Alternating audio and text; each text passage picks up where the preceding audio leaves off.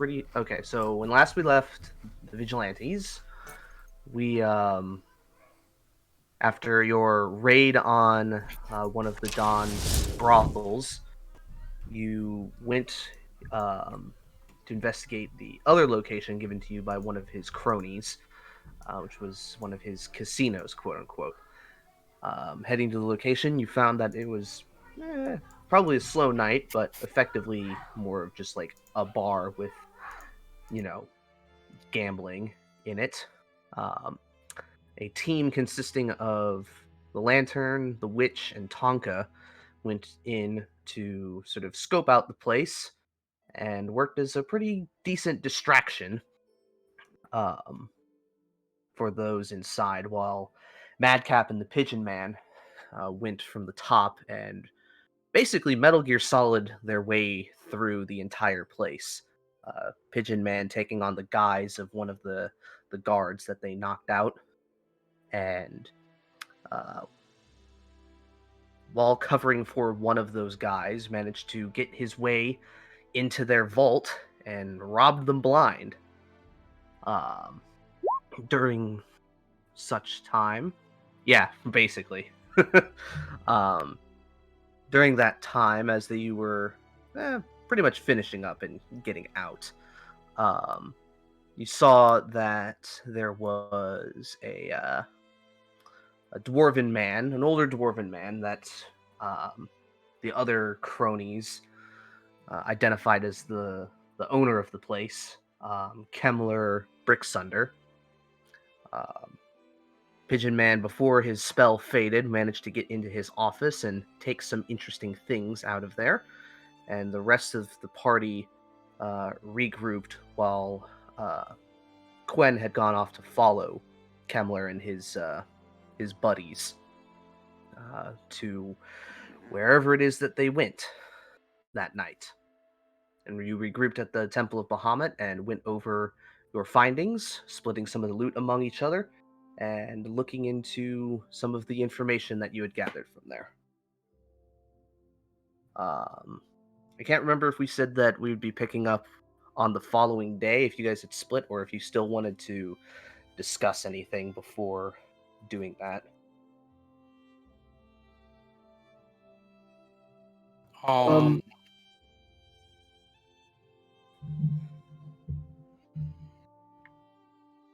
I was just wondering what was left over.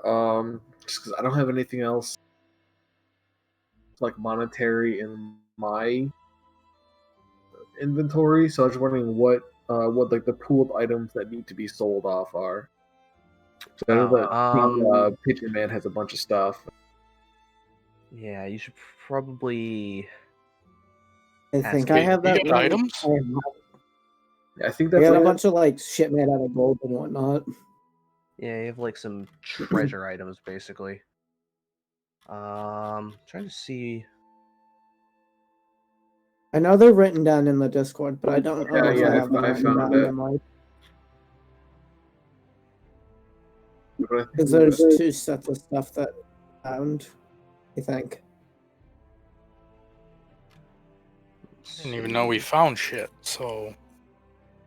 Yeah, there was some stuff that was found. Oh yeah, and there was a note written in heavy brush strokes of ink with a date, an enclosed magical key of some kind, and a message to presumably Kemler to meet with the Dawn on said date at this location. Oh yeah, there it is. Okay, so there's the bag with the 3 gold bracelets. Oh, okay, yeah. That's everything.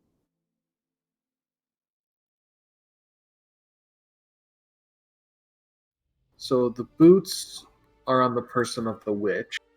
Mm-hmm. The monies have been divvied up. I have the dice. I think Pigeon has the funky die. Mm-hmm. And then where's the amulet? And did we? I wanted to get that identified. Okay.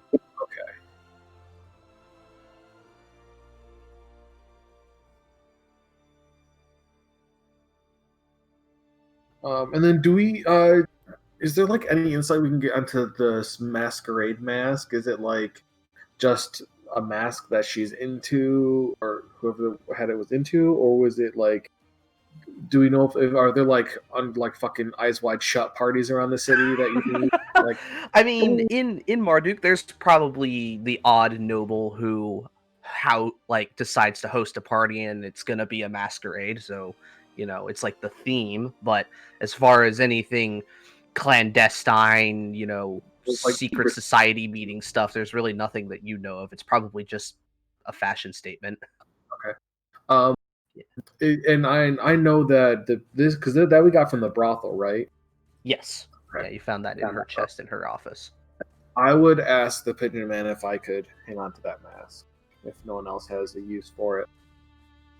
Yeah, you can take it. Okay, so I can think of something for it. Has anybody ever bothered to go and run an arcane check on it? On the mask, no, but I think the only Arcana check that was rolled was the boots. And if someone wants to, they're welcome to. I would love to, considering I'm the only actual mage. Probably wouldn't hurt, because a masquerade mask in with a bunch of other treasures, that sounds kind of weird. Same thing with the mirror. Has anybody checked that? Not that I can recall. The mask isn't sticky, is it? Ellis asking the real questions. I would like to go and run Arcana checks on both of those. Okay, roll one for the mask, and then a separate one for the other thing, the mirror. Right, first one's for the mask. Second one for the mirror. Tonka, you are 22 not and 20. Yeah, Tonka, you're not detecting any sort of magical energy emanating from either of these objects. They just appear to be decently valuable. Okay. Oh shit! No, that's a circlet. Never mind. For whatever reason, I was thinking of the circlet of human perfection. I think it is. Basically, what it does is it turns you into a human. Huh. It gives you the appearance of a human. Oh, that's interesting. Oh, it's from Waterdeep. Okay. Yeah, I believe so. To it, transformed into an attractive human of average height and weight. I don't know which are Loxel's items. Huh. I know he has a load of them. Neat. That's interesting. Or was it an amulet? I don't remember what it was now. But yeah, I know there was something of human perfection. Yeah, you were right. There's a circlet. Oh, okay.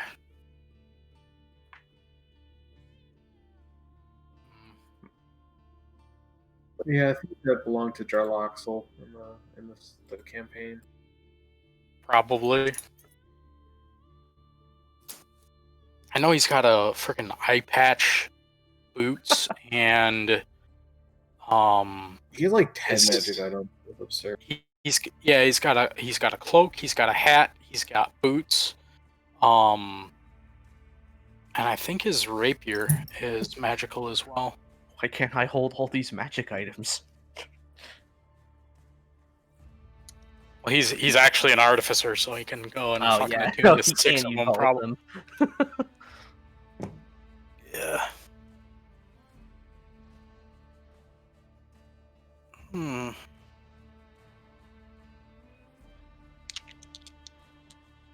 you said that amulet we're going and taking someone to go and check as well, correct? Yeah, Pigeon Man has it. Okay. Plus 2 leather armor, hat of disguise, braces of flying daggers, cloak of invisibility, knaves, eye patch, ring of truth telling, and a +3 rapier, as well as a portable hole and a wand of web.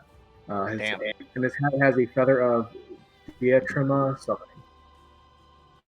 Yeah, he's a freaking magic item hoarder. Reminds me of a player of mine. Anyway, Yes, I would want to take the masquerade mask. Okay. You can go ahead and note that down that you have that. I have.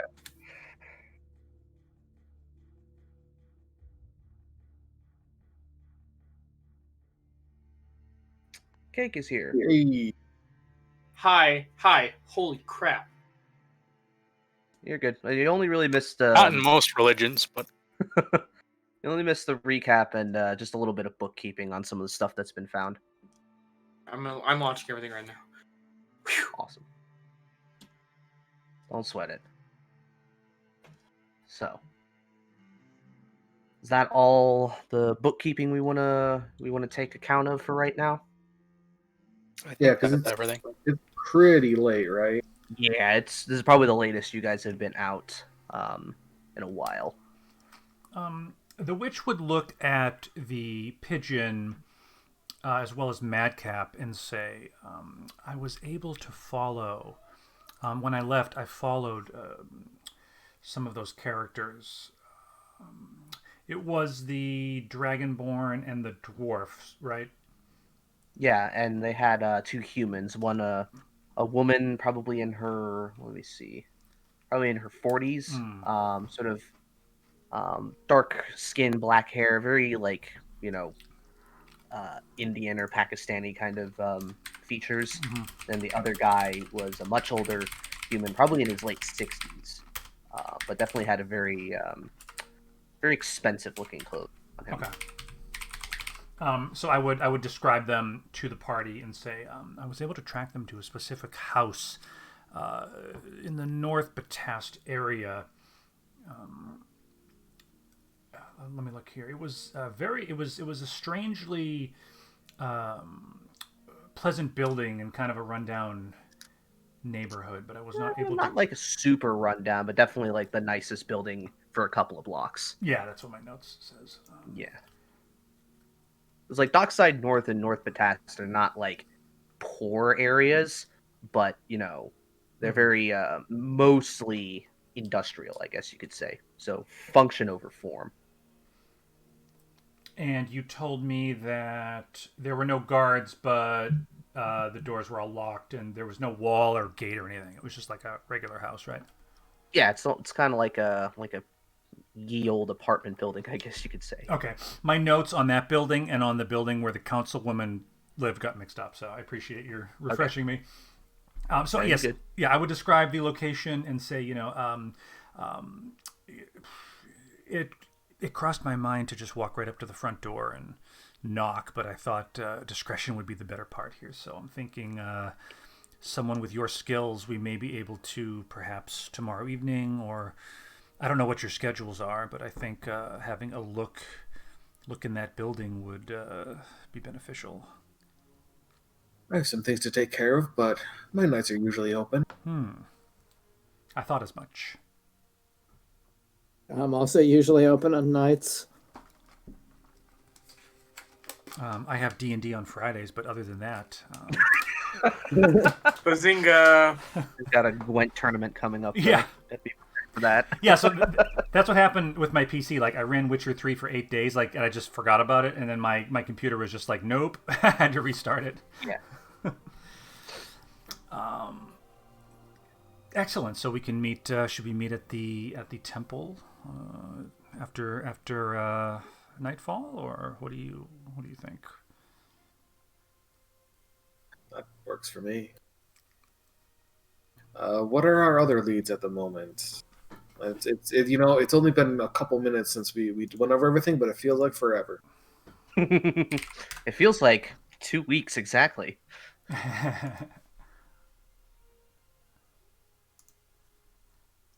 Well, you have the one note with the key that you found in the Kemmler's office. You have his journal that you have in there. Trying to think of other things. Justin, what does this mean? That's the that elven liquid that found in the brothel.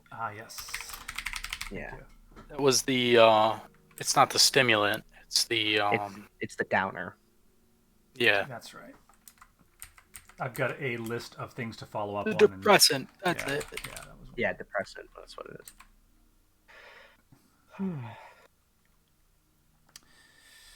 I have some council-related business to attend to in the morning, but I'll look forward to seeing you all tomorrow evening.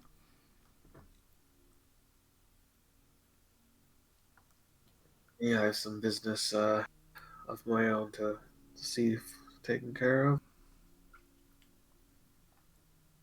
Yeah, I probably have a busy day tomorrow. I just have work. Yeah, I got a Well, day job. like, what day of the week is it right now? Oh God. Well, let's see. Let me look at something quick.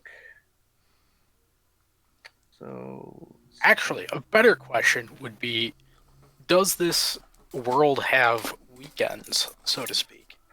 I mean, not in like the same way that we have weekends and what sort of, what that implies. It's more so like, um, there's specific holidays for certain religions or certain areas have specific holidays. Um, but like as far as it's like probably, I don't know, it's towards the end of a week, I think. We got probably like another day or so left in this calendar week, basically. Vorm, I'm not trying to step out of line, but I would think like a character like yours would probably just work every day, because there's always shipments coming Yeah, in. that's kind of what I'm wondering. Like if he's got a day job, like is he just like every day of the week going and working, whether there's others there or not, or It might be one of are those. there days where like they take all his tools away and he's stuck doing nothing?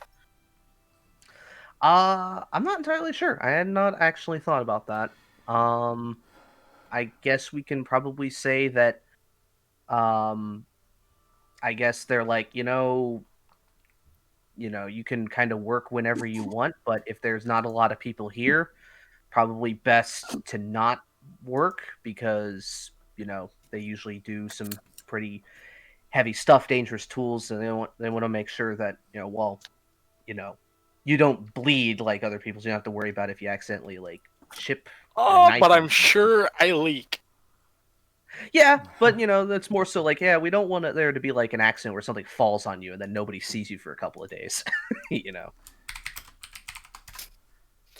Yeah, well, like, yeah, because that was my question. Like, what is there going to be like a time frame where, like, Yeah. here on our world, there's weekends where people typically don't go to work or they've got time off to do other things. Like, does it function sort of like that on this world, A little or bit. It kind of depends on what, your specific industry is. okay, Um, So like if you're a farmer, they might have days where they don't work because it's not conducive to do so because of the weather or whatever. But right? generally they will be working around the clock. Yeah, they work For the every most part. day, but on shitty days, they Mhm. you For know somebody like you, they do other stuff. being like more of a carpenter, shipbuilder kind of thing, you are mm, there's a guild, so there's like rules for that sort of stuff. So make sure that people aren't being overworked and that things are safe and everything like that. So I would say you probably have a day off or two coming up. So Okay. Vorm, Yes. there's a really good episode of Star Trek Next Generation where Data blames himself because like he went to his quarters to go paint and something horrible happened and somebody died and he's like, I can work on the bridge. I should be on the bridge 24 hours a day. There's no reason I should be painting. And they're like, no, you've got to. You can. It reminds me a little bit of your character, Tonka. Yeah. You know. Well, no, because like the big question would be like, all right, so if you guys go and do jobs on the weekend or something like that, like during the day, how would I be capable of getting away or not, or what the situation would be? I mean, another thing too is you're a giant robot man. most people, if you were just like, yeah, I don't want to fucking do anything today, most people would be like, yeah, sure, whatever, don't break my arm. That's also fair. Yeah. It's like coming to work and freaking Arnold Schwarzenegger's there with his robot arm. Terminator, yeah. Yeah, that pretty would much. be- Hi, Bob. Here's your coffee. All right. So I assume then everybody goes their separate ways and gets their rest. Yeah. Yes. When I get back, I would probably try on those boots. Okay. And attempt to attune to them. Yeah. Do I notice what I need to do? Yeah, I mean, for me, like attuning is just keeping the item on you and just kind of focusing on it. Sure. So after about an hour, you have attuned to boots of Elvenkind. Ooh. So that's a standard item, you should be able to search it and add it to your inventory. Thank Yeah. you. Thank you. You've got to wear them for an hour. Why? Because these boots are made for walking. That's just what they'll do. Oh my god. Exactly. These boots are made for No. sneaking. Ooh, advantage on stealth. I Now, they need shouldn't- those. Can I They should have not those? be. They should not be called boots. Then they should be sneakers. Yeah. Now, So, obviously, if Madcap or Pigeon was to make a face at me, I might give them up, but we'll see how it goes. They're sneaky Honestly, enough as it is. I rolled those, and I'm like, half the party could make use of this. Yeah. So this will be fun. I do a good amount of sneaking as well, but Yeah, that's Bro, fair. who It's needs definitely sneaking around? Yeah, it's definitely a sneak heavy yeah. campaign. All right. So When I get back, I just like work on a couple sketches before turning in. okay. Alrighty. Pigeon Man. Do you go home or do you go somewhere else? I go somewhere else. Okay, go into a tavern. Yep, let's locate a tavern. And while I'm going there, I'm gonna see if I can find my way to housing ads as well. Okay. For the housing ads, make a. Well, first off, what district are you looking for? Any of them, anything that's like somewhat nice. Okay. Don't really care where it is. Okay. Make an investigation check, just in general. You'll usually find this sort of stuff on like message boards and stuff. Okay. You found a few that show like vacancies in buildings within the Midden, which is the sort of middle area between the Heights and the Grove. Hmm.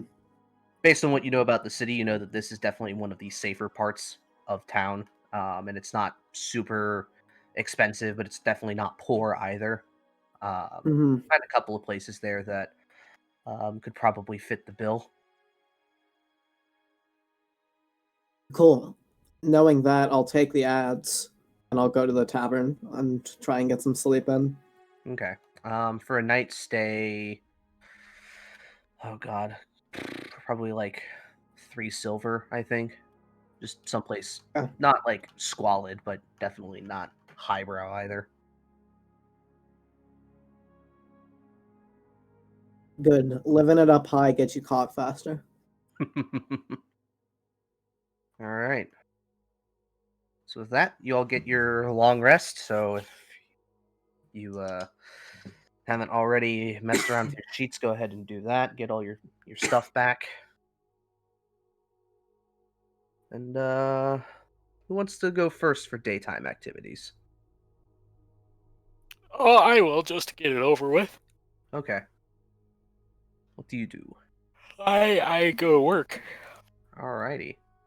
What did we do last time for that? You just had you Carpenter's roll your tools. All right, Yeah. yeah. Go ahead and do the carpenter's tools again. All A right. 19. Yep, definitely getting a lot of work done. You're starting to fit in doing a lot of work warping and bending wood needed for some ship repairs for the hull. A ship rolled in and had some damage hitting a reef a while back, so there's some repairs going on for it. Excellent. Yeah, making a lot of headway, getting a lot of stuff carved, and making sure that everything is prepped and ready to get like sealed and fitted back on. Awesome. Very, very productive day. Plus, you also technically can roll with advantage because this kind of work you need extra hands for. I'll just weld on to more hands. Don't worry. All right. Yes, I become General Grievous. Fuck you all. I love it. A fine addition to my collection. All right. Is that Actually, pretty much what you do? Yeah, my original design did have 4 hands for him. It's pretty cool. All right. So, talk out of the way. Who wants next? I'll go. Okay. I have an idea of what you want to do, but what do you want to do first? We'll start off with finding either a silversmith or a blacksmith or something, as well as a glass blower to get quotes. Okay. For a blacksmith, I'm just looking to do the axe, right? Yeah, so like the haft and everything would be made of solid silver. Metal, silver. Okay. Yeah. All right. Let me just look at what this normally costs. Okay.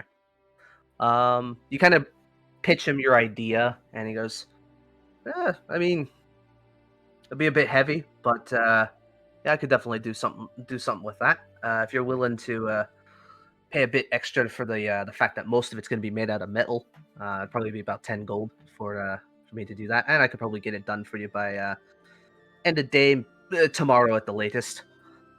No rush, because I need to, and I kind of like tell him the whole like design, how I tell him like it's decorative and stuff like that. Because like he's just making that part, then I need to get the blade made as well. Okay. And then like have to him like fit it without damaging the blade. It's like you doubt the skill of a dwarven smith, my boy. I'm a warrior, so don't take it to heart. It's fine. I'll do all of it for you. Ain't the biggest axe I ever made, and certainly won't be the hardest. Yeah, definitely give him 10 gold. All right, you give him 10 gold, and he starts sketching some stuff out so he can get to work on that. And then you said a glass blower. I was saying glass blower to make the blade of the axe. You're gonna make it out of glass? Yeah, I want the blade. Yeah, so the shaft is made of silver, and then the blade is made of stained glass. Oh, I did not realize that. Okay. Yeah. Okay. Then, yeah, he'll get the haft done for you. Pretty much by the end of the day. Then, if he doesn't have to do the blade for the glass. Oh, I see why you're doing that. So then it's not like super top heavy. Okay. Yeah. Okay. A glass blower. I don't know. Glass is pretty damn heavy. It's less heavy than metal. It is, but it's also, well, weaker, but I know what he's doing with this, so that won't be an issue. All right, yeah, a glass blower. For stain, if you want it stained, okay. Yeah, it's like you saw the picture, so that's kind of how I want it to look. Where it's like black in the middle, and then like the edges are red. Yeah, let me take a look. Like I don't expect to be getting this cheap, so it's okay. Okay, yeah, no, because glass is, yeah. For that, they're gonna run you about 25 gold for that, since it is a rare, very simple shape, but it is stained, and that's kind of where a lot of it's coming from. No, I mean like total like to get this thing made, like 35 is like right where I was thinking. So Okay, cool. Yeah, no, totally dope. All right, they can have that done by tomorrow. Awesome. Just my notes. So have that made. I wanted to go visit Lucia, see if she has information about the guards that recognized me. Investigate just to see how to find her. She's What's not that? in the state. Investigation check to see how it takes you to find her. You will find her. Just you have to go. Not too far. You were in the plaza, which is like kind of thoroughfare, so there are a lot of guards there, and you can. Men are like, hey, do you know where your captain is? And they direct you to where she should be, and you find her. She's currently standing watch. And here-ish. She's got a couple other people, her own guardsmen that she's directing and everything like that. You wait until she's alone, and she's in her full uniform. She takes her helmet off. Just goes, "Well, Osric, what do I owe the?" Just our last conversation. There was some information I was hoping you would be able to gather. I have, unfortunately. Of the people that. So, my men normally don't work the heights. You know that. Right. Well, person who was there along with his detachment, it's not Lieutenant, Sergeant Sudash. I think you know him. How well do I know? A history check, since it has been a while. Yeah, just see if you remember. It's kind of familiar, but like it's a big city. So. No, that's fine. So, what else does she does she have any information about why he was there? Well, he was a bit cagey past, but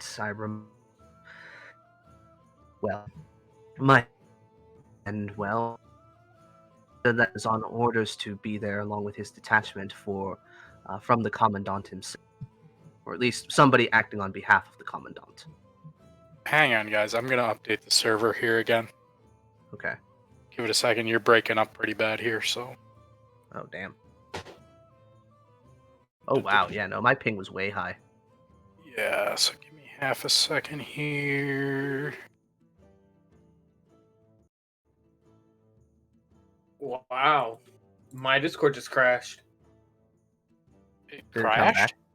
Yeah, I just looked at my Discord, and it was saying the RTX was like reconnecting. Oh wow. Yes, it should go and reconnect, because what I did is I updated the server again. Trying to go and clear it, because I had to switch it over to Central to clear up the bot earlier, so I've switched it back to East to make it a little easier on the voice settings. Oh, okay. All right. Do you need me to repeat anything, Cobra? I think he was there on orders, most likely on behalf of the commandant. Yeah. Now, I know Sudesh. He's a good man. He joined up about a few months after you did. I think I probably had him work with you for a little bit to get the ropes. But that was so long ago. I'm not surprised you don't remember him. He's a good man. I don't think he has it in his heart to be up to anything. Maybe he just, I don't know. Maybe he just has a suspicion that it's you. You pre and post retirement, you have a bit of a reputation. No offense. Yeah, But, I mean, post retirement, aside from seeing you on occasion, I've meant to keep a low profile. Fair enough. Well, here's the thing. If he is dirty, then by all means, do whatever you want to do. But if he's not, then I don't know. There's something else going on. Just use your best judgment. When I have time, I'll try to look into it, and should he come at me, I'll do what needs to be done, but otherwise, if I find anything, I'll bring it to you first. Right. Well, if you want to try and confront him, whether in your civvies or in your get-up, well, the midden is where he usually is, but I tend to have him and his group stick closer to the plaza. Sudash is a half-orc, so he's a bit more intimidating, keeps the rabble a little bit more on edge. We'll see what it comes to. It's just very concerning why he would know to call me Osric.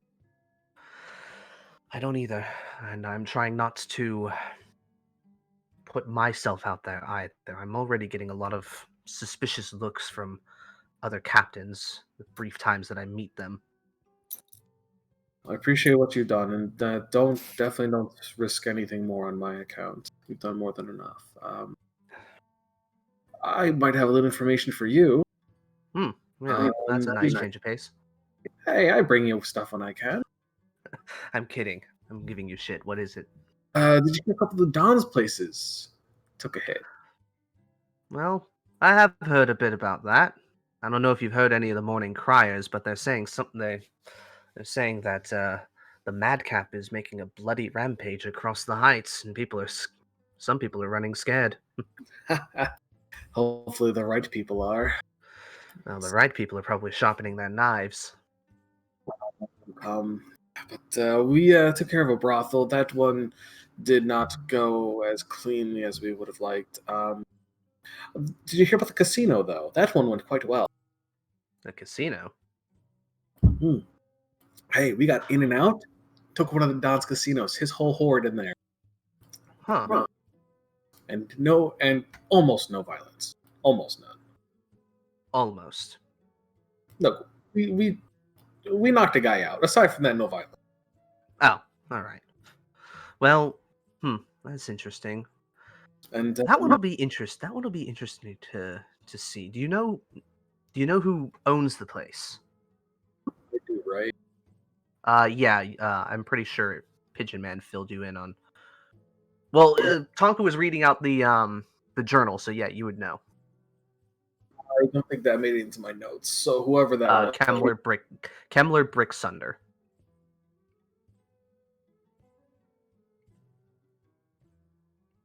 You need me to type that out for you? I'm saying Kemmler Bricksunder. I'm not familiar with him. You said it's in the Heights, right? Yes, and I give her a description of where it is and what building it is. Ah, thank you, Ellis.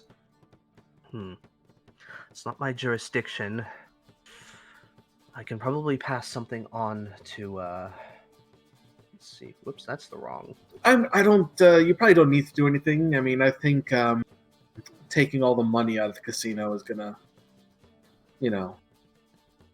Well, if it's part of the, if he's working with the Dawn, then some of that ash might be working its way through there, even if you didn't find any.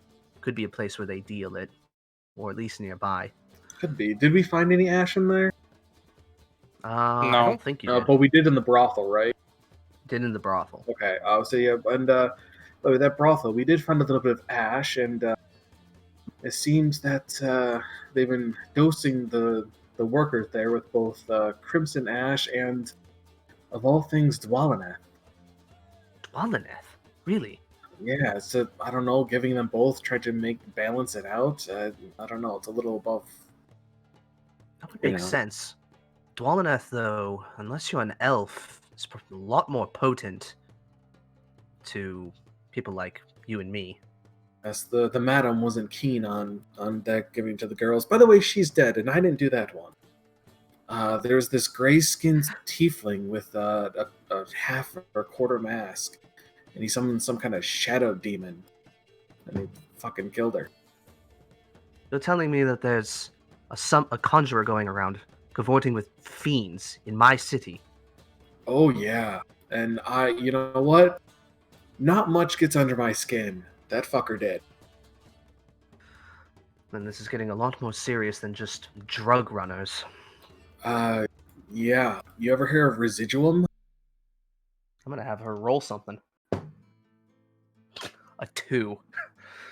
I can't say I have. It's probably something mages deal with. I hit yes.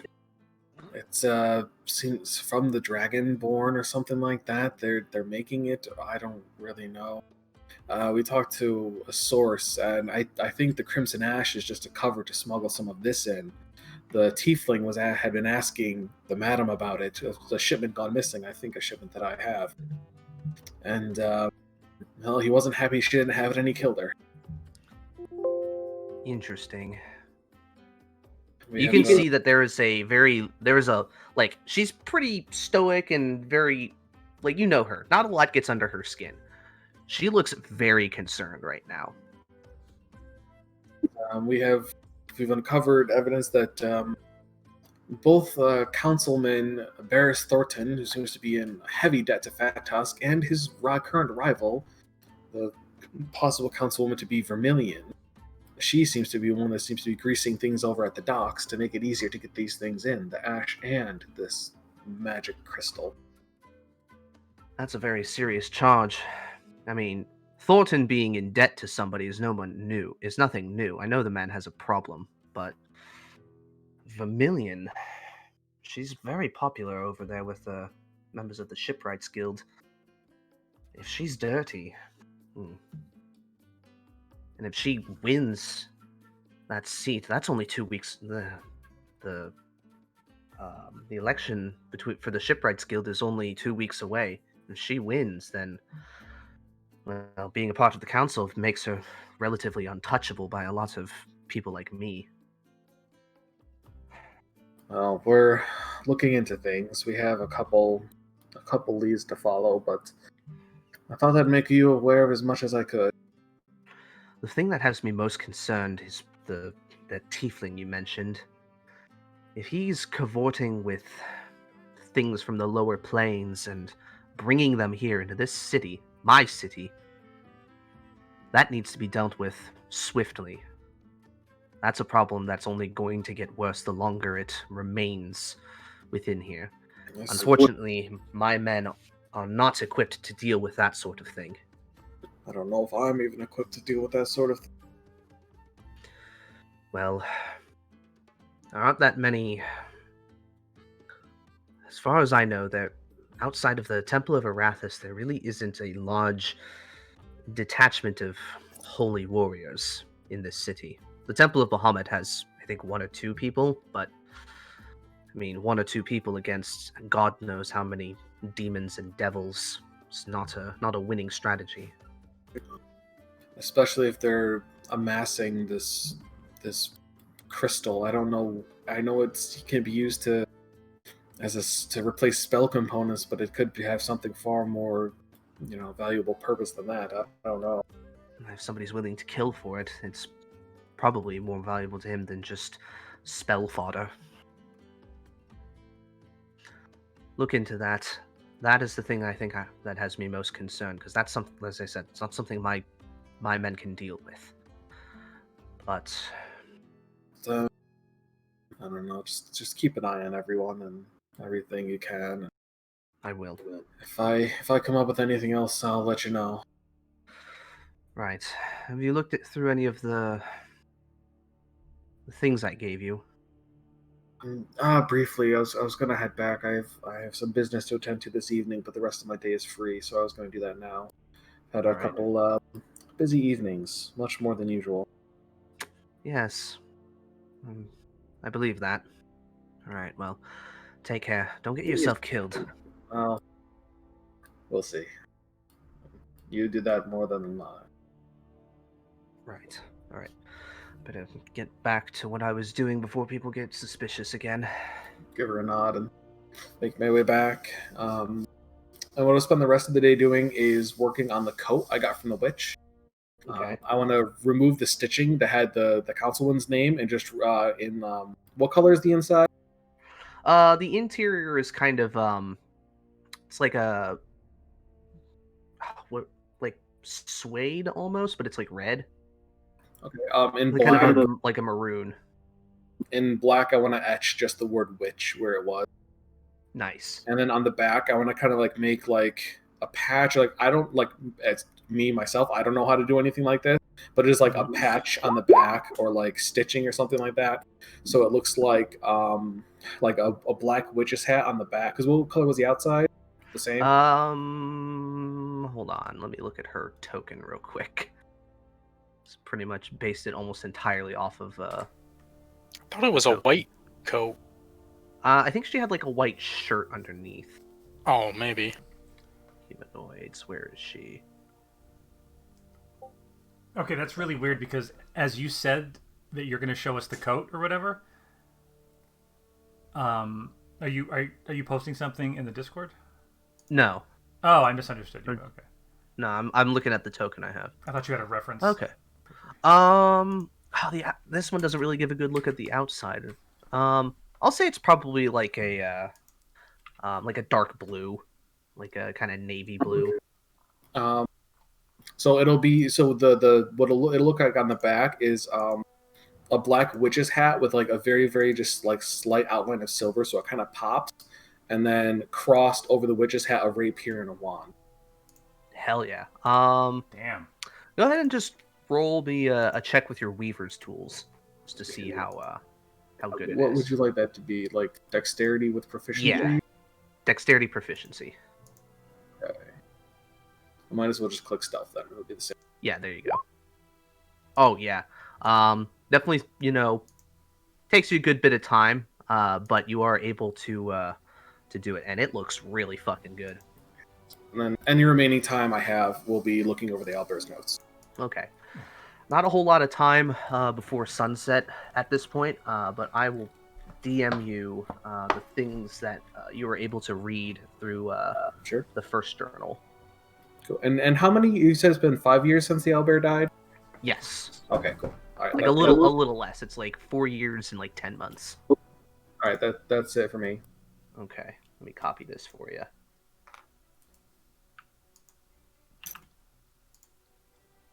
All right. All right. All right. I know Jake said BRB. Ellis or Cake? Which one of you wants to go while we're waiting on Jake? I'll give Cake first grab if he wants. I'm okay with waiting for now. Okay. Okay. Ellis. Great. So I would go about my kind of normal business. I would want to talk to someone that I kind of knew, like one of my contacts in the city, someone who was influential, who I could just like meet for a coffee or something, or whatever, Okay. like whatever official kind of thing I would have chance to do. Okay. I would say you probably hit up one of your somebody that you've gotten to know, you've become acquainted with over the years, who's pretty well connected. Honestly, didn't really have anything prepped for them, so we'll just say that they're a half elf nobleman Named Bob kind Jones. Huh? Sorry, never mind. Half elf nobleman. They got kind of like a stubble beard. Like there's not a whole lot of facial hair there. You can tell that they're really trying, but the elven genes are really fighting it, despite them being somewhere in like their 40s for half elf years. Okay. So they're emos. However, before meeting with them, as you're kind of getting prepped and ready in the morning, you hear a knock on your door. Oh, I would go and... Do I have a peephole? No, you do Okay. not have a peephole.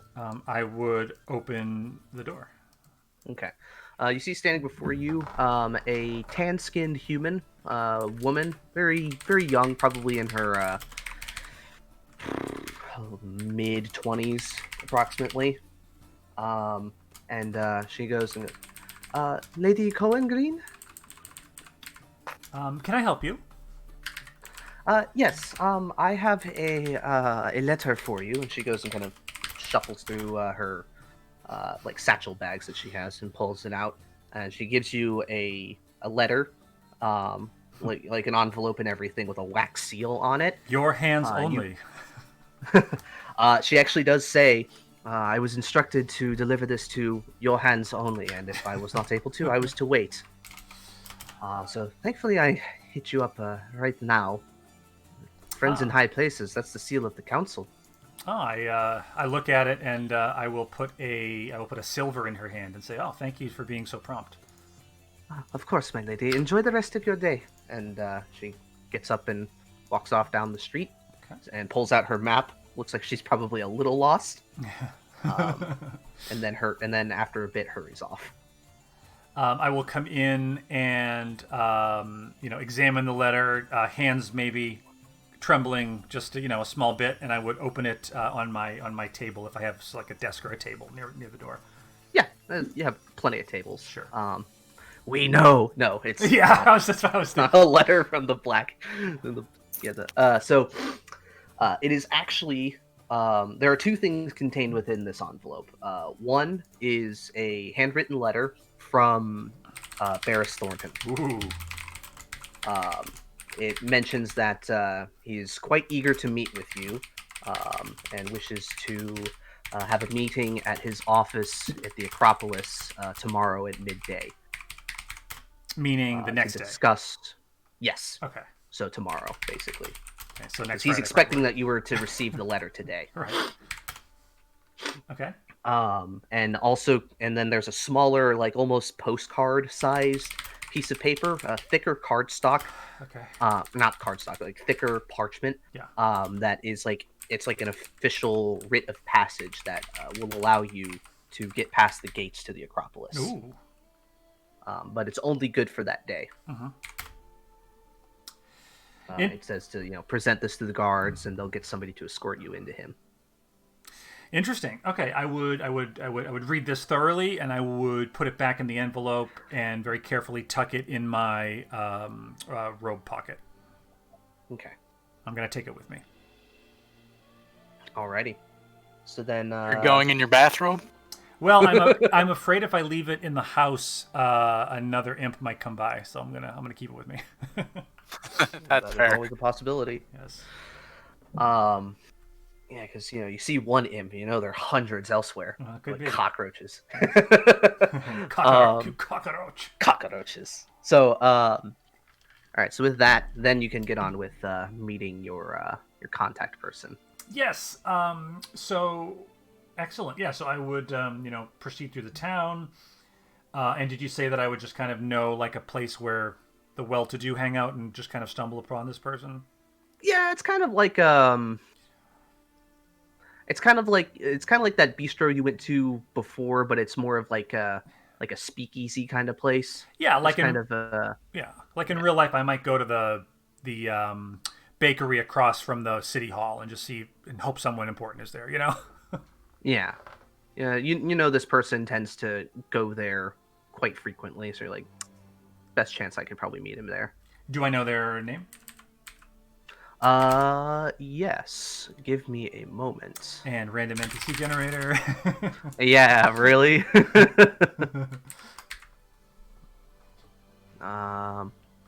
Raffward. Raffward. Mm-hmm. It's all he's ever, it's the only thing he's given you. You're not sure if it's a first or a last name. Okay. Sure. Or the answer to that question is yes.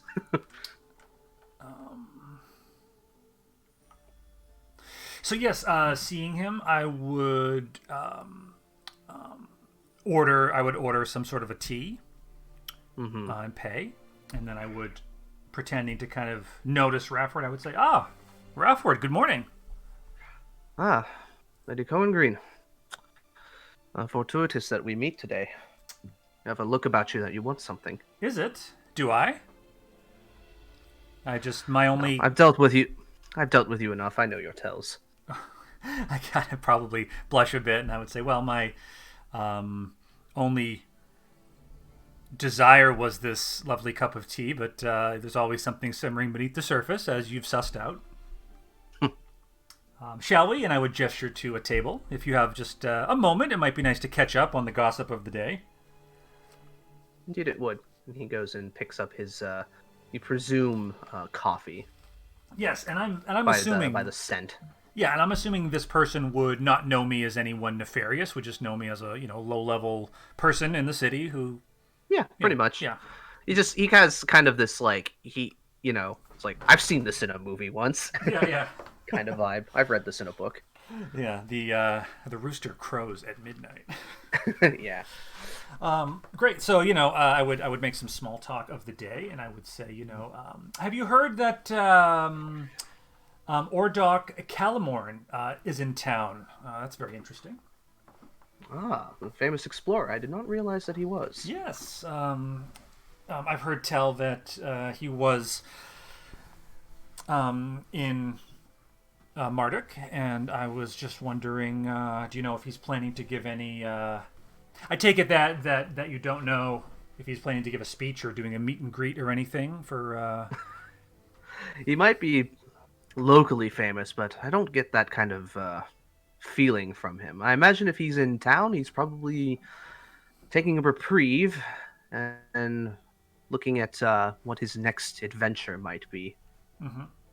given these exploratory sailor types. But I don't know the man, so I can't say for certain. Okay.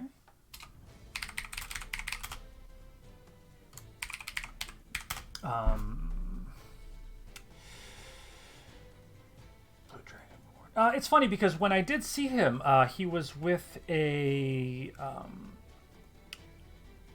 dwarf. I believe is running one of the casinos in town. I was wondering. It appeared as though they were having some kind of a business meeting, which I thought was rather strange. Wouldn't surprise me. Could be somebody who's trying to, somebody he could get to fund whatever his next, well, adventure might be. That sort of stuff isn't cheap. No, certainly. Adventures like those types of explorations. I know he's mapped out quite a bit of the Shattered Reef. That takes quite a bit of coin to keep Oops, I'm sorry. an adventure like that going. Somewhere in the background, Lego Yoda dies. I was gonna say Anakin falls into the fire. I hate you. It's on vibrate now. Yes. So what's new with you, Rafford? Anything new about town? Not particularly that I can think of. Although I am interested to see how this election goes up. I don't think much of Thornton's chances. No, he's rather popular. You met the man? And we both laugh. I just laugh. You know as well as I do that that man is as pig-headed as they come. Certainly not sociable. Yes, but in certain times the devil as they say. This Vermilion, I know she's very popular, but I don't know much about her. Neither do I, but shipwright stuff is not really my expertise. It's funny, you know who's. I don't really have sea legs. I'm not really interested in all that sort of thing. And I sort of pretend to think of something and say, "Oh, that's interesting. I wonder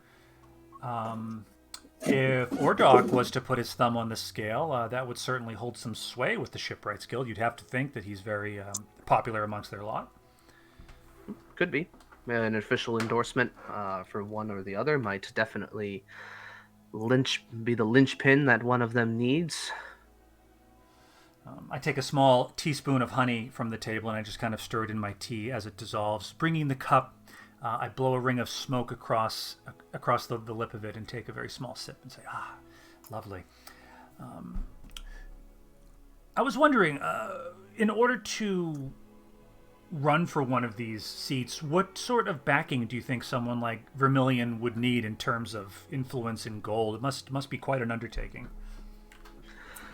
Definitely would be, especially against an incumbent like Thornton. But generally, usually just a official endorsement from officials within your organization. I mean, Vermilion wasn't the only person to put their bid in, but, well, most of them were either backed out or were, if you believe certain people, intimidated out of the running, but not her. Interesting. Okay, But so, yeah. generally need at least some level of clout within your organization. Can't just, I mean, I don't presume to know about your businesses, but I doubt somebody like you would be running against Councilman Tarkov in a few years. Would me run for council? Just kind of laugh. That's what I mean. And I doubt you know, and again, don't presume to know, but I doubt you know the first thing about mining.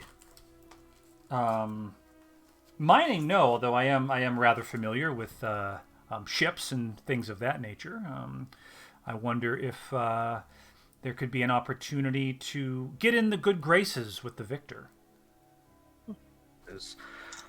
There is always a what's the word? Well, let's just say that there are benefits to having a counselor as an ally in this city. Would someone like you have the influence to back a newcomer, or would that be beyond your scope? Well beyond my scope. I'm just all I do. I just handle imports. That's all I do. I have a small little location in the quay that handles the official ingoings and outgoings and documentation and all that boring stuff. But it's good money. Do you? Yes, I assume it would be. Do you happen to know?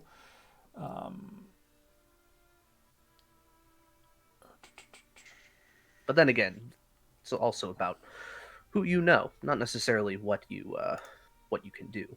Did I get the gnome's name who taught me Gwent with the black mutton chops? I don't believe so. Okay. Or if you did, I didn't write it down and I don't remember. Okay. It has been 2 weeks. I'd say, yeah, I know. One second. Rafford, you know, it's funny. I think I met one of your competitors. He was a gnome with black mutton chops. Mentioned that he runs an import office under the direction of the harbor master there. Do you know this individual? There's a couple of gnomes that do that. Some of them I employ. Did you employ one? He was very stocky. He had very distinct black mutton chops. Oh, that sounds like Lanlin. Mutton chops. Yeah, that's hard to miss. Lanlin. Well, he works specifically for the harbor master. I do stuff independently. Oh, I see. The harbor master works at the direction of the works at the direction of the city. So, not necessarily a competitor. It's basically, Ellis, it's like the difference between UPS and USPS. Sure. It's like one's backed by the city, the other's independent. So would I be under the impression that the election would affect Rafford? Of course, you know, I mean, it would be whoever gets this shipwrights guild would have a lot of power over imports, and definitely would, because whoever while the shipwrights guild handles all of the decision makings, and while the counselor is not technically like the head of it, their word has a lot of sway, especially considering they work on overarching policies within the city. So somebody like that would, you know, whatever decrees that they do in regards to how that guild is to operate within the city would be very important. It's like the postmaster general versus the chair of a Senate subcommittee, maybe. Yeah, sure. That'd be a bad example, but yeah, I get it. I mean, yeah, it's kind of like, you know, one, you got like the head honchos, and then you have the head of this organization. What the head honchos say matters to everybody below them, but they're not the head of the organization can still make policies independent, so long as they don't violate what the council has put through. So I would say, Rafford, I take it that you'd be a bit happier if Vermilion was to defeat Barris Thornton. I mean, it would certainly make, based on what she's saying, it would make the process a little bit simpler. But at the end of the day, a paper trail also helps to curb things, you know, nefarious things. And I, for one, am not looking to have guards poking around just because, well, one of my employees decided to try and make a little bit of extra money on the side, if you know what I mean. I do. I've heard that there's a bit of that happening now. It must be Thornton must have some knowledge of it, unless it's the harbor master. And I have a very like hushed tone. It's possible. I mean, given the nature of how entwined or how important this race is to him, I imagine he's not putting a lot of focus on the day-to-day at the moment. At least not until whether or not he knows he has his seat by the next few weeks. Very interesting. I always enjoy our our talks were afterward. It certainly helps put things in perspective. It's always a pleasure, my lady. With that, seeing the not wanting to overstay my welcome, I would take my tea to go and stand up and I'd say you talked long enough. You've probably finished it. Yeah, I would give a medium bow. Right. It just kind of gives you a nod. And with that, it's probably like late morning. It's approaching noon, I would say. You had a kind of late night, and so with your trance and spending that extra hour to attune in the trance, I'd say by now, yeah, it's close to noon. Okay. Does anybody else have anything? I don't want to. Cake, I know you probably have to dip at some point. Was there something in particular you wanted to handle? Yeah. I mean, honestly, all I really do is kind of like work at the temple. Yeah. I mean, I guess I thought about it, and if anything, like as I was like getting supplies, probably from like a market of some kind, because taking care of old men at a temple is not the easiest job in the world.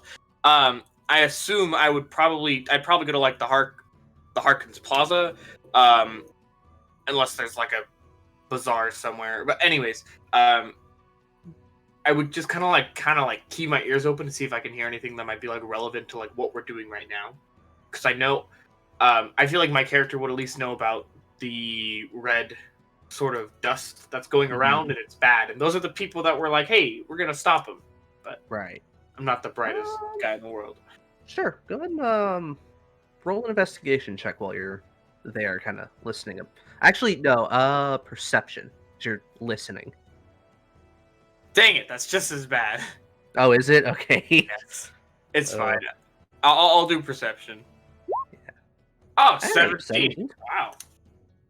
I'll take it. Hold on, let me roll something real quick just to see what type of thing it is. Okay. So while you're kind of, walking about, not nearly as blinged out in your getup, you eventually do kind of overhear some people talking about like basically the kind of things you would hear with people trying to set up a drug deal, basically. And you kind of see somebody moving a little suspiciously, and then they kind of dart off into an alleyway, and you give chase, I would imagine. Yes. Okay. Let's chase him down. Okay. So you end up going into this alleyway, and you see a hooded figure who is currently like crouching down a little bit, and he's talking to two halflings. Sure. And the halflings are looking like a little jittery and whatnot, and they're saying stuff like, "Look, we're good for it. We're good for it. We'll pay on time. We just just a little bit up front. Just a little bit up front." And he goes, and the hooded man kind of undoes his cloak. You can kind of see a bit better in his cloak now. It seems to be a half orc. You can get the distinct shade of green from the skin now. He goes, "Fine, but this is the last time. It's only because I like you two." And he goes and pulls out two pouches, and he hands them to him. And one of them kind of dips his finger into it, and you can see the distinct kind of almost red. It's not like a sparkle, but in the brief amount of like sunlight that you can see, or something reflecting off of a window, you can see, the red ash on his fingertip, and he kind of like rubs it on his teeth. And he goes, "Yep, that's the stuff." And he goes, and the other one goes, "Yep, they ain't trying to sell us cinnamon this time." And so the other one goes and hands him a pouch of coins, and they are turning to leave now. So I don't know how far I would have followed them down on the alleyway, but I assume it'd be pretty far. I would imagine you're on the like outer edge of it. You're kind of like peering around the side, listening and kind of peeking every now and then. They're far enough down to where you can still hear them and get details visually, Sure. but they're focused on their conversation, so they don't really notice you kind of poking in every now and then. Sure. Oh man. And did I physically see that? I did see that they were doing they have the drugs, basically. Yeah. Okay. With the more afternoon sun coming in at this point, early noon sun coming in. It's kind of going straight down. Sure. Only a little bit of like the roof overhangs are casting shadows, so it's pretty easy to see. Sure. I'm gonna I'll probably like step out and try to like intersect them like before they actually come out to the street then. So like as they get closer, I step out. Just like go in and like it blots out the sun. Yeah, 'cause no, they're really, much just shorter than you. Like a 6'8" dragonborn just steps out Yeah. from nowhere and just hi. Menacing. No, really. All right, so you do that and you look all intimidating, and they're like, "Ah!" And they all just like freeze in their place, like deer in the headlights. I'll say, so what you guys got there? They look at each other, just goes, and they kind of like each take their bag and kind of put it behind their backs, and they both say simultaneously, "Cinnamon." Oh yeah, cinnamon, huh? What are you gonna use this cinnamon for? One of them says pie. The other one says bread. But they say it simultaneously. Pie and bread, huh? Seems pretty fancy. Why are you making pie and bread? Just like, because we're hungry. It's like, what are you? It's like, what are you, a guard? Oh, I'm no guard, but it to me that didn't really look like cinnamon. Are you sure that's cinnamon? One of them kind of like, Sure, is like, try some. One of them. Oh, I wish, but no. I don't think I'd be smart enough. Well, I think I'd be a little smart enough to be like, oh, that's not cinnamon. Yeah, not until after you cook it, as you're doing this, you see the half orc behind there. He is now like going to the back side of the alley, but it blocks off. So he's like starting to like grab crates and stuff that are there, and he's trying to move them, and he's trying to use them so he can leap over the back end of the wall of the alley. Sure. I'll see him doing that, and so because I'm gonna try to stop him from getting away. But before that happens, is there any way that I could kind of like reach physically over these halflings to like take those bags? I would say you can make an athletics check just to see if you can like grab it quickly and yank it out of their hands. Let's go +6 at 12. Oh, hold on. Let's see what they get.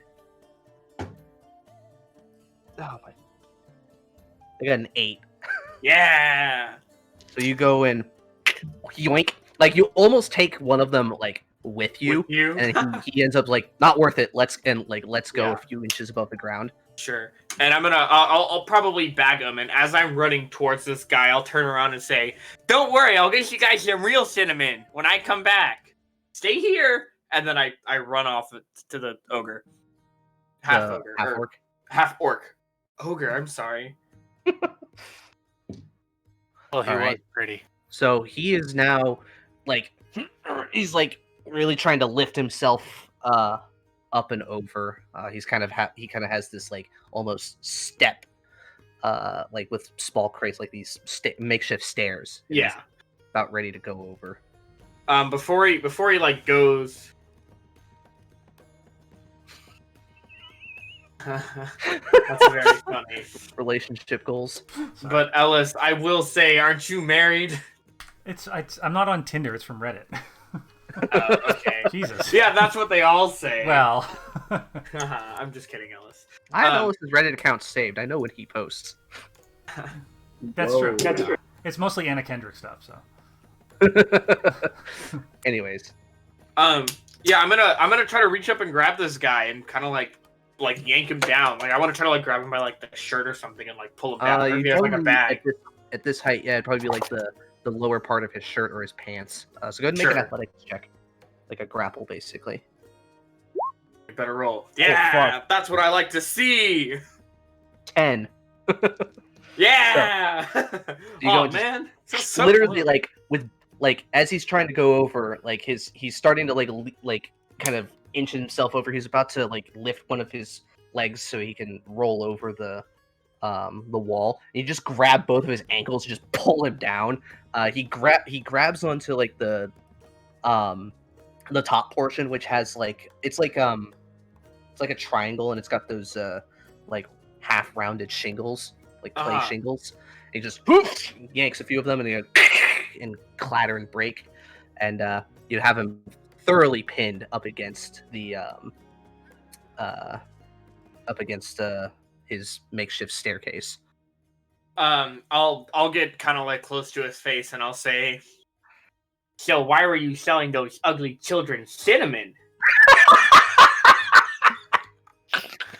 He goes, all right, first off, they're halflings, so that's kind of racist. Secondly,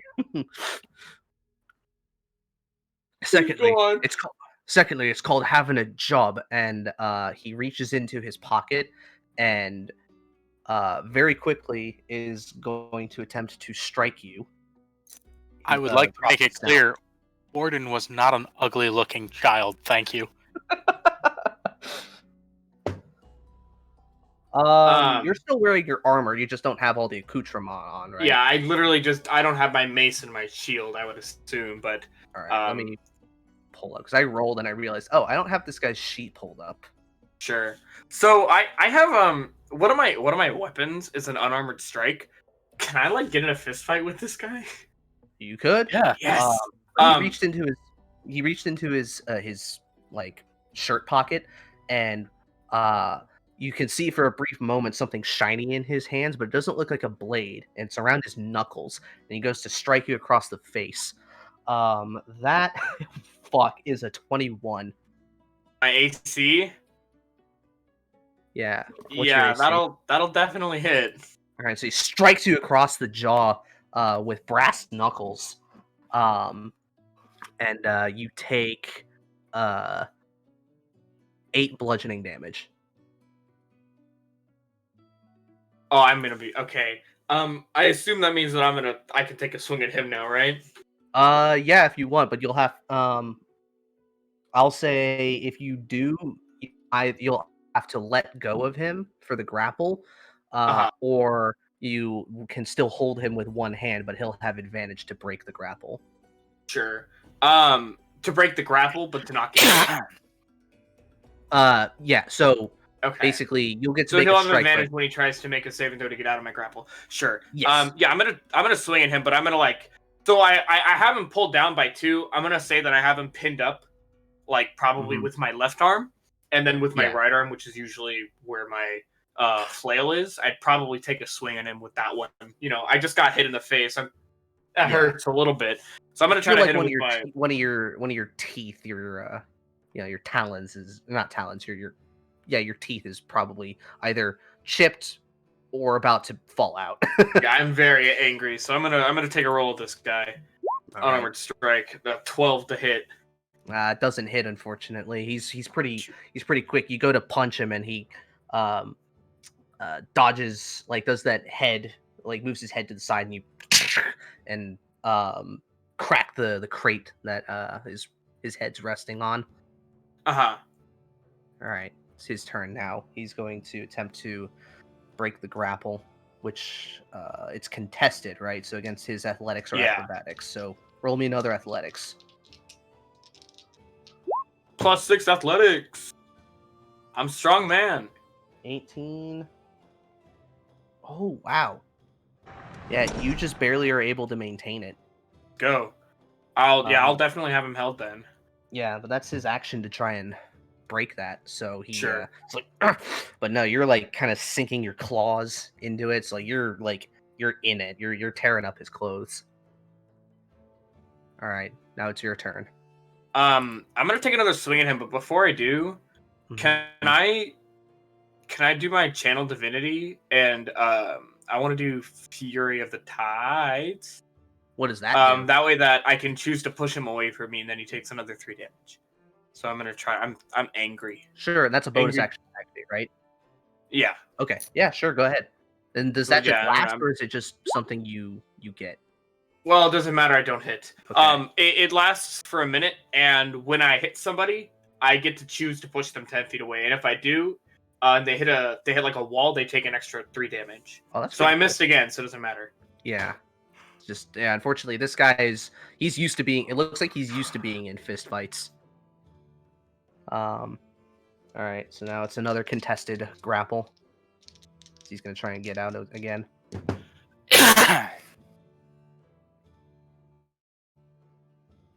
Cake. I'm sorry, I forgot that I had to roll. My bad. Athletics. Yeah, sorry. Yes. All right, let's see if the high rolls last. They sure do. Well, he rolled a 17 on his die, so that's gonna make If it meets, over, it beats. So it's over yeah. 20.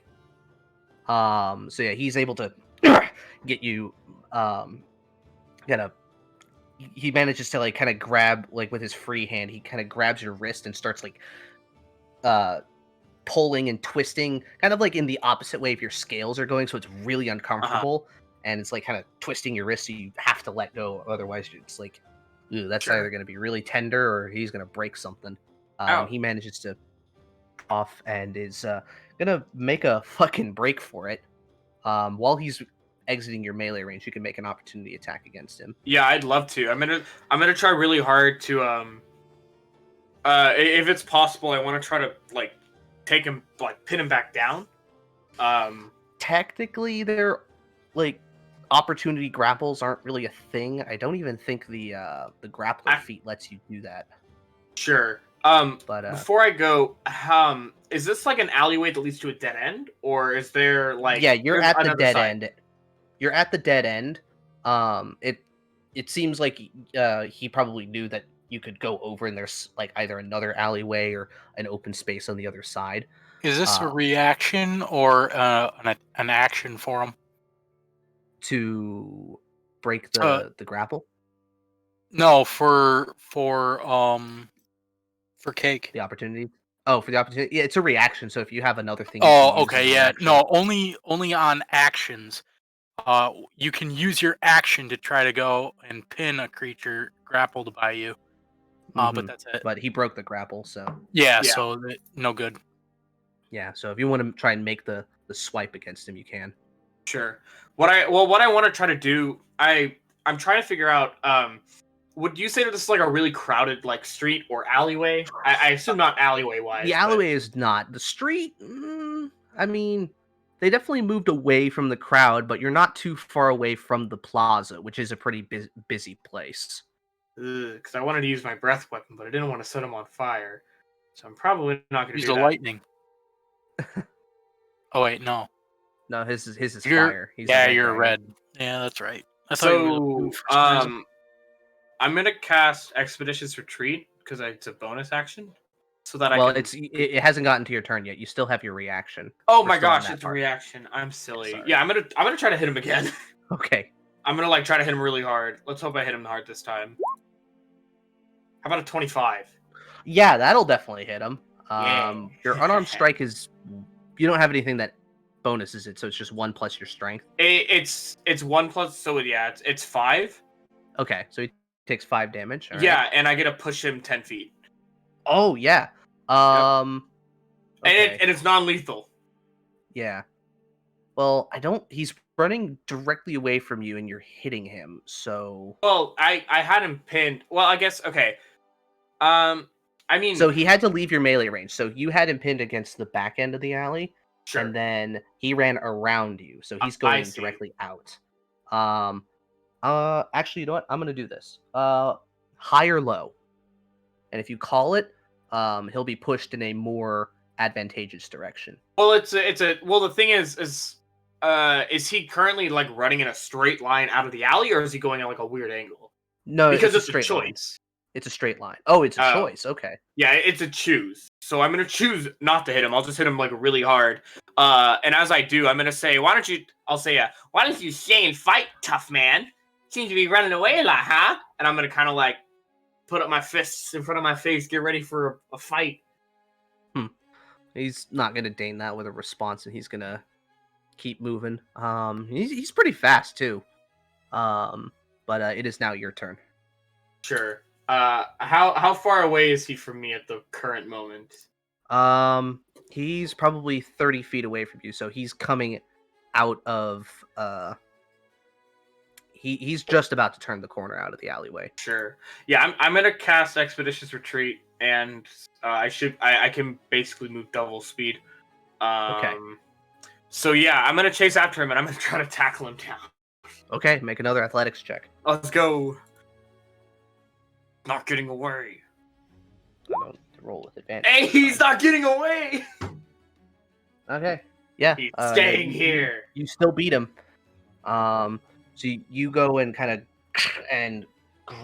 grab him by the shoulders and slam him up against the side of the building. Okay. As you're holding him there, you start to hear some shuffling and the sounds of armored footfalls approaching, and you see two guardsmen come up, and they're going, "What's going on here? Break it up, you two." As they kind of say that, I'll be like, I'm sorry, officers. I'm just paying my stepbrother here a visit. Everybody looks very confused in this moment. Make a deception check. Oh, this was a terrible idea. Come on, baby. 2 natural 20s in a row. Yeah, 7. Nah, the guard's got a 16, so yeah, I would assume. One of them who looks like he's got kind of like a lazy eye. He goes, "Only one of them's green." And the other guard goes, it just goes over and kind of pushes you off of him while keeping his hand on the other guy. And goes, Sure. "Mind telling me why, yeah," and he, with air quotes, "stepbrother here is pitting you against the wall, mate." And he goes, "I don't know. This fucking guy just went crazy and decided to try and pin me. I don't know what he wanted. Did he want money, or I don't know. Maybe he wanted to eat me. I mean, look at him." Hey, that wasn't very nice to say. You know, we all may look different on the outside, but we're all still humans on the inside. Sorry, I was gonna say we're all humans on the inside, but I mean the slower one goes, "But you's got scales." that's yeah. I guess you're right. Well, we all have the same organs on the inside. We all have a heart. There you go. That's a good one. Right. I'm gonna have the guard roll something real quick. Ooh. Yeah. And he starts like, kind of patting the other guy down, just to check, as you know. Sure. He's, "Oh, what do we have here?" Because he kind of looks at you and kind of sees that. I imagine you have at least something of a like Bahamut sigil on you somewhere. Yeah, no, I'm still wearing my armor, which has the Bahamut symbol on the chest. He kind of sees and's like, it's all over my armor. Yeah, he kind of like, "Oh, he's one of them paladin types." And he's like, probably had at least some kind of a reason to accost this guy. He pats him down and manages to pull out of one of his pockets one of the other satchels and kind of looks in it and goes, "Smuggling narcotics, eh? Oh, you're gonna have a word with our sergeant." And kind of goes and flips the guy around and kind of pushes him a bit harder up against the wall and kind of motions the other guy to bring him the manacles. Thank you. And once they have the guy cuffed, and kind of goes and kind of pats you on the shoulder and just says, "Apologies for the mix-up there, Paladin. We, just see two people fighting, and it's you assume things." Yes, of course. No worries, officer. I'm just doing my job as a loyal follower of Bahamut by helping keep our streets clean for the children of the future. You see, that's what Bahamut believes in. He believes in the future. Let me tell you a little something kind of about this man. just kind of very slowly spins you around and goes, "Why don't you go? Why don't you go let the other people know about that? We just know all about that, right?" He goes, "Yeah, Bahamut, big shiny dragon, yeah." Well, actually, he's not necessarily shiny.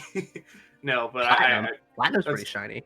Oh yeah, but as that goes on, I'll do that as I walk away. Yeah. So they kind of take that guy away. Congratulations, you assisted in the arrest of Yeah. a drug dealer. I will say I still have the 2 bags of the narcotics because I did pawn. Yeah, just just in your bag. Yeah, I'm kind of glad that you're like, oh yeah, you're a paladin. They're not gonna pat you down. Yeah. Well, That's there is also a little bit of ingrained racism against Dragonborn in this city, so they didn't assume too much at first, and they're like, "Oh shit, he's official." Yeah. Well, okay. And then after that, I would probably go back. Is Tonka still at the temple right now? No, right? No, Tonka would No, be at he's his working. job. Yeah, he's working. Yeah, then I would probably go back to the. He's the one of us that has an actual day job. Hey! I'm like an altar boy. All right. All right, that's fair.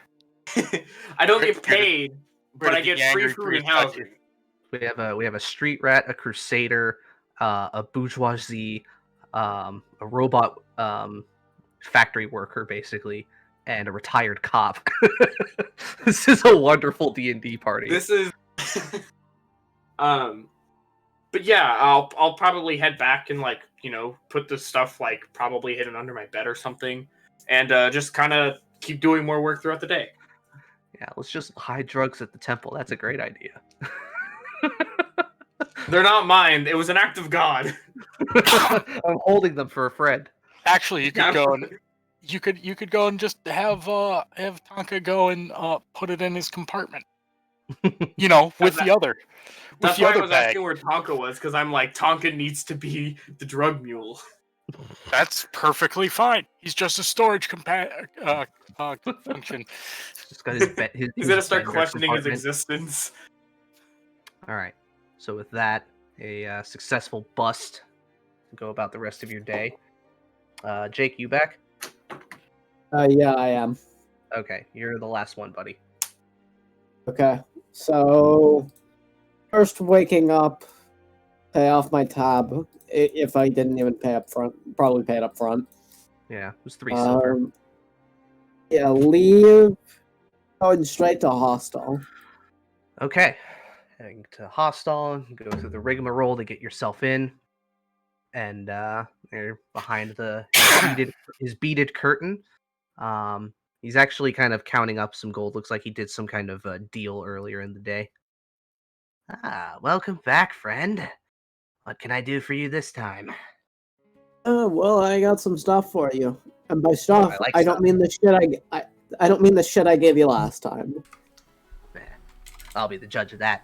He kind of goes and puts on like a custom-made glasses that'll fit a steak, his steak head. All right, let's take a look here.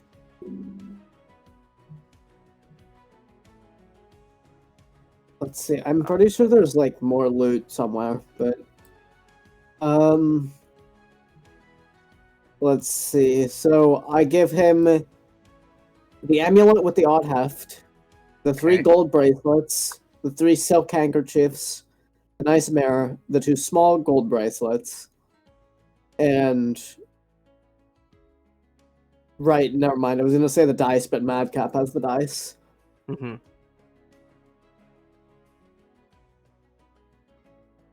Okay. Stole these from some fucking creeps. Pretty easy pull, actually. Interesting. I'm interested about that amulet. He kind of looks at it and kind of sees there's some runes on it. He goes, check to see if this is magical. Pretty sure it is, but I don't have a fucking 'cause clue. the one person who could go and do that fairly decently didn't know he even had it. It's fair. I rolled an Arcana check on it last session, though. I didn't get very much Yeah. information out of it. But I'm also a sorcerer. Right. Either way, he goes, all right, give me a minute with this. He kind of puts it down. He goes and grabs a book of his and just starts reading off an incantation. And you see his eyes like glaze over white for a moment as he like places his hand on top of the amulet, and then he goes and shuts the book. Well, what you have here, my friend, is a clockwork amulet. Very interesting thing. Interesting. Yeah, it's got some magic from the what's that fucking weird place called where little robots come from? I don't know. I totally forget what a clockwork amulet does. I don't even remember. Clockwork amulet. When you're making an attack roll with a d20, you can forego rolling the d20 and just get a 10. Once you use the property, it can't be used again until the next dawn. No attunement. Interesting. Yeah, should make Is it just a flat probability. 10? Yeah, just a flat 10. Oh. Basically, you get like one use of reliable talent a day. Huh. Well, not necessarily, because with reliable talent, you can do it after you roll, but yeah, it's kind of like up front. You get the 10, then you add your bonuses. On an attack only, so. Not too bad. Yeah, this should, I don't know. What is it that wizards talk about? Like probability and such? It flattens the curve. It makes it work. Makes things work. Interesting. Like, I mean, how does it work? I mean, you Is wear that- it and you focus on the magic, I guess, and it just makes what you want more likely to happen. Specifically, something hostile. It'll help you line up your shot. Coolio. Is it something you're interested in, or? I How mean, much I'm are always you interested in a little bit of bling, but if you want to keep it, go ahead. Other than just selling this off to some poor schmuck who doesn't really know exactly what it is, or something I can oversell to somebody. It really depends on how much really you're offering for it. Everything is a price, you know? Price over use. I'm gonna roll something for him. See how much he'd be willing to give you for it.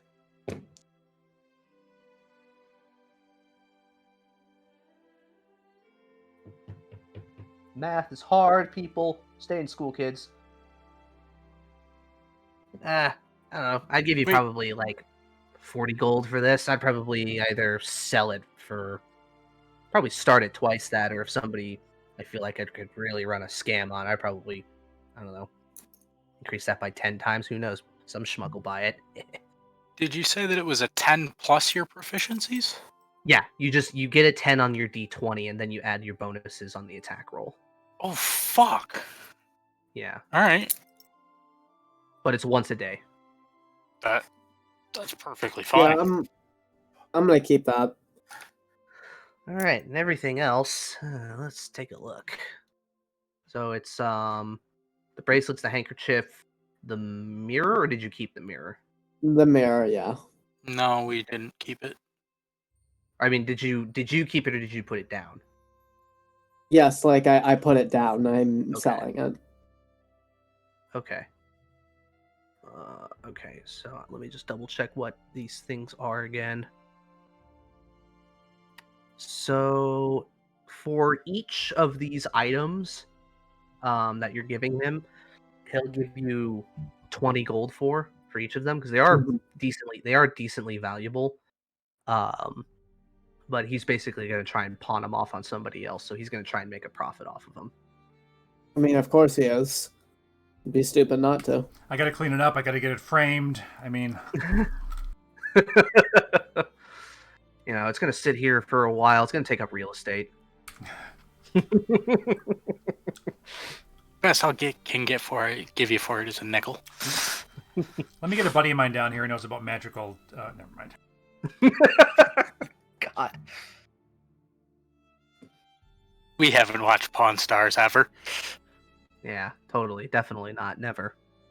Totally didn't have that on in the background when they had marathons on days off. Definitely not. I've got a YouTube channel I'll link for everybody. It's like Pawn Stars if it wasn't like staged. It's pretty good. Okay. Anyway. Yeah.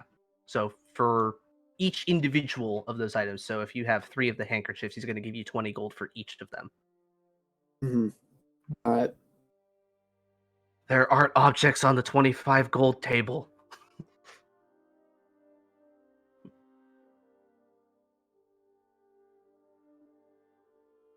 And then, so wait, so 20 gold for like everything or just the 20 gold. handkerchiefs? So if you give him the mirror, 20 gold. If you give him the Okay. handkerchiefs, he's going to give you 20 gold for each of the handkerchiefs. What about the bracelets? Same. Okay. They do were all that. rolled on the same table. Okay. All right. He goes and starts counting out your money. He takes the items, puts them in a basket, and hands them to the boa constrictor. He goes, "All right, go put that with the other stuff. We'll pretty it up later." It just like flicks its tongue at him. And you can see he kind of narrows his eyes a little bit, and then just is like he kind of waves him away. I would help you, but I got places to be and places to look at, so. That's fair. All right, mean, catch you later. I could always give you gold, but you could always just remember you can always either pay in information or get paid in information as well. That's kind of my main shtick here. Yeah, I This know. just pays the bills. I was just trying to push some gold because I need some to make sure I can adequately fund something. So, Yeah, fair enough. Next time you find something interesting or you find some juicy secrets, bring them my way. well, I keep doing so. You're reliable, dude. Always want to remind you. Always got to make sure you keep the people loyal. I wouldn't say I'm really loyal to you. It's just you bring a good service, and so do I. So, Fair enough. All right. You have fun with the rest of your day. And he kind of goes you as back well. to doing what he was doing. I leave. All right. We going home. Okay. You go back to your place in the bits.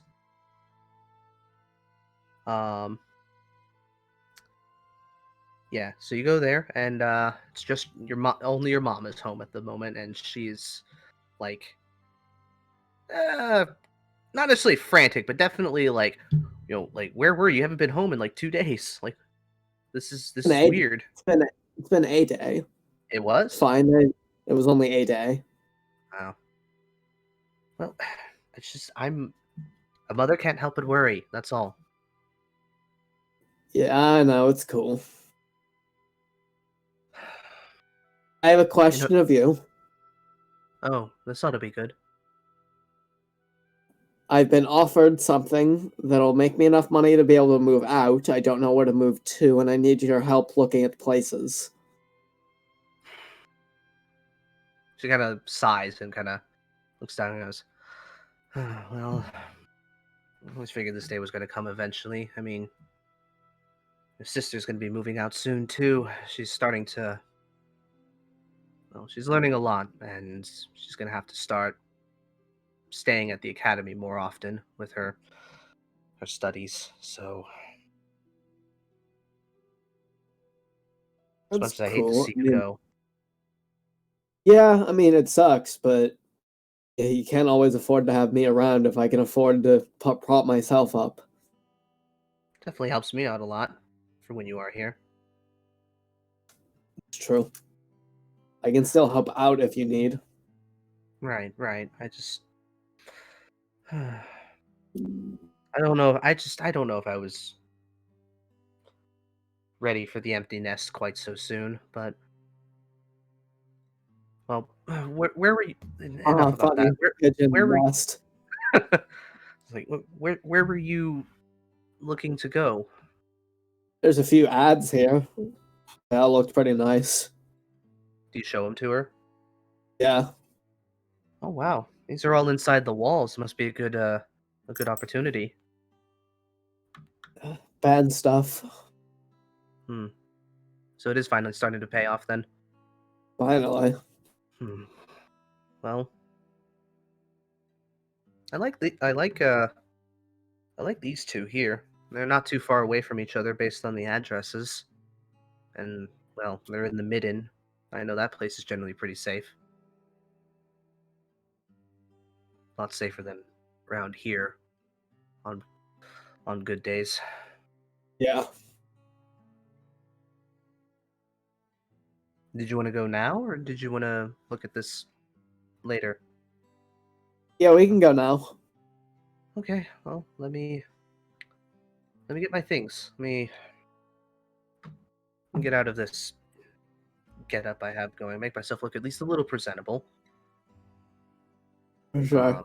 So we had about 30 minutes or so, and your mom comes back. She's sort of taking off her like working clothes and is just more casual getup. All right, well, let's go take a look. Let's go house hunting. This ought to be fun. For sure. Always is. All right. So the first place you go to look at, is it's kind of like trying to think of the way. So like in like I think it's in like Everybody Hates Chris or something like that. He lives in a townhouse that's on like a busy street, but like they're all like built out of one building basically, like those kind of places. It's a place kind of like that, 2 levels. Fairly nice. Relatively unfurnished, but yeah, they're townhouses. yeah, I was just like the specific style because like they're like a wall. It's a wall of homes basically. Yeah, because like There's also they're all one building, but they all have their own doors and all that. Yeah, like little like steps, like steps that go to the porch and everything. Yeah, kind of places like that. The 2 levels, very nice, relatively unfurnished. Like they have the basics, like a table and chairs and a bed, but it doesn't really have any bedding on it, and but it looks pretty nice. Definitely the more expensive of the places. It's it'll probably run you. I don't want to do like daily stuff, so like basically you'll pay up front for a couple of months, and then after that you can do that again, basically. Got it. How much gold do you have, just so I know what you're working with?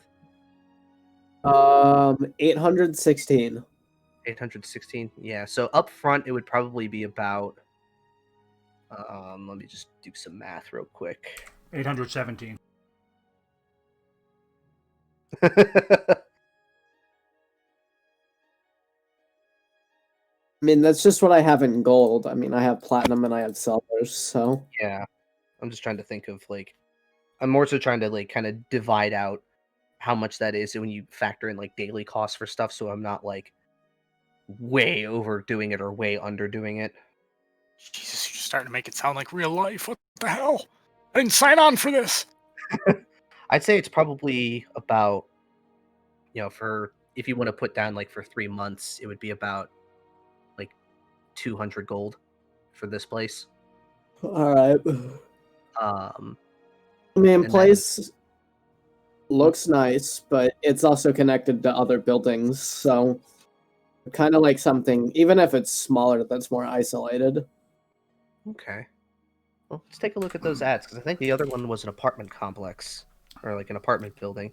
Like, don't forget that the council just approved Magister Lorash's plan to send out a 600 gold stimulus, so you have that coming as well. God damn it, Ellis. I'm just going to throw dad jokes out all night. Oh, God. That was good, though. Yeah, seriously, it should have been a 2,000 gold. Fuckers. Yeah. Magister Lorash tweeted it. But no. McDonald said no and basically shut that down. Yeah. The council member, he's a turtle. Oh god. I actually floated around the idea of having a turtle on the council, but I'm like, I don't know, that just seems a little too weird. It's too on the Like, nose. it's a little too on the nose. So yeah, the looking through the ads again, there is another place that is like a little bit more isolated. There are buildings next to it, but it's not connected. But it is right over, like right next to the wall. Like it's right over in this neck of the woods. Hmm. It's definitely not as nice as the other place was. But they'll let you in with a deposit of like 160 gold probably, and then you'd have Hmm. to spend a little bit more to get it furnished how you want. Just like I said, not a whole lot there. Hmm. Is there another option? This is, If you're looking for a place that is not connected to other buildings that's available, probably not. Just because the Midden is a very heavily populated area, so it's either townhouses or like apartments, basically. hmm. Are there Yeah. like small warehouses or garages? Hmm. Roll me an investigation check.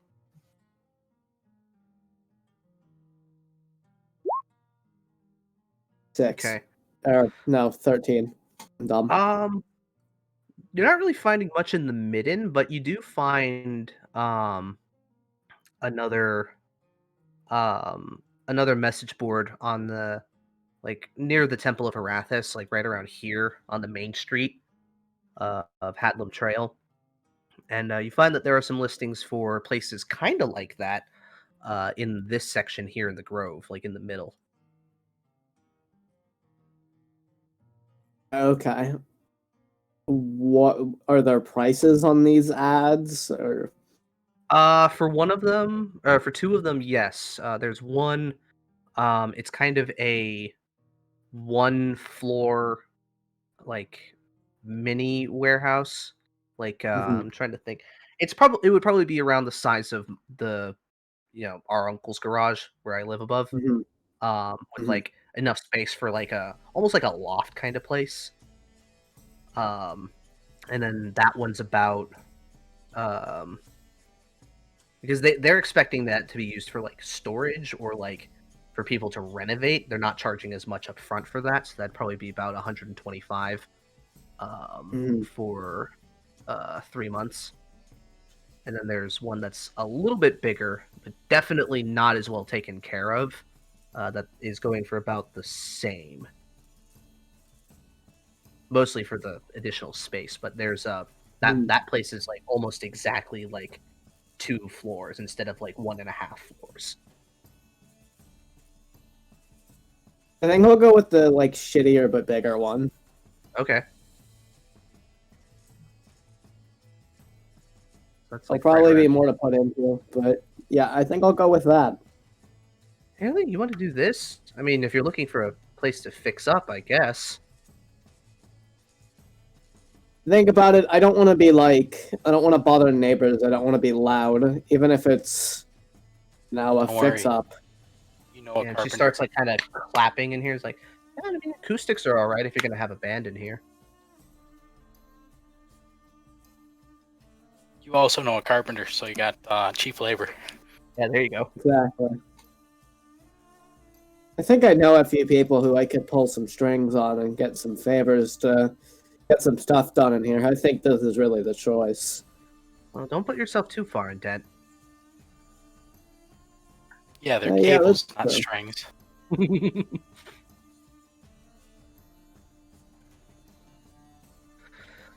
Well, if you're set on this place, um, go and get you some furniture ordered as well, and have that put over here, and call it a day. I think.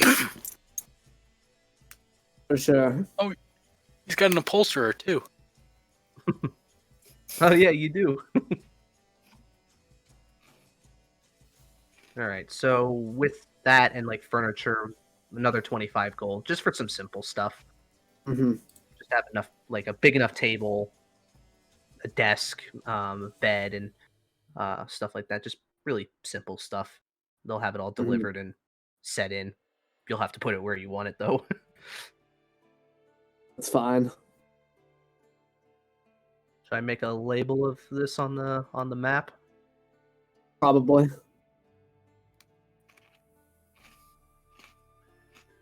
All right. Oh, the pigeon's nest. I was gonna call it the Pigeon's Roost, but Oh, that's even better, actually. I believe it's a coop. Thank you. yeah.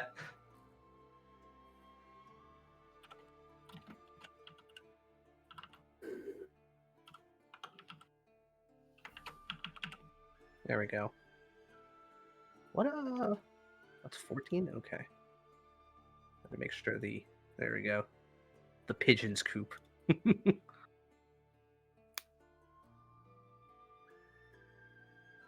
Dope. I think. All right. Well, yeah. Your mother seems a little like she's definitely warming up a bit more to the idea. She's seeing that you're kind of taking this a bit more maturely, so that's definitely eased her up a bit on the idea.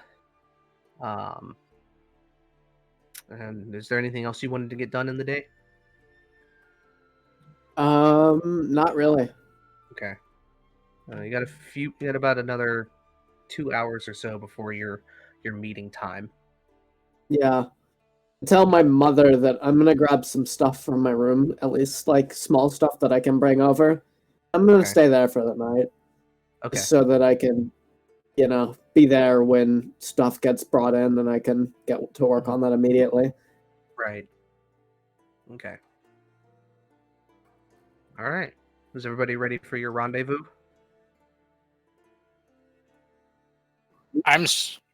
Well, yeah, no, I was at work. Never mind. Mm-hmm. So yeah, I'd probably be headed there. Okay. So we're meeting at the Temple of Bahamut. Yes. Would I be able to walk past that councilwoman's house again and just take a look on my way? Yeah. Ravencrown's estate. Yeah, just to get a quick eyeball on the Yeah. guard You can pass situation. by that, no problem. Very casual. I'm not Um, staring at it or taking notes. I'm just kind of. Seems pretty similar to how it was the other day. Okay, so could you just remind me? Are there like guards posted, or what's the deal? Yeah, there are posted guards Okay. on the inside of a fence, like a metal fence Yeah. Okay. that has like pointed tops to the pickets. Okay. But they're not close together, so you can see through them. But it's you know what I mean. Yep. Okay. Thank you. And then I would head to the temple. Justin, we never really got into this, but how I like change from gentle noble of the day to horrifying witch of the night. No, we really didn't. I just assumed you kind of did up the eyeliner a little bit and put on a heavy cloak and heavy leathers and stuff like that. Yeah. I always just assumed it was a Power Rangers change up. Yep. My focus would obviously be that, for example, if right now, if I ran into Rafford, he would not recognize me at casual glance. Do you know what I mean? That's kind of my goal. Yeah, you kind of do things up a little bit differently. Yeah, as long as I've got the hood on, I change my voice a little bit, you know what I mean? That's all. I just wanted to talk to my DM about that. Yeah. And definitely with some of the more recent developments, definitely taking extra care to stay in character, I guess. Yeah, I've got disguise person in my back pocket, but I'm not using it every day. Right. Or disguise self, I mean. Gotcha. Yeah. All right. So. Disguise person would be really fun. You just cast it at someone and they look like a hairy dwarf. That's just seeming. That's all seeming is. That's right. That's true. Masked disguise person. That's right. All right, so everybody meets up at the temple again. Arco's there, just waiting already, and Tonka comes in, and High Priest Novak kind of sees that Tonka's coming and he's like, I should probably go away and ignore everything that's about to happen down here.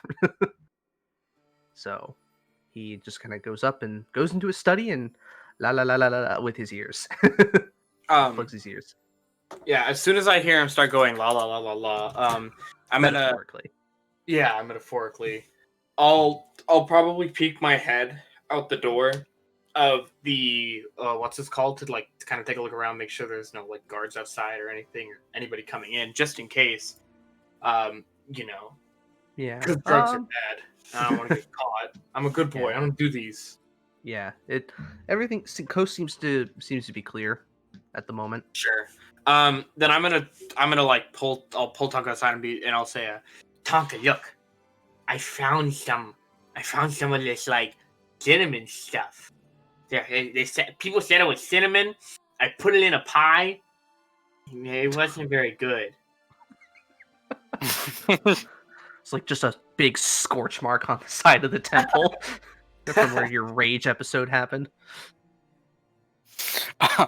I would definitely slowly reach out, take the bag, and tuck it into my inner compartment, my pocket. So you know how to dispose of that, right? I am doing so right now. Yes, good. It's good to clean up the streets. Yes. Yes, it is. All right. So now I'll assume that everybody has gathered at this point. What is it that you all wish to do now? What do you discuss? Well, I would first present to the witch a package wrapped in red tissue paper with a black ribbon. Hesitating for a moment, she smirks and holds out her hands and says, for me, you shouldn't have. Well, I had some spare time today and did what I could with it. It's a coat. Yes, opening it, I am assuming I would find the coat as described earlier. Yes, you would. It looks pretty freaking cool. Yes, based on the description earlier, you can tell that Quen is very, very pleased and says, do you surely allow me to reimburse you for your time and the materials? This is gorgeous. I'm glad you're pleased, but that won't be necessary in any way. She will. She's so excited. She will take off her cloak, which is unusual, and she tries it on. I mean, you can still fit your cloak over this. It's not like a super heavy coat. Yes. But to get it on more easily, it would make sense to take your cloak off first. Yes. I try it on. Fits like a glove. You do. You were expecting it to maybe like the sleeves to be maybe a little too short, but it fits pretty well. What's your trade again, Madcap? I served justice. Before I donned my outfit, I served the city, and this was a hobby. I think you've possibly. From my mother. Oh, I think you've. Did you say you learned it from your mother? I did. A woman of great talent. I feel that it's possible you've missed your calling. Well done. Oh, you're quite kind with your words. And I have a couple other ideas, and as he kind of looks about the group. Gives you some real ass costumes. Y'all are like Peter Parker at the start of the first Spider-Man. Hey, get the suits. I look damn fine in my cloak, thank you. Oh no, that's fair. The human spider? Ah, that stinks. One of the things that like my dad says all the time, just randomly, he goes, "Bonesaw ready." Bonesaw is ready. All the time. I got you for 3 minutes. I actually say that a lot too. Yeah, right. Got you for 3 minutes. Rest in peace, Macho Man. Oh no. All right. So, what is on the agenda for tonight?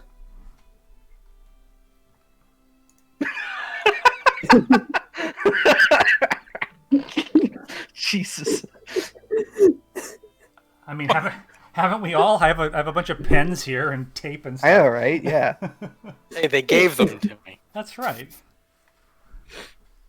Well, you think I'm I gonna didn't know that buy? they were only used for the office. You think I'm gonna buy disposable gloves? Like, Hell no. You think I'm gonna pay my taxes? Not this year. Nope. Fuckers are keeping your taxes from you. All right. I have to go to work. Sorry. All right. Oh, That's okay. I should be back in an hour. It shouldn't go too. We should be able to get through all the work pretty quickly. Yeah. So I should be back in an hour. Just auto pop me, dude. I'm an aspiring Kronk. That's all you gotta know. It's super easy to play. He's just Oh Kronk. yeah, no. I will play Gotcha. the part of Arco. So anyone who comes up, I'll just say, "Have you heard of my Lord Bahamut?" Exactly. All right. I'll be back in about an hour. See you soon, Cake.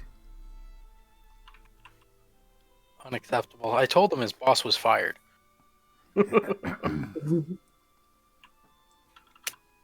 And you know what? Whoever goes and creates that schedule, also fired. Yeah. All right. So, back to D&D. What are you guys doing tonight? Yeah, I Fixing guess up your so. department. Yeah, so we have that building to take care of, and I don't know. I'd still like to take a look at this Vermilion woman, and there's always the other one, the Bear Thornton, and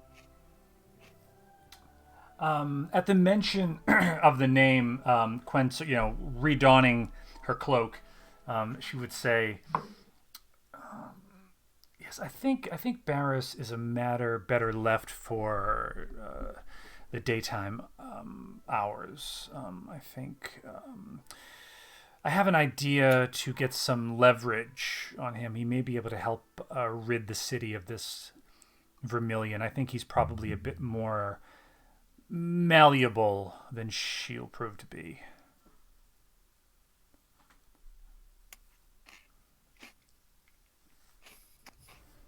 well, I'm not keen on a councilman that finds himself in frequent debt to gang lords, but it's probably preferable to what this Vermilion woman seems to be up with. Is that your crowd, Witch? Oh, I have friends in that circle. It's true. If we can find a way to get him on side against her, I'm sure that's to his benefit as well. Whatever we need to do to make sure she doesn't get any more power. Yes, I would like some other opinions. Actually, I wonder if keeping him in power is, keeping him in power, but under our sway, perhaps, or on a more righteous path, would be the preferable way to go. Or would there be someone else we could push forward to run against Vermilion? Justin, how long did you say it was until the election? 2 weeks, approximately.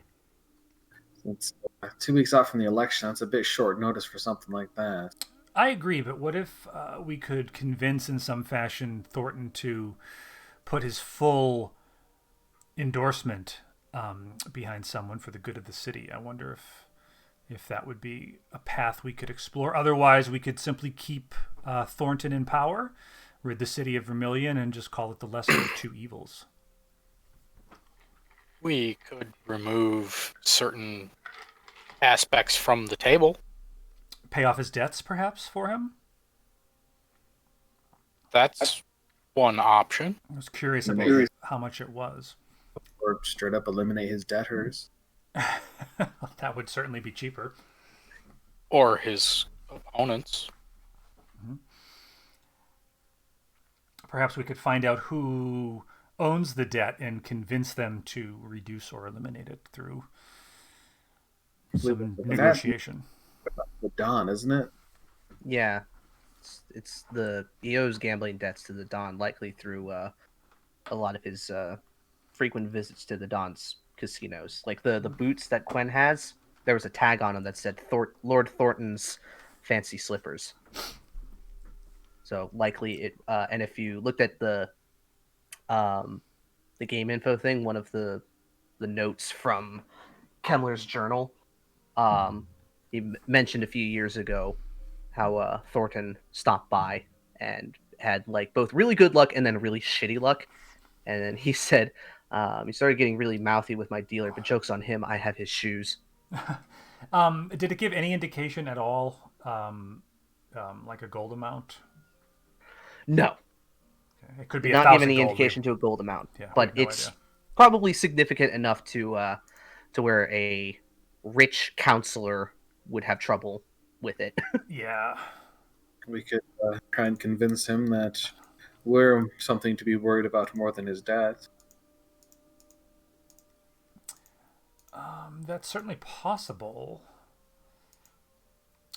If we could, I'm still of the mind that if we could reduce or eliminate the debts, he might be, well, no pun intended, indebted to us. I can't think of another word. I'm not trying to make a stupid joke. He would be beholden Trade to one us. villain for another. Yes. Are Exactly. we sure we want to actually keep him in power? Do we not have better options? I don't. I mean, that's not really my circle. I don't know. I mean, my service was more street level. My head swivels directly towards the witch. I do have certain friends who, with the right endorsement, could certainly make a play for it. But I don't think a three-way race would go in their favor. But a two-way race could certainly be manipulated accordingly. We could honestly go and, well, we could go and just simply eliminate options from the table.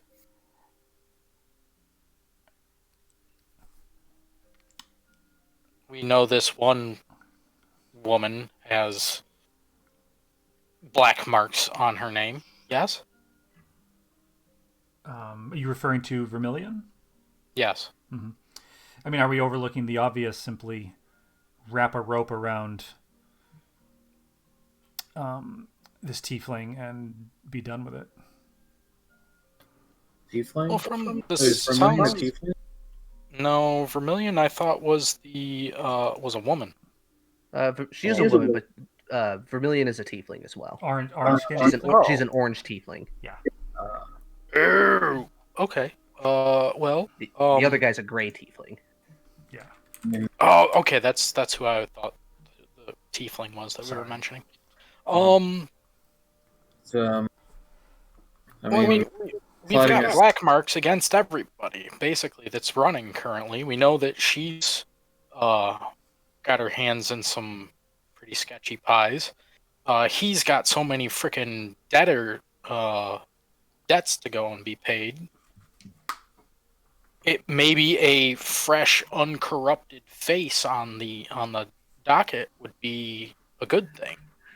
So if we just eliminate some of the opponents to said new face and kind of just shoehorn in a new only option, that kind of goes and takes all the issue out of the table. Now everybody would have to go and struggle to go and find dirt on them to or find some leverage to go and sway them to some corrupt end or something along those lines. If you follow my let's assassinate everyone drift. And then there's the matter of Councilwoman Ravencrown. She seemed to be not a fan of Thornton, and certainly not overly excited. Well, she seemed intelligent, but she seemed not to be a fan of Thornton, nor overly enthusiastic about the prospects of Vermilion. Perhaps. Last I checked, you flesh beings always seem to go and like carrying around gold. and I go and deposit the 20 gold that I'd left on the counter. She left this behind, of all things. Oh. I promptly recollected it for proper distribution. Although last time I saw her, she did try to have us all killed by the guards. I doubt that she'd be amenable to an audience. I don't think that was entirely unprovoked. The Don's guards, of all people. Yes. Therefore, she is corrupted. Corrupted files are usually deleted. But I wonder if one of us who she didn't know was to perhaps make a overture. This is possibly too complicated. And Quinn kind of looks down, sort of just rubbing her temples. Perhaps the kill everyone route is the path of least resistance. I don't know if widespread political assassination. Oh, sorry. Is the way to go. What was the Owlbear's MO? Was he Superman just beat him up and deposited on the guard's doorstep sort of guy, or was he justice at all costs? Kind of a Batman-esque. He'll beat the shit out of people, but generally drew the line at killing people. There were reported deaths at his hands, but a lot of people were like, it was probably either an accident or he didn't really have much of a choice or something like that. Okay. But a good percentage of the people, yeah, sure, he dislocated an arm, broke some fingers, but he wouldn't kill you unless absolutely necessary or there was no way around it. All right, so he was a Batman, not a Punisher. Yeah. Well, what a loser. You're a loser. Yeah, I don't know then. No. I think it might be a little suspicious when this sudden newcomer shows up out of nowhere when the previous two candidates were both suddenly murdered. Yes, so I think it would be possibly less hazardous to compel one of the two candidates to bow out gracefully.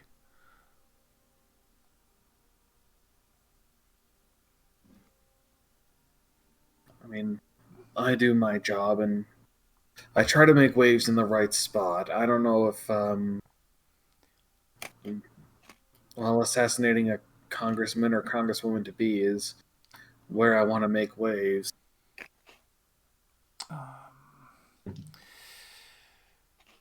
Well, I could attempt to apply the right pressure to Thornton, see that it's in his best interests to, if we can force his victory, undermining Vermilion, then clearly he would be in our debt, and we could rid the city of the red ash. That is our common goal, is it not? Side-eyeing the robot who say, it's mine. And then I make no move. Noticing this, I just kind of look over and say to Tonka, surely your kind does not partake. Does nothing to us. Good. No electricity, on the other hand. We like to chew a 9-volt battery. I'd rather keep a gambling fool in power that perhaps can be scared straight than a woman who's actively looking to cause harm.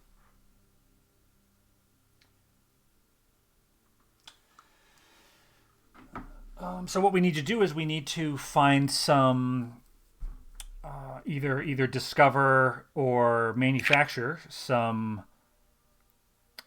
something to tarnish Vermilion's popularity, and make sure that Barris Thornton knows that we're to thank for it. Perhaps God, I wish I had a blowgun right now. He might. The this Baron Thornton might have insight onto places for us to look, things for us to dig up. Yes, I'm sure he's doing trying to do some kind of investigation of his own. If he has our resources. Yes, I have a friend. I have a close friend who could get a message to Counselor Thornton.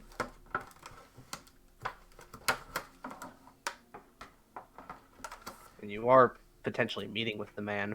Yes, I'm obviously playing that close to the vest. Mm-hmm. Oh, right. Gotcha. Yeah, the close personal friend like OOC is obviously me, but right. Yeah. Gotcha. I'm not of the mind that like the others know my alter ego. I don't know. That's fair. Would I be aware that Tonka works at the docks? I feel like I don't know. I feel like you've mentioned it in conversation, but I don't know. No, he's gone and said that he's got work in the morning, but that's it. He hasn't gone into detail about what he actually does. Okay.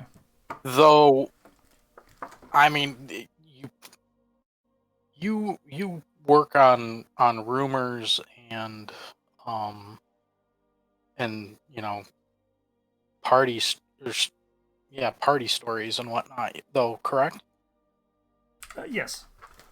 So there would be rumor mills and whatnot. I'm assuming of a warforged, in the city. So you would have there would probably be stories about having seen him, around the docks and stuff along those lines. So you'd probably know where he works, but maybe not what he does.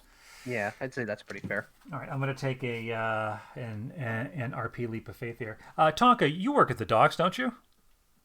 Yes. Ah, excellent.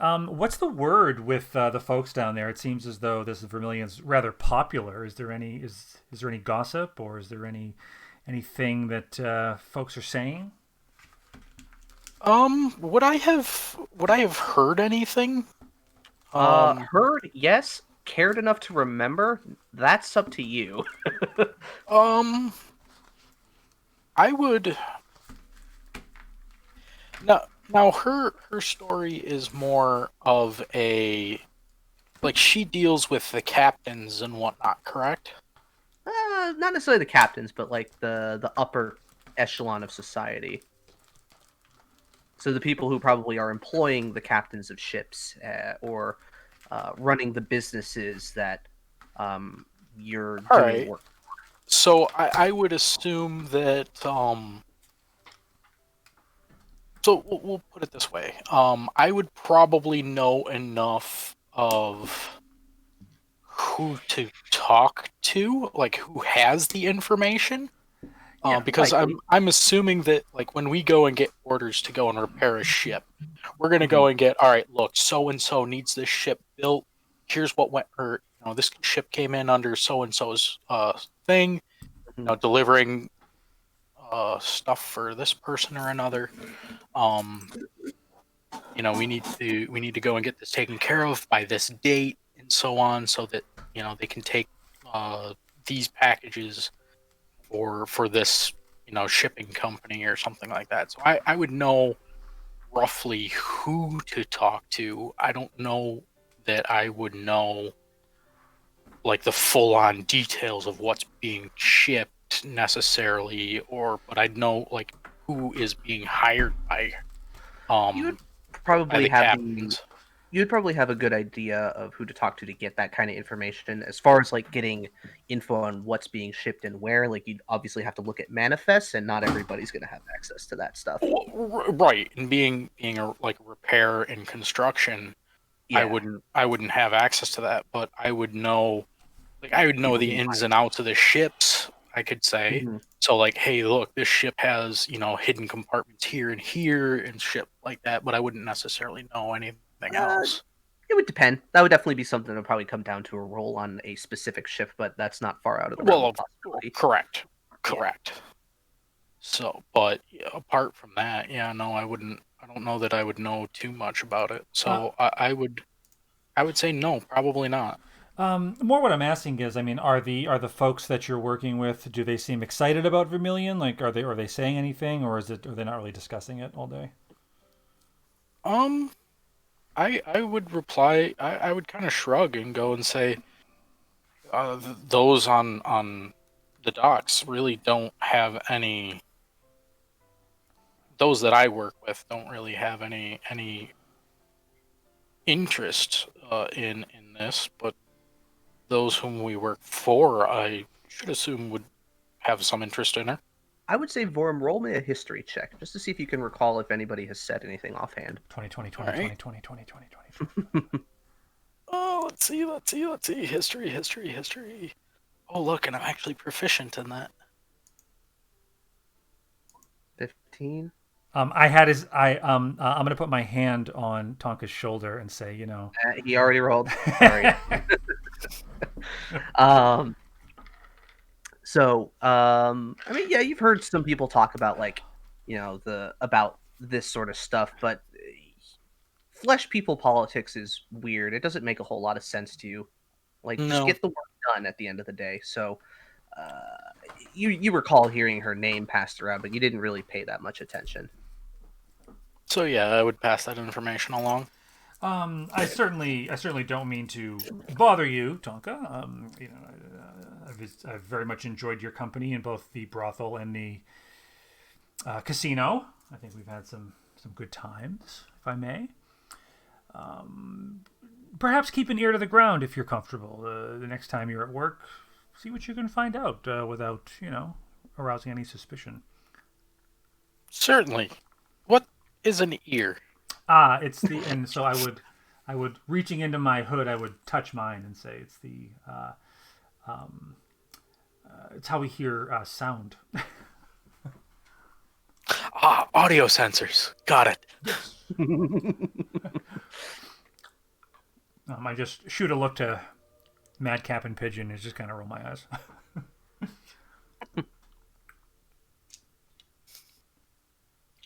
I can't roll them back. You can, but nobody will know. Just At some point, somebody is going to put googly eyes on Pigeon Man's mask, and it's going to be great. yes. So I would say certainly I would be very interested in if you're all in, if you share the interest, we could go investigate that house on North Batast, unless we have another lead we want to explore. I think that was our destination. Though, Pigeon, did you get anything for the trinkets and whatnot from your fence, as it were? Yeah, I did. I put 100 gold between everybody, and I split that. About what I got. 100 gold 5 ways, is it? Yeah, I think so. Okay. Adding 20. No, and I would say to the Pigeon, I'd say, oh, you could have kept that. I had completely forgotten. How generous of you. Honor among thieves. Yes. Yeah, I said that. All right. So is it this house outside the walls? Yes, Arco. This is true. I believe I can. Yeah, I don't know if does someone have a map I could point to, or I could just describe where it was. I mean, I imagine if anybody of the group here, of anybody who would have a map of the city, it would be Pigeon Man and um, Madcap. I totally fucking brain farted on your name. I don't need a map. I know this city. But then again, a lot of you are natives, so you kind of do know the ins and outs, basically. Yeah. So I've lived here for 85 years. yeah, you've been here a while. That's a great question. Would I have a holographic projector? Oh. For schematics, of course. Oh, only 82. Only 82. All right. Well, if that's the plan, then I'd like everybody to do me some stealth checks if you're going stealthy, or we can just travel. Ah, like a shadow in the night. Let me go over to Arco. We're gonna see how well we stealth. Honestly, I Fuck should it. probably not even bother with him because he's gonna be like. As we're leaving, let's say, sorry, Yeah. Rich. I don't think the coat quite goes with your new boots. I'm a little clanky. Did it not go for Arco? It probably doesn't matter. He's gonna roll low anyways. Yeah, 14 both ways. All right. With everybody, you're able to keep some good time throughout the night. The hell is that? It's from Jedi Fallen Order. Oh, okay. Did they change up the way the map looks, or? I just Googled it. I don't know if it looks right, but you know, like the little droids always Yeah, with the shining droid, them up. yeah. I need to go back and play that game because I heard that they finally removed the blur on the animations when you turn motion blur off, Oh, cool. which is like this is like the worst thing ever. Yeah. Anyways, that like was legit making me sick. All right, so you guys make some pretty good time following the witch's direction until you are in front of the building. It's got kind of like a small courtyard in front of it, like nothing huge or serious or like a giant fountain or anything like that. But there's enough of a space in front of it um, that is significant, like more than a street's worth of space. Um, the building itself is about, I think I said it was 2 levels last time, or was it 3? I'm gonna say 2. Yeah. This is, you know, uh, this is an oceanside place. You don't want things to be too tall, otherwise they'll blow over. But 2 levels, fairly wide, and definitely very like it's a large building. It's got a main entrance point of double doors, like almost directly center of the building, and a very large, like vaulted ceilings roof with like kind of a flat top to it, or like a rounded flat top. That is in contradiction. I'm losing my goddamn mind. You know what I mean? You know what I'm trying to get at.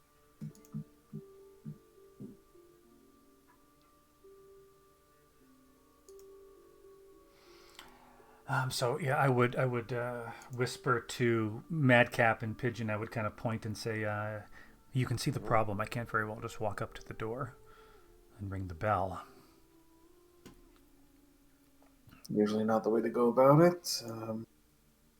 No. We'll see what any points of entrance will be. Pigeon, care to take a look around the building with me? Sure, let's go.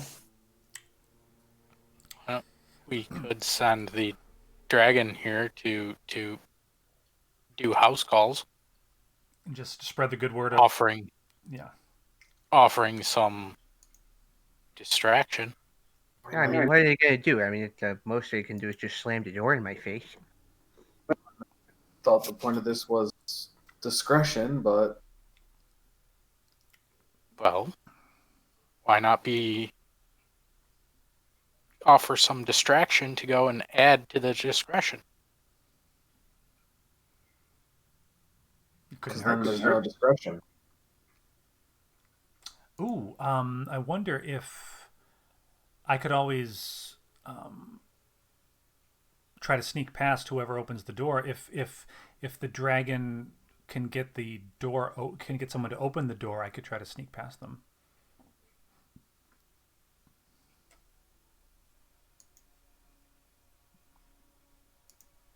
Well, I guess we'll do it the normal way. You three do whatever ruckus you want to do, and the pigeon and I will go our way. Rethinking it, I might say, What's have you folks been using like special like second story work or anything? Like if I tried to follow you up there, would I just fall down or would I be all right? I've been using second story work, but And you have a grappling hook. I don't have a hook. Yeah, I'll stay down.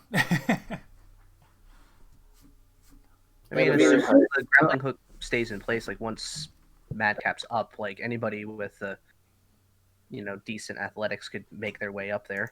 Okay. Which my athletics isn't great, but my acrobatics is pretty choice. Yeah, and you're also smaller, so there's not as much Yeah. weight. So, Are you letting him use acrobatics?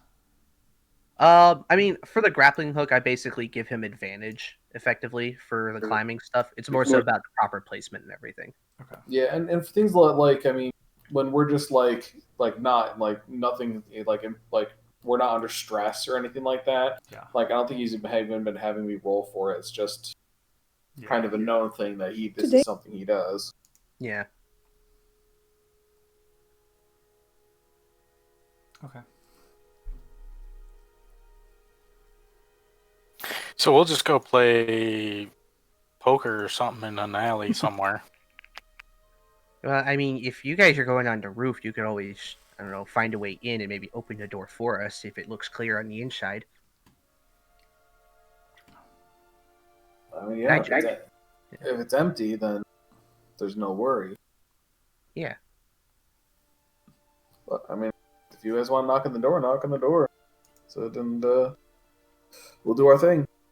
Then I'll start looking like going like around the building to look for ledges, balconies, windows, anything that could be used as an upper floor entrance. Okay. Go ahead and make investigation checks as you guys are kind of looking around the building.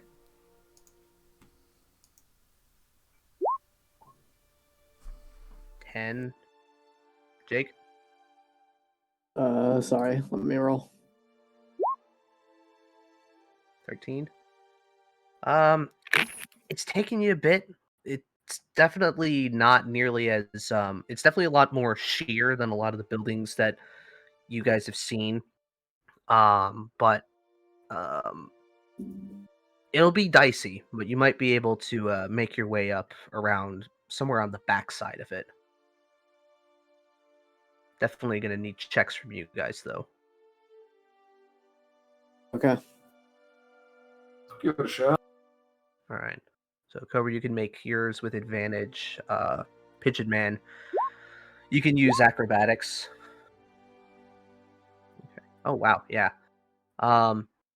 Despite the precarious placement of some of the ledges and how high the building is, you're able to get the grappling hook where it needs to go, and Pigeon Man is able to Assassin's Creed his way up.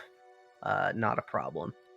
I'm trying to find which page had this thing on it, but I don't know if it's saved. Having all kinds of fucking technical issues today. This is great.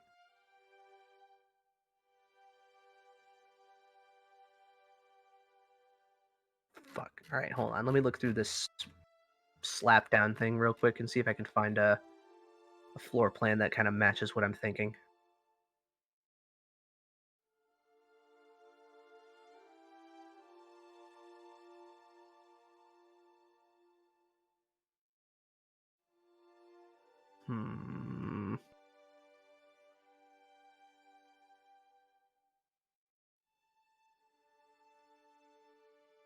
Here, we'll do this one.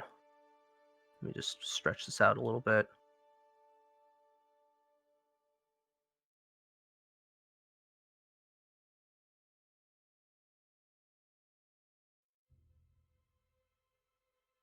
If y'all want to take like just a quick break to get up and pee while I stretch this map out and put it up together. I don't know why my thing didn't save last time.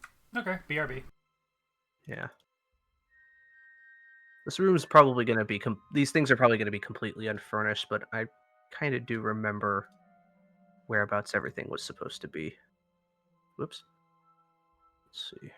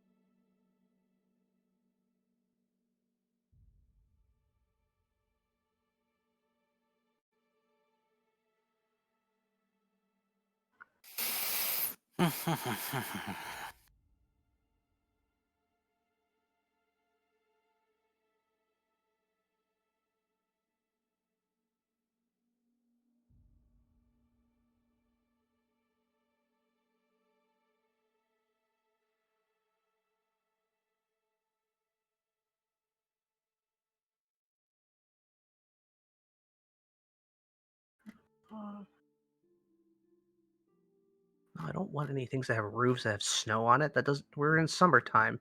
God damn it. Maybe it's ash. not not that close to a volcano. Well, that would depend on how big of a volcano eruption there was. That's also true. I mean, shit, Mount St. Helens was dropping ash. Shit, how far was it? Like halfway across the country? Yeah, just about. There we go.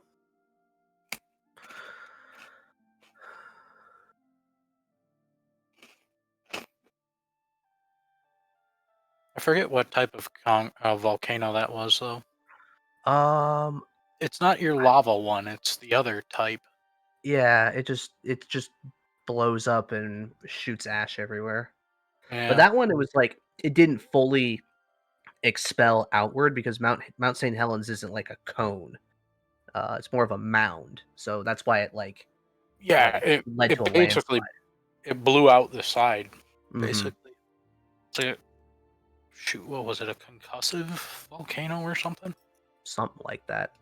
It's kind of like the same. It's the same type that like Krakatoa was, I think. Something.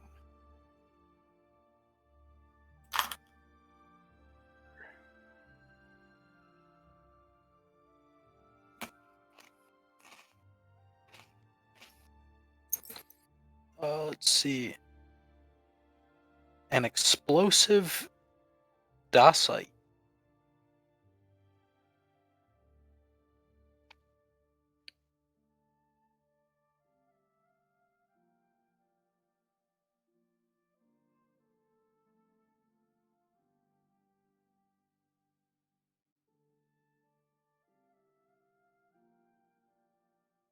Mount St. Helens is primarily an explosive dacite volcano with a complex magmatic system. Whatever the fuck that means. That's probably geology talk for it's a big loud mountain. Pretty much.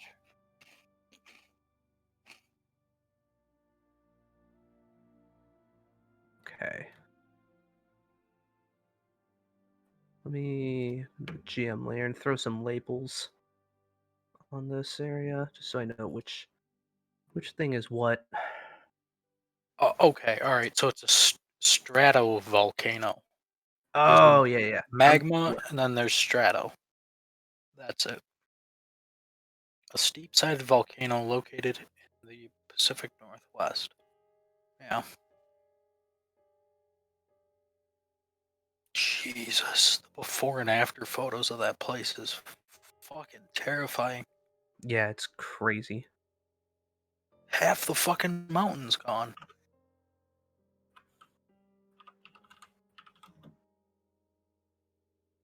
Let's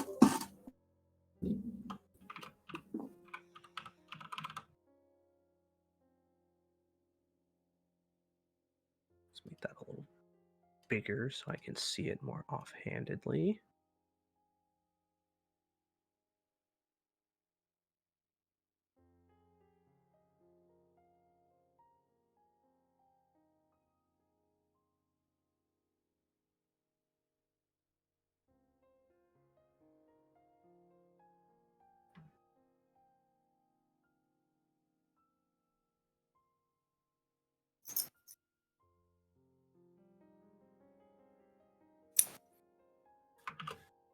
How did my phone go?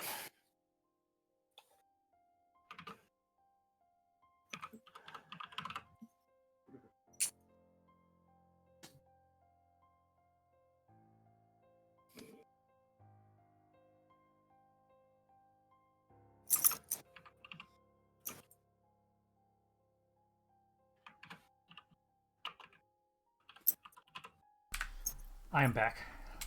Awesome. Hello back, I'm like,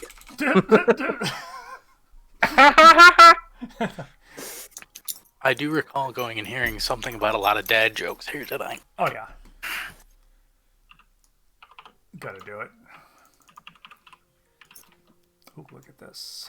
A rooftop. Okay. I think.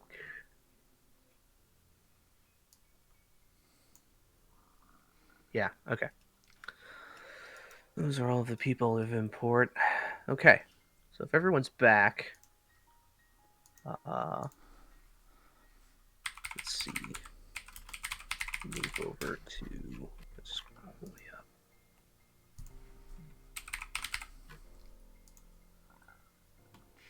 Should have Pigeon Man. That's on the GM layer. Good job. Pigeon Man somewhere on the backside, along with Madcap.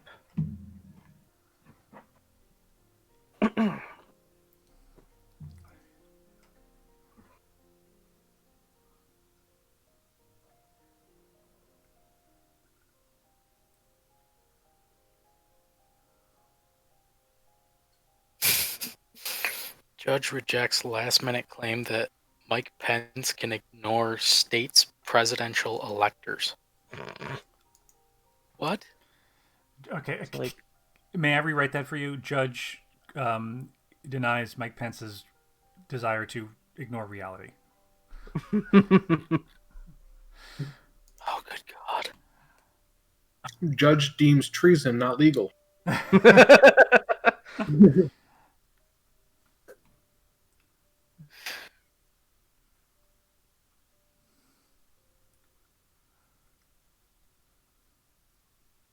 There we go. Okay. All right. A very hastily constructed apartment because Roll20 decided not to save any of my work that I did. Ah. Yeah, I mean they've been doing like some back end updates on stuff, and I've heard that like some people who do streams and they play using Roll20, like will have their music folders completely like reshuffled, and then they have to like reorganize their stuff, or sometimes character sheets break. Yeah. Well, that was always an issue with Roll20. Yeah. So I guess they just didn't save this page. All right. This might have even been the thing I used for it anyways. It's just none of it's furnished. All right. So Pigeon Man and Madcap are on the roof top, on the back side of it. It's fairly stable up here once you get past the initial lip right over here.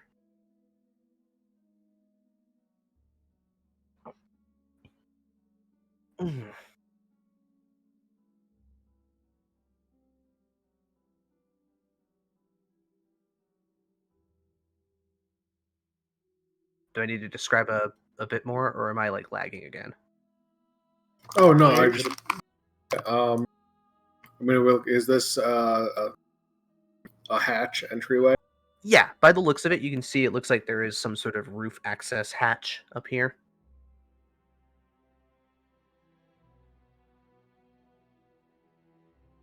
Okay. Is it locked? You give it a tug and it does not budge. All right, Pigeon. Can you get us in? You can certainly try. Suppose I should probably open this up rather than researching volcanoes.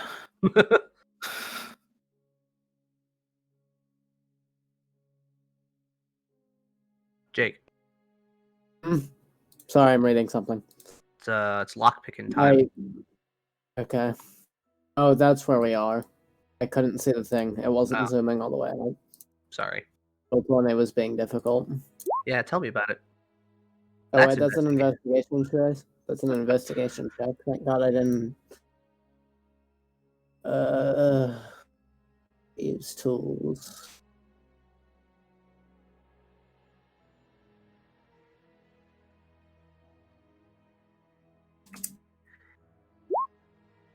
And I can't roll them like in D&D Beyond. I had to roll them manually. You're going and you're fiddling with it, and the tumblers don't seem to want to budge at the moment. It's stuck. I think we're not getting in through here.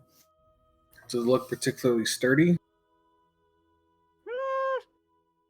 Not really. I mean, it just looks like it's it's a wooden hatch with like a metal yeah, it's like a wooden trapdoor with a metal pole handle.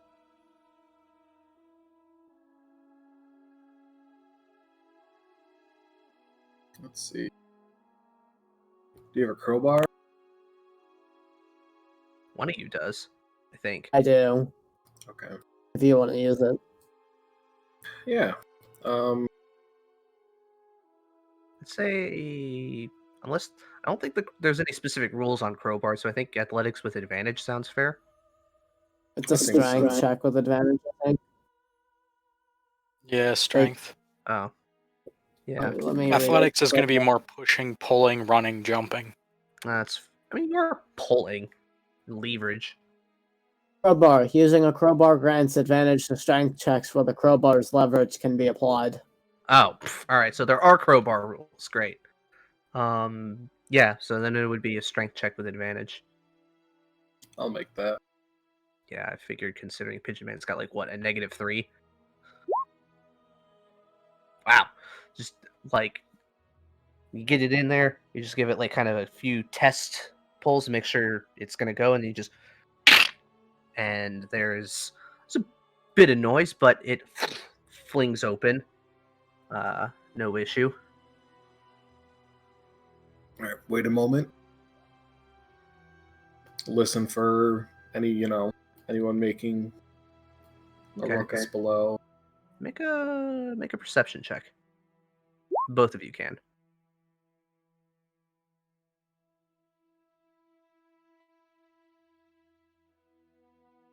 Or does Pigeon Man not want to? What? What am I rolling? Perception if you want to listen out if anybody heard Oh. that. Yeah, I guess I'll listen. Okay. Pigeon Man, I don't know, that you were right next to it. That was kind of loud to you. Madcap, you're not really hearing anything. Seems like it's clear. What's it look like through the hole? A dusty attic. Drop in. Okay. So just gonna say you're not quite on the second level. You're at like level 2.5. You're kind of in like a small attic area, either attached to somebody's apartment or slightly outside of it, possibly. Well, or some kind of attic, I should say. It's not very big in here either, though. It's like, I don't know, maybe 20 by 15 feet lengthwise. I mean, yeah, Tickler are pretty much looking for a way to get out of this area to a proper level. You see there is another hatch, but one that opens outward, not inward. And there is a like kind of tucked up near the edge of it is a rope ladder. It looks like. And you can see there's a little string or like a small piece of thin rope that is attached to one end of the rope ladder. So it looks like when you pull the latch down, the rope ladder comes with it. Okay. We make our way towards it. Okay. Listen out, make sure no one's right there, and try and open it without having the rope ladder fall down. Okay. So real quick, make a perception check just to see if you hear anybody nearby.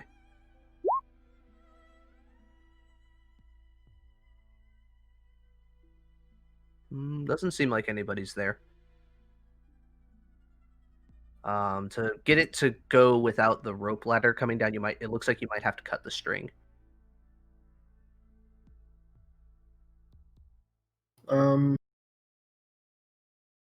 The rope ladder itself you can still throw down. It's like it's still attached near on the floor of the thing. Okay. Yeah. Gotcha. All right. Yeah. So I guess I'll do that. Yeah, kind of like those attic access ladders where they have Yeah. yeah, you know what I mean. It's a little shittier. um, yeah, so you go and do that, and you go in very quietly on the inside. You just kind of quietly push it down, and you can see go up to the top right corner. I will reveal what you can see. Let me just kind of look at where you are. Okay.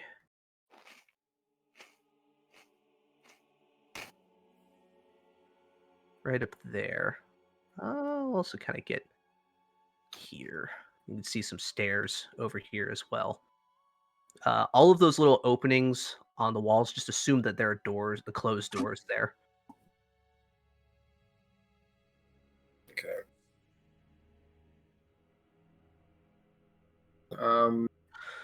Yeah, I guess I'd pop my head out, and if I don't see anyone, I'll jump down. Okay.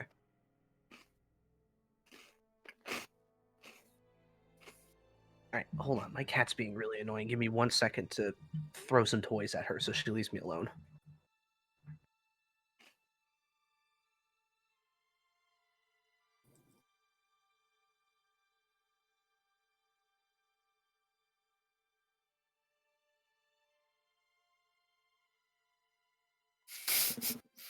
You say that, and all I hear is "What is love?" Playing in my head, but it's "Where's the love?" instead of uh, the actual lyrics.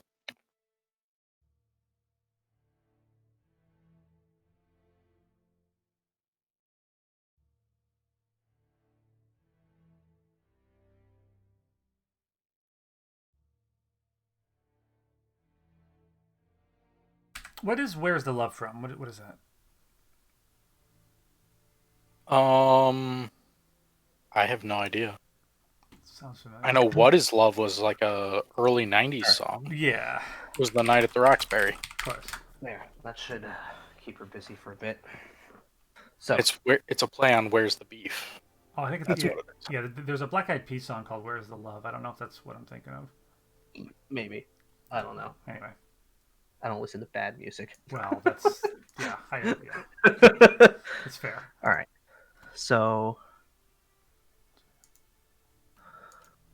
hopping down into make stealth checks for me Ooh. real quick too.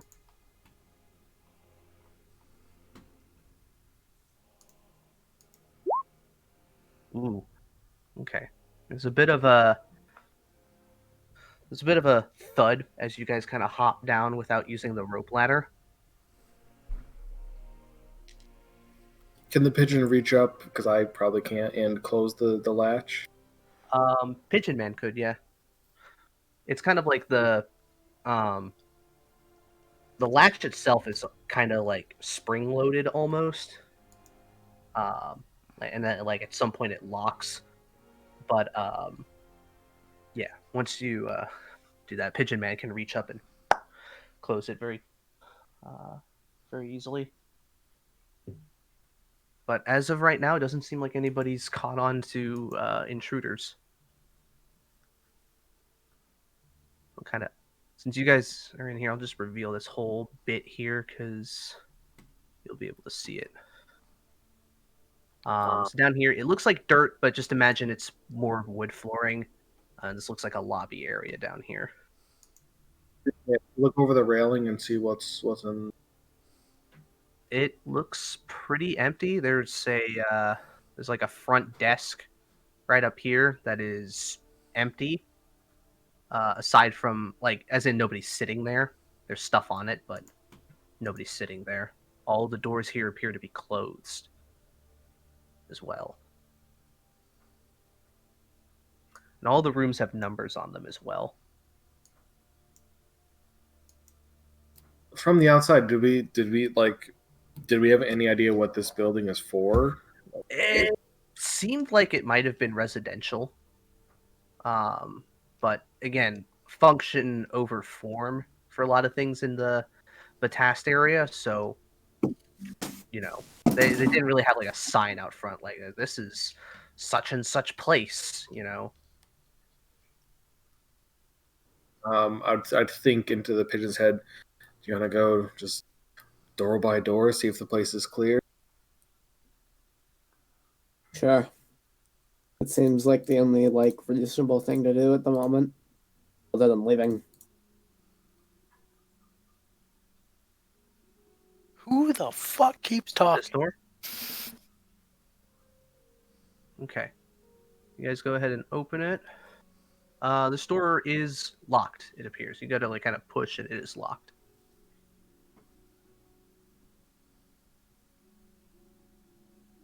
Try and do a quick drive-by of opening doors. Are all of them locked? Yeah, you kind of do a quick thing on each of them, and they do appear to be locked. All of them.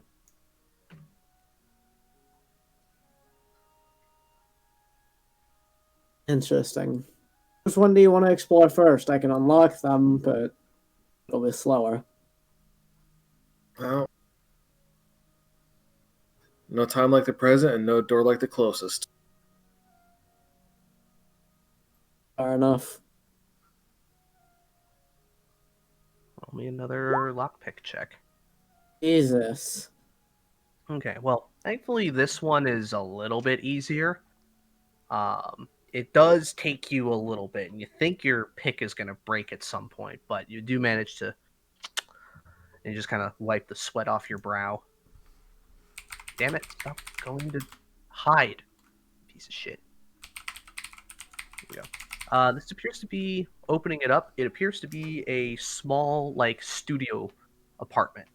It's got a bed, a desk, a dresser, and that's about it. It's a These really windows? small place. These windows. Yes. I'm guessing no one's in here. Yeah, no. You open it up, you very carefully open it, and you don't see signs of anybody inside. Quick scan at the desk and the room, see if there's any notes or any documents or anything. There are some letters on the desk, but looking over them real quick, it looks like it's mail that that whoever lives here has received. One of them seems like it's a letter from whoever lives here's a relative of theirs. But I mean, you don't really see any gold or journals or anything like that. Make our way to the next. Okay. You Pigeon Man to lockpick it again. Yeah. Okay. Give me another check, Pigeon Man. Much 15. better. With that one, kind of gotten a feel for how the locks seem to work in here, so you can kind of go in much quicker this time. Go ahead and make a... Should have had you do this before, but make a perception check as you kind of peek on the inside. Okay. Not see anybody in this one either. But it does appear to be another small apartment. Another scan. See if there's any, Yeah, kind of more of the same. Not exactly the same, but just very innocuous. Just looks like somebody's crash place.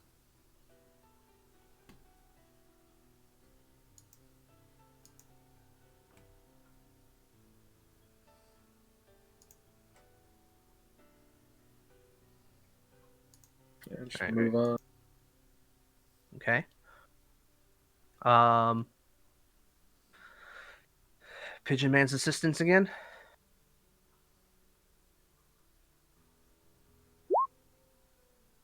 Fuck. Ooh, this one's not budging. Either you're not hitting it right, or this lock's a bit tougher.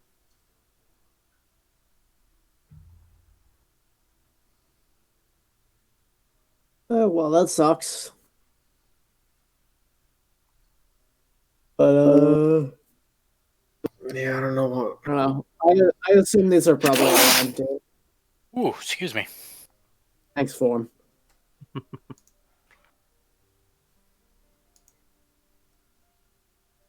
I don't know what. I don't know what we're supposed to be looking for here.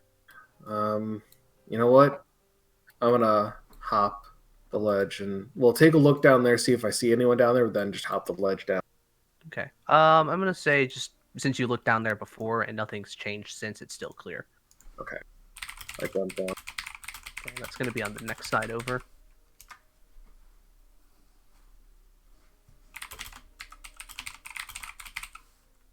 All right, so we'll just kind of move you down over. Oh, there you go. You can see in front of you here is what you presume is the front door, considering the angle in which you enter to the top of the building. I will take a look at that desk, see if I can get like any information about what this place is, or Looking at it, it appears there is some sort of registry in there that has it's like a similar binding kind of book that you've seen with the ledgers, but instead of it like a business ledger, it's more of like a which places are like which rooms are available, who's staying in what place, or what room is associated with which person.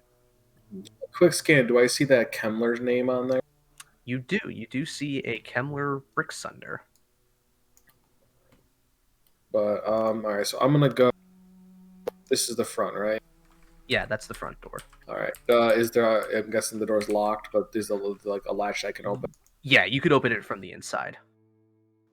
I kind of just like unlatch the door and just open it just a little bit, Mm-hmm. and kind of like just like stick my axe out the door and kind of bring it back in and just leave it ajar. Okay. For the people outside, I would assume you're watching the door then. Yes, I would. Yeah. Yeah, I feel like Tonka and I would be staying in the shadows, trying to stay inconspicuous, keeping an eye on the door. Yeah. So you would see the door kind of prop open, and you see the faintest hint of like Madcap's bandana, you think, and you see a very familiar axe get propped up to keep the door ajar. Ah. I would look to Tonka and say, shall we? Oh, Tonka would kind of go and gesture for you to lead on, I guess. I will attempt to stealthily sneak into the front door. Okay. Go ahead and do a stealth check for me. Okie doke.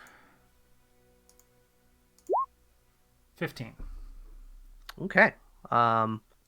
With the aid of your new boots, your footsteps make no sound as you make your way through, And using the darkness of your cloak and your jacket to your advantage. meanwhile, behind me, the Warforged. Yeah, Arco's gonna go last. He's like, I am a full-on mech unit. Thank you. Of course. I would like to go and say that I am the quietest of my kind.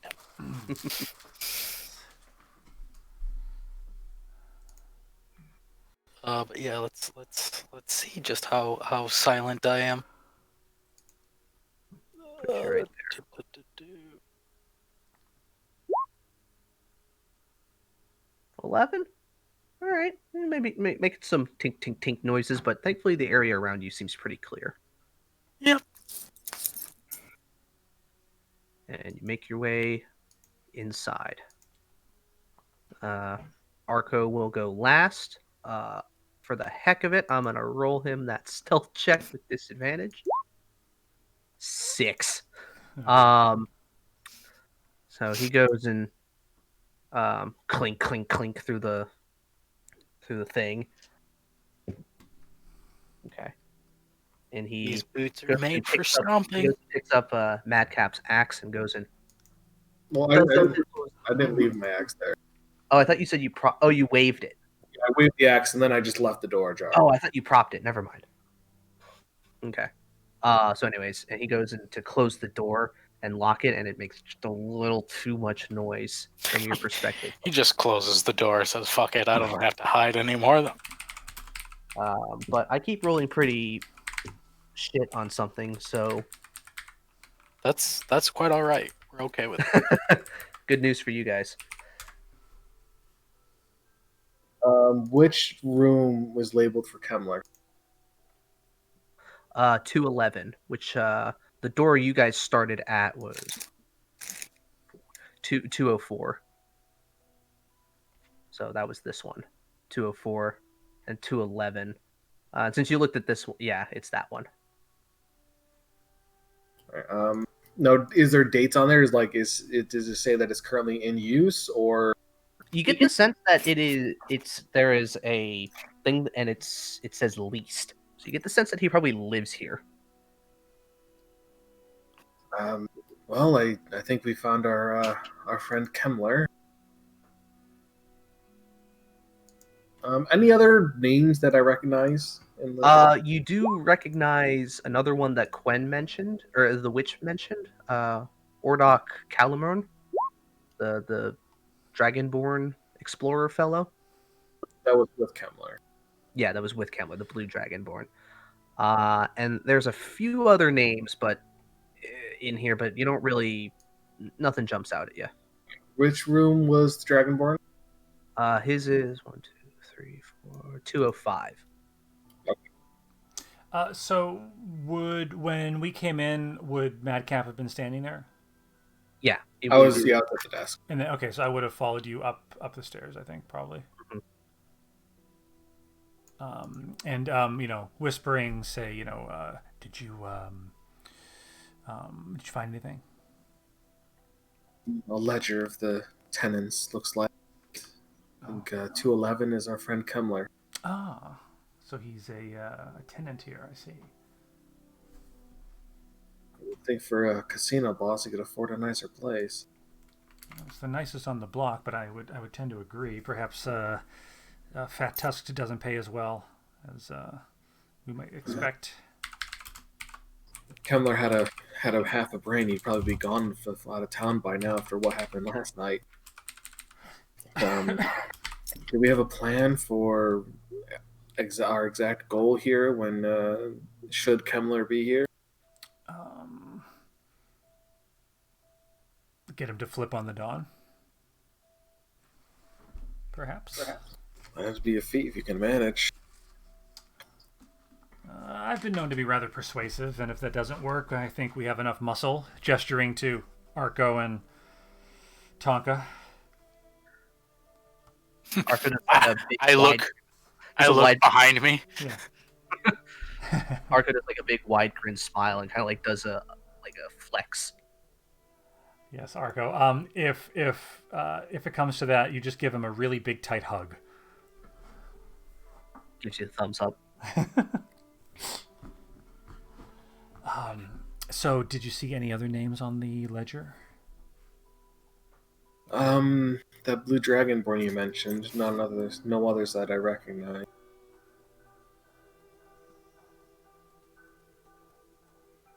And that was, don't tell me, Ordok. Oh, so Calamorn is staying here as well. Interesting. Doubtless that Kemmler got him the room.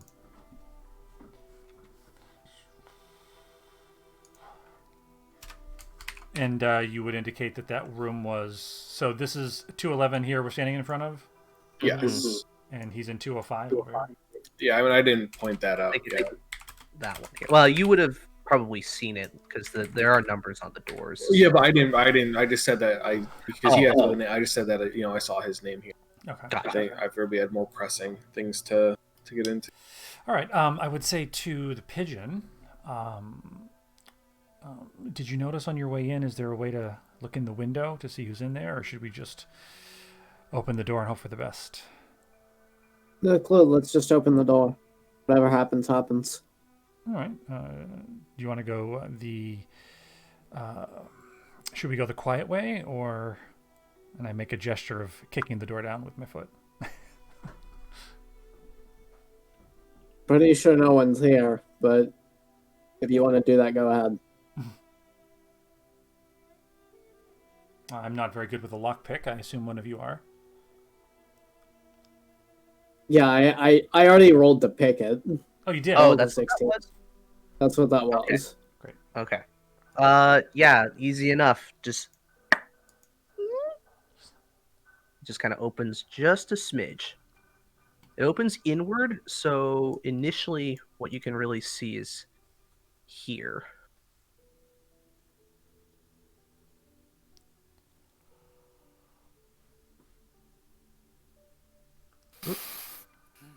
I'm looking expectantly at Pigeon. Let me look in my inventory for something.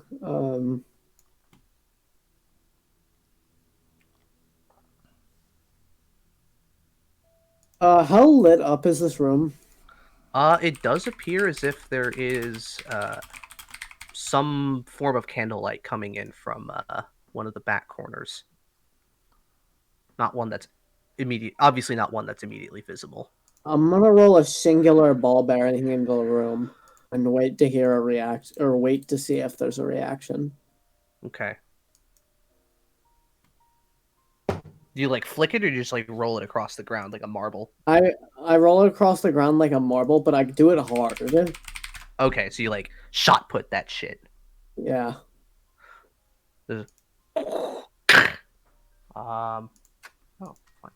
You hear a huh from the door or from inside the room. Like the sounds of somebody snorting themselves awake. I close the door softly while our man's in there. And why are we giving up our surprise of him?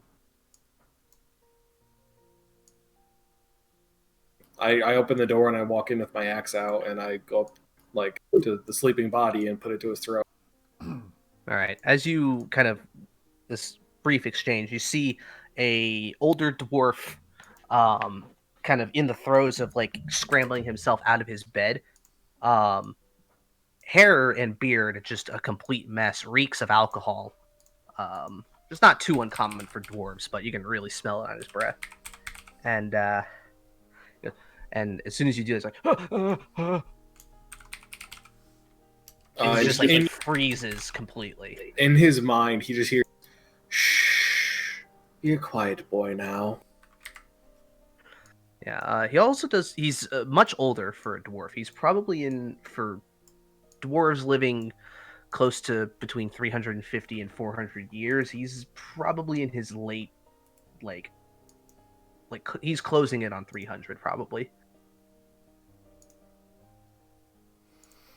So I would have followed, yes, very closely behind sort of Madcap and Pigeon to view the scene, perhaps suggesting to Tonka or Arco that someone keep an eye on the hallway.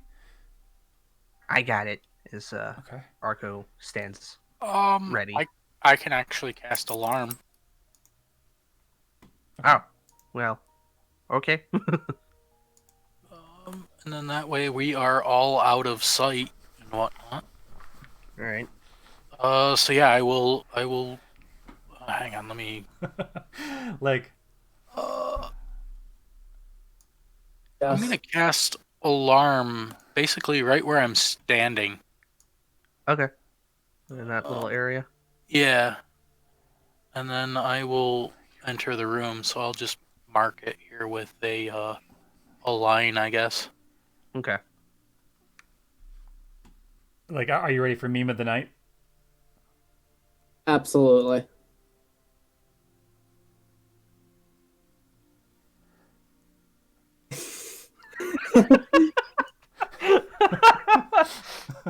Oh my god.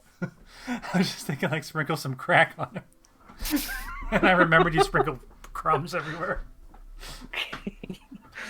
All right. Oh, Sibco's here. Hi, Sib. The game's going good. All right. So, yeah, you have Kemmler axe at his throat. You've spoken into his mind to threaten him. It's just like you can see his hands, like he's got them up, and he just is like, and he does like a slight like burp, like. Pardon. I look to Madcap to see if he's going to lead. No. He's just gonna kind of give him like a couple like taps on the cheek, like light slaps, and be like, "Good boy, stay that way," and put the axe away and hop off the bed, and let whoever wants to do the talking. You must be Kemmler. Yeah, who the fuck are you? Oh, don't worry about who we are. I see you made a good friend. I see you have good friends with Ordok Calamorn, a very, very prodigious explorer. Must have some tales to tell. And if you wanted a fucking autograph, why are you breaking and entering into me house? Wait, why am I doing? Hold on. I gotta get into the dwarf accent. Hold on. But if you just wanted a fucking autograph, why didn't you? Why are you breaking into me house? All dwarves are Scottish, you know that. Scottish, or in some cases, I switch into Australian for some reason. Yeah. Those are the southern dwarves. Yeah, those are the hill dwarves, not the mountain dwarves. Hi, welcome back, Cake. You've Hi, yeah. infiltrated an apartment building where the owner of that casino is, and they are currently interrogating him at Axe Point. Did I do anything funny? You really did bad on a stealth check, but I rolled a natural 1 on perceptions, so you're fine. So isn't this is in Tonka's databank? That is this guy's journal, right? Correct. Yes. Yeah, that's what I thought. And he read it aloud when Yeah. last session. I just didn't save my progress on that, so. Okay. Got it. So the first thing I was just curious about, are you the Dawn has taken over your casino? Isn't that my understanding? I prefer the term mutually beneficial partnership. But surely it hasn't been that beneficial for you, has it? I mean, sure, I gotta pay him a cut, but business is better than ever. That's not what I heard. I heard that he keeps raising his rates, and it's really eating into your profits. I mean, he does, but if there's one thing the Don's good at is spreading the word about things amongst the people. Sure, I don't make nearly as much as I used to, but I got security, and that's all that matters. Madcap gives like a chuckle to that. In the privacy of my own establishment. I look around. Look, I just live here. So what does the Dawn want with our brave explorer? What? You think he kind of looks quizzically and goes, "You think he's in on it?" You tell me. Wait a minute. Kind of looks around and he sees the metal person and goes, "You two were at my casino night. Those two." I reach out and I put two fingers on his chin and try to turn his head back to face me, and I'd say, "Don't worry about them. We're talking." Well, no. That explains why you're asking about him. He's an old friend of mine. We were playing cards with some other friends who live here. He's back in town. We wanted to welcome him back. Oh, good. I'm glad that his hands are clean. It appears as though that's in short supply in the city these days.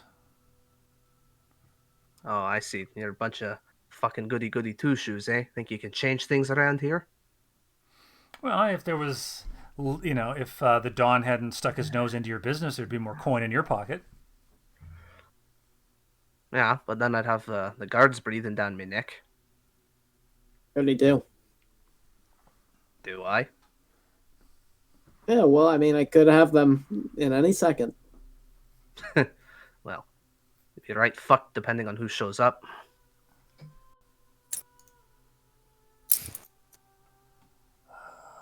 So, if you could just, I think we may be able to help each other, Mr. Kemmler.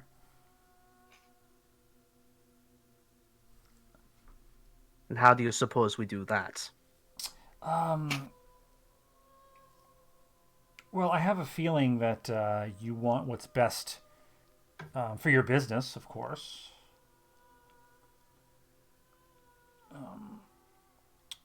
Is there any way I could convince you that Barris Thornton remaining in power would be in your best interest?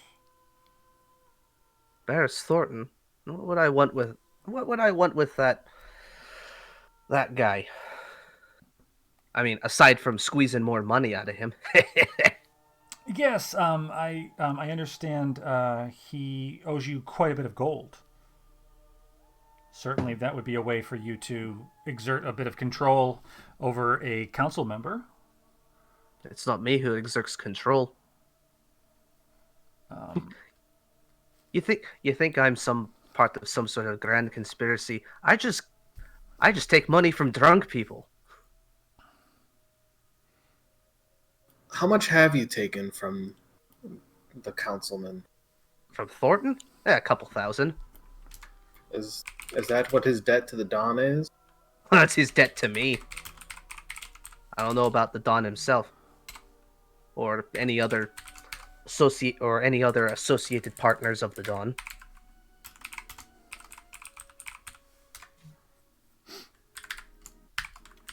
But if he's right scared of the Don, then I imagine it's got to be quite a bit more than what he owes me. what's worrying me, Mr. Kemmler, is that if we know that this new tiefling, orange skin, you might have seen her around the docks, Vermilion. Yeah, I know the lass. Of course, she seems very popular, but what I'm afraid of is that if she was to win, that's going to give the Dawn an awful lot of influence over the council, which I can't be good. I have to assume the more powerful he becomes, the more marginalized you'll be, the higher the rates go, and has to come a point where he doesn't need you to run the casino anymore, wouldn't you say?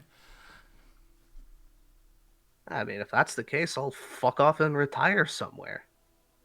I ain't one for the surface world, but it's where you make money. What I'm afraid of is that we all know too much for him to allow us to retire.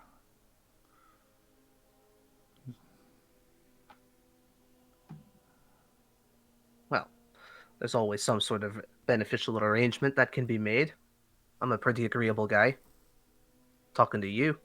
Yeah, well, yes, and you're very pleasant. I appreciate your time. I turn and look to the others to see if they have any input. Yeah, I'm pretty sure your retirement from the Dawn is your body in a bag in a dumpster. That's just my 2 cents. Yeah. Eh, So, probably for some. do you have a good relationship with the Don? I mean, I wouldn't call him my best friend, but he's a good drinking partner. Now, has he heard about what happened last night? Oh, I've informed him. He's right fucking pissed. And so am I. But I think I know the culprits. Why are you pissed? That's my fucking money. Yeah, it was your fucking money, but it was a pretty shitty haul. It's been a slow couple of days, but hey, you should see that place. Should see that place on people's days off. Listen. You can insult my monetary prospects all you want, but I know what I'm about, boy.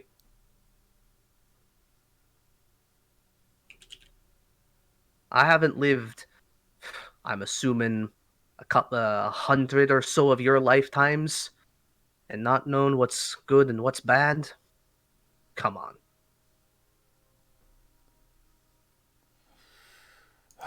And that's a lot of weeks. Pigeons don't live very long, dude. That they don't. That Um, they don't. do you think you would be able to put a good word in with your friend Ordok? Why? What if someone was? I mean, as you said, he's very popular. He's here for just some. What did he say? Like vacation or something? What did he say? He's back in town, basically. Back in town. That's what he said.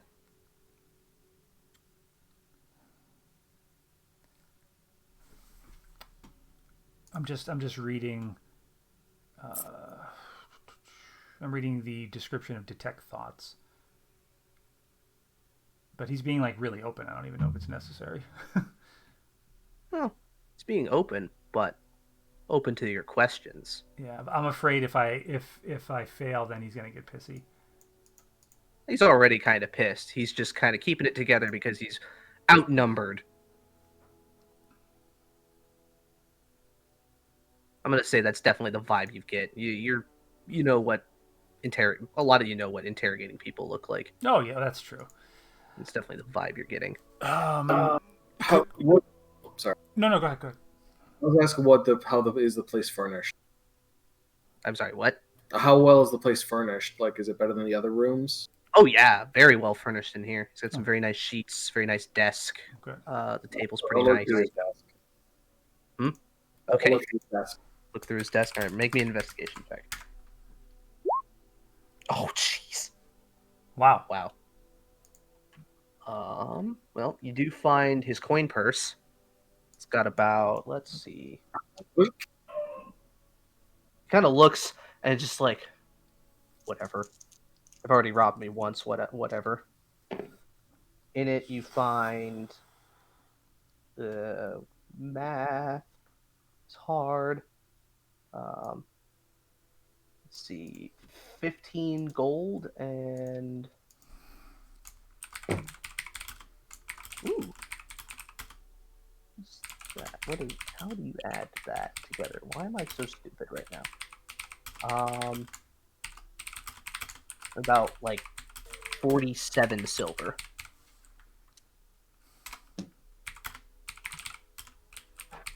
Since it's probably his pocket change. As well as on his... I mean, other than that, like, there's just a bunch of scattered, like, letters. A lot of it's written in Dwarvish, so you can't really read any of it. Other than that, like, his desk is pretty well put together, and there's not a whole lot of stuff in it. I'd hold out the letters to Tonka. If you wouldn't mind, take a look, and if there anything is of Hey, that's private information. I quite honestly go and look at it, or I'll reach out and take it, and just give it kind of a quick scan and just kind of hand it back and say, nothing good in there. Well, I'll tell you what you read with it. When he says this private information, I just don't even look at him. I just like reach behind and give him the finger. No, so what I'm doing is when I'm going and looking at it, I'm literally just scanning it into my system and going and treating it as if it's nothing of import to us. Okay, well, I'll say at least with your skim, you're getting the sense that it's letters from his disgruntled ex-wife. Oh no, it's a scan. It's not a skim. Oh, okay. So it's all there. Like I'm literally just copying it into my data bank. Okay. But yeah, just so if the information comes up again when you need to pull this information out, it's pretty much letters from a disgruntled ex-wife that's pretty much just trying to get a better like divorce deal basically.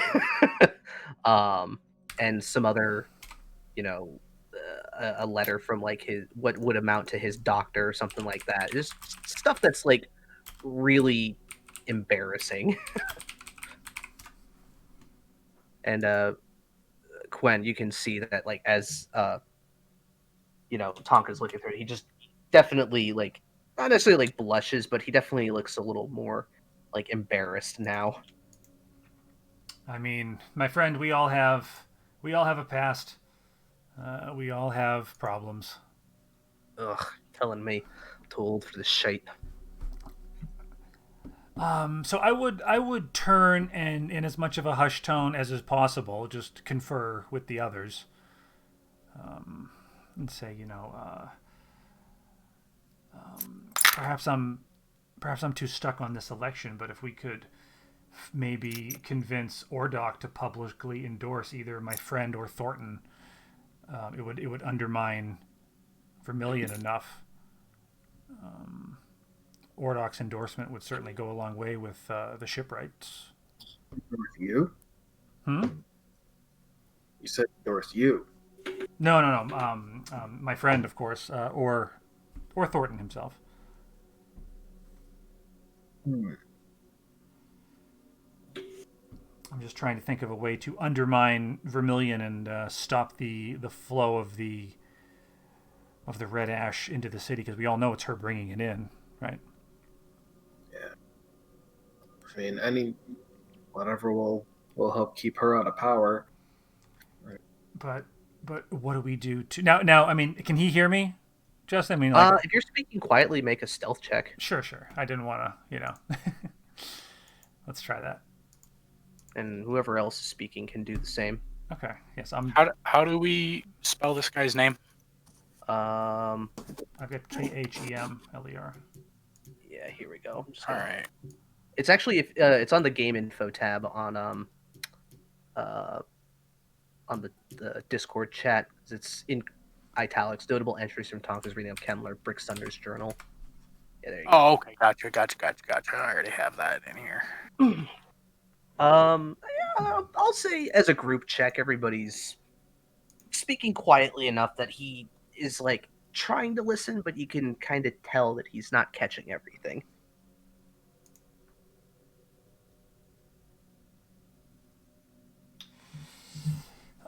So, look. We know he's afraid of the benefactors, the tiefling and the moon elf, right? So we, as much as he puts up a good front that everything's fine with his partnership with the Dawn, we know that he's uncomfortable and he's scared and he's losing money. So he should, it shouldn't be too difficult to get him to help us if we could alleviate some of these concerns. But I mean, the Don's raising his money, but he. Well, can I make an insight check on Kemmler to see like if he's being genuine when he says the Don raising the rates isn't that big a deal? And Sure. I'm positive it is a big deal to him.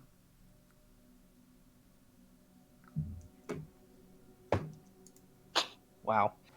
I rolled a 2. He's a dwarf, but charisma's not exactly his strong suit. So, you get the sense that, while he does play it off a bit, it does bother him. It's kind of like this weird line of like, yeah, it bothers him, but it's not really affecting much of his life situation all that much. Like, it's a notable difference, but it's not affecting too much. You know what I mean? Yeah. Yeah, it's like an annoyance, basically. But you get the sense that he has known the Don for quite a while and probably like has a better deal than most other people under the Don's employ. And that's probably why things are working out a bit better for him.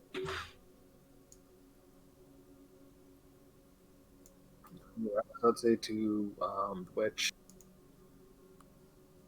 I mean, I don't think he's particularly concerned about the Don or getting away from the Don.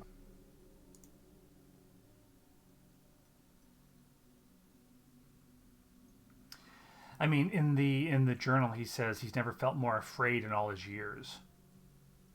So and he says he's going to keep his head down and pay whatever he has to pay. It doesn't sound like he's very happy to me. Well, but I'll also say, considering he rolled so fucking shit on that deception, I would say Madcap, when she says that and kind of thinking back to what kind of you're able to glean from him, thinking back on it, get the sense that it's probably like who the Don does business with is his business. As long as I stay out of that side of what he does, I'll be okay. It's like, I'm just gonna go to my corner. He can do the stuff that he can do, that weird stuff in that corner. Okay. Maybe it was like him trying to get a little bit more involved with stuff. He's like, and he saw one look at it. It's like, yeah, nope. Okay. Well, cake died. No, not the cake. So the question is, what do we offer this Kemmler? I mean, we could, he could get in good with the Dawn if we arrange it that he finds some of the money that we stole, or we could just promise to kill the Dawn. I don't know. What do you all think? Well, who are we sending up as patsies if he wants to find the people that stole from him?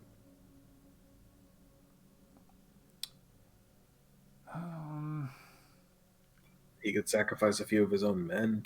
Yeah, Say it was an inside job. that, or I'm sure we could find a low level thug or two in the Shade Burrow that we could offer up.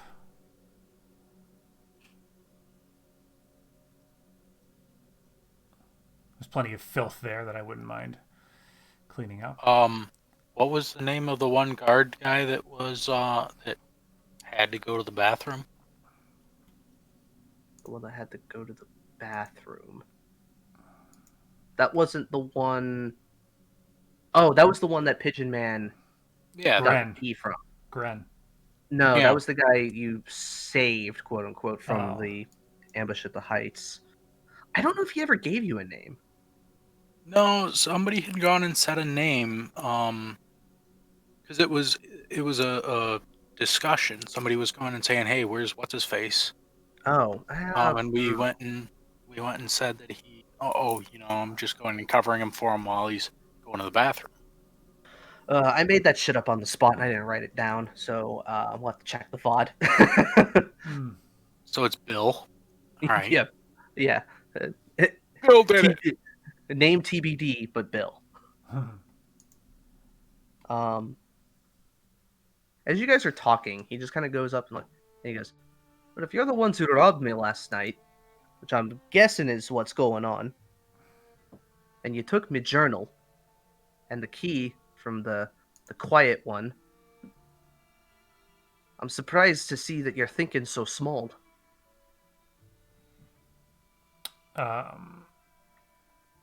Well, as I've suggested, we share some of the same goals. I think I speak for all of us when I say we're open to suggestions on how to think bigger. I rather How can we thought fuck you over harder, Yeah. sir? I rather thought manipulating an election to remove a drug dealing a drug dealer and remove a local crime lord while also defeating a rogue tiefling who's would I know the name demonologist? Yeah, because the Madam's journal mentions him by name, Yeah, or that name, that yeah, title. Yeah, getting rid of the demon summoning tiefling, which I believe we've both met. Yeah, unfortunately. How much bigger can we think? Well, you're on the right track, but if you ask me, you're well, I've met him. I know what he's like. I know what that elf friend of his is like. And I know that quiet one works for the elf. Quiet one works for the elf. I might be willing to talk if you can provide an amenable arrangement. Who's the quiet one? The moon elf? No. The lady? The ninja lady. If I recall, the guy from the ambush, session 2, mentioned that Kaze, the ninja lady, doesn't talk much, if at all. Oh. Okay, who's the moon elf? The moon elf has only been mentioned once in Kemmler's journal. Okay. Just by the moon elf. That's it. That's all he knows her by. Either that, or he does know her name or a title, but didn't write it. One of the two. It's a crossover special with Ambassador Silicon.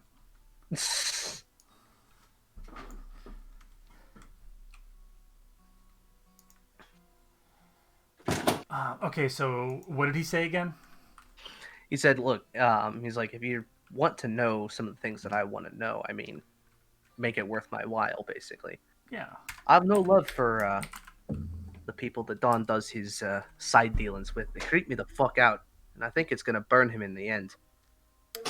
Yeah, but I've rather gotten that impression too, Mr. Kemmler, that the Don is making some. The Don thinks he's in control, but he's making some very dangerous friends. Well, dangerous friends are the name of the game here. It's all about risk management, you know? Dangerous friends that are getting his friends killed. I mean, do you know what happened to the madam over at the brothel? Heard she wound up dead, but I don't know much about all that. I assumed, considering all of the other uh, his goons that were out and about were also killed. I assumed whoever did that got her as well.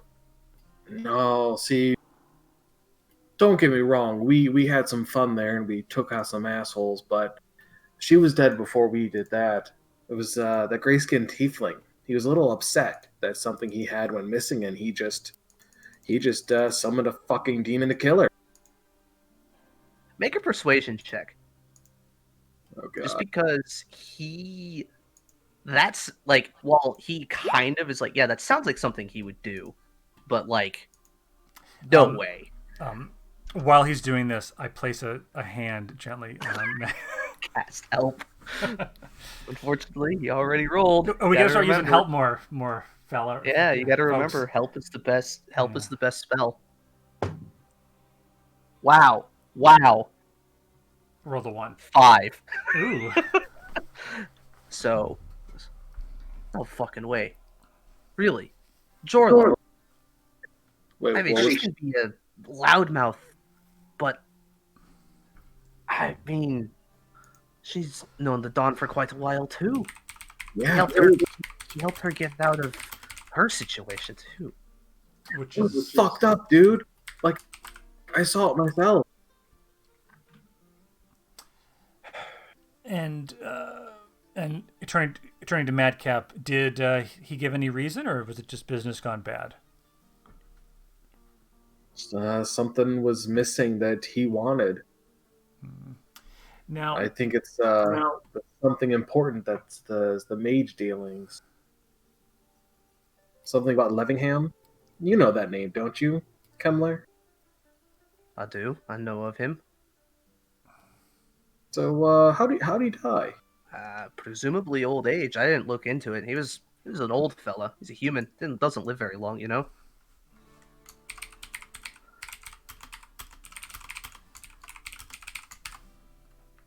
This is one of the only independent mages that lived in the city. Everybody else either, owns a shop and is part of a guild, or teaches at the academy, or they're just passing through. I would go and remark offhand that he died of old age. And you know him, Metal Man? That's not your concern. Probably not, but color me curious. Oh, if these benefactors are... I hold out my hand.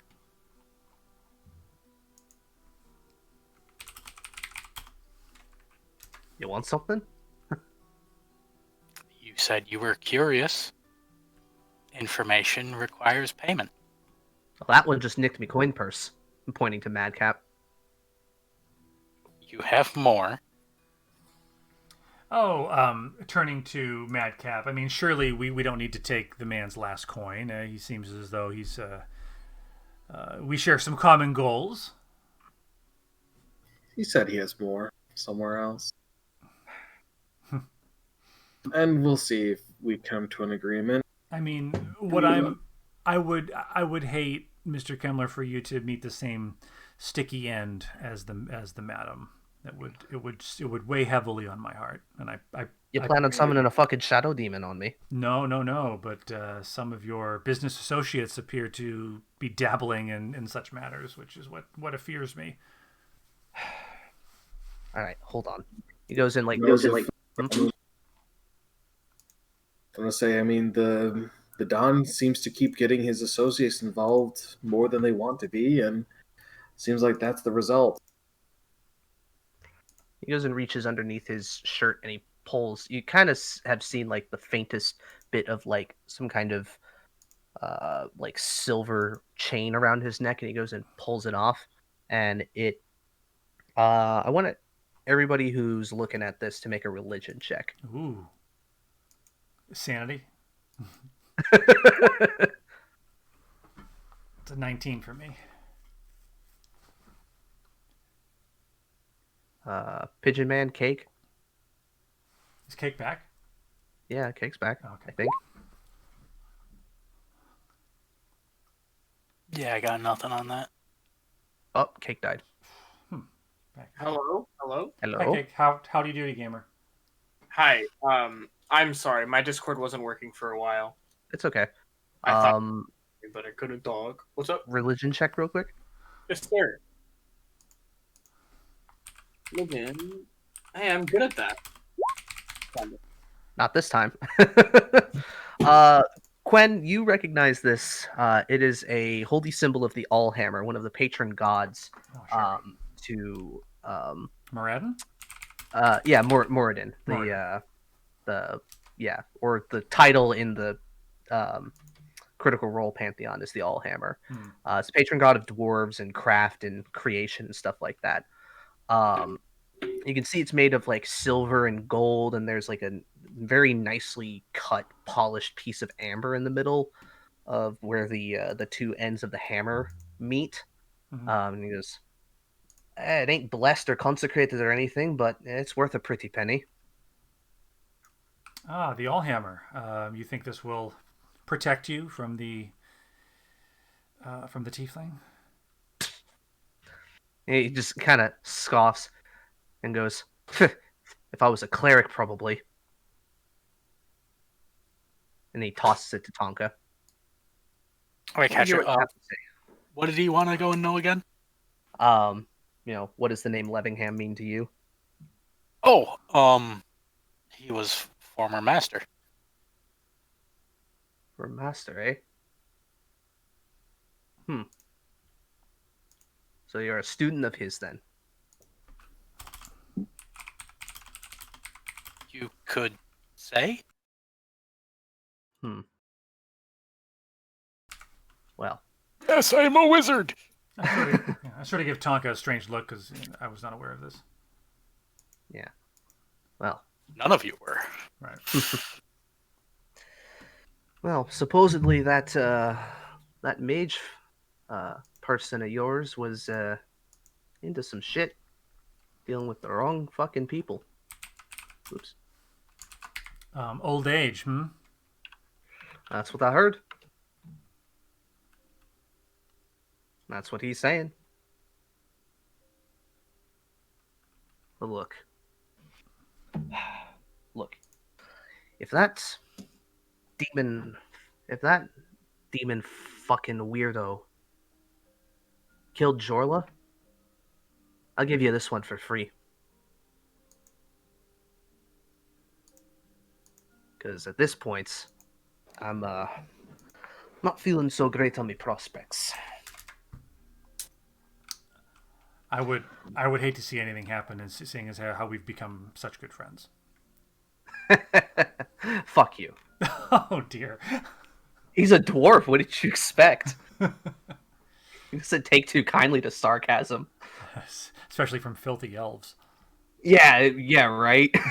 And you're one of them tree-hugging elves, too. How about side by side with a friend?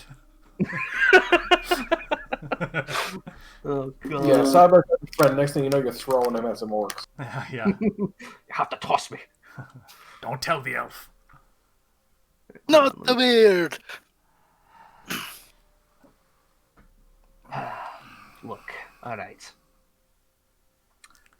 Hold on, I'm pulling up my notes just to make sure I get this right, because this is very important to know.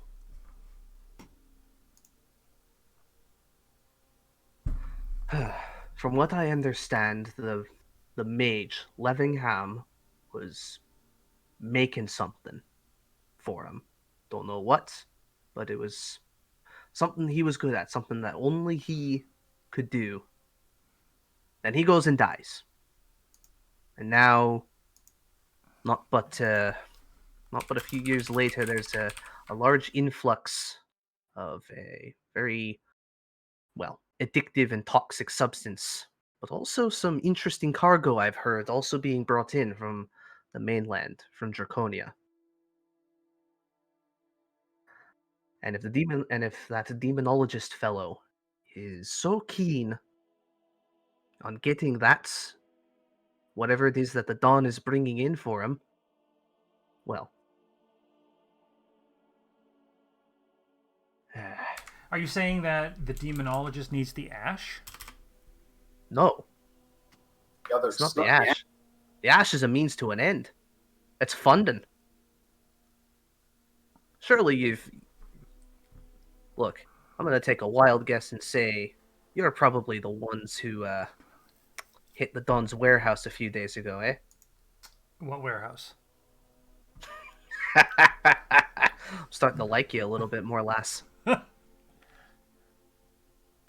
Nah, seriously. Better question is which warehouse? Yeah.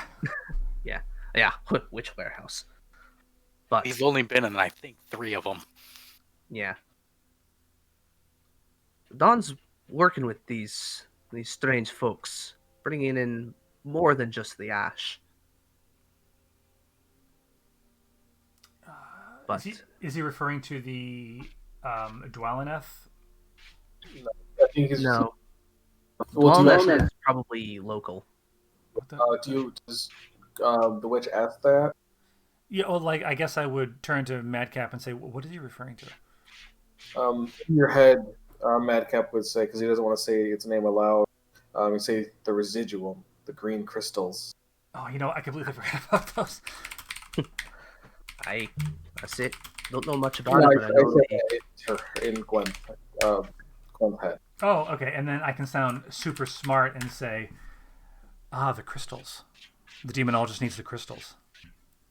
yes, or at least the demonologist and his friends need the crystals. Well, we to start assuming that this Levingham, the Warforged master, had been making something of this sort, and when he died, they had to find a new source. Possibly. I mean, again, all I know is that this Levingham guy was a researcher. He did a lot of things. Maybe he was making it, because I know that the Draconians, they are all into that sort of magical research stuff. They're the forefront of all sorts of crazy shite that, well, folks like her and him and, well, any magic-y folk are into.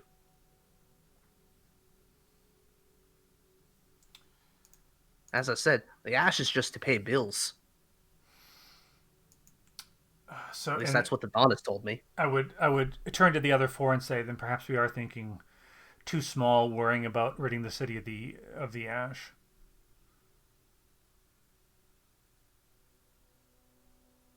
Well, nothing says you can't solve 2 problems at once. Well, if they can't bring in the ash, then they probably can't bring in the crystals. That's true. If you remove their funding, it would probably force a confrontation at the very least. If we can get the Don's gang to implode on itself, or get these benefactors to go after the Don out of frustration. Yeah, possibly. I still think the first step is to ensure, well, at least one step is to ensure that Vermilion does not win this election. The Don and his friends cannot have access to a council member. It's just too much power.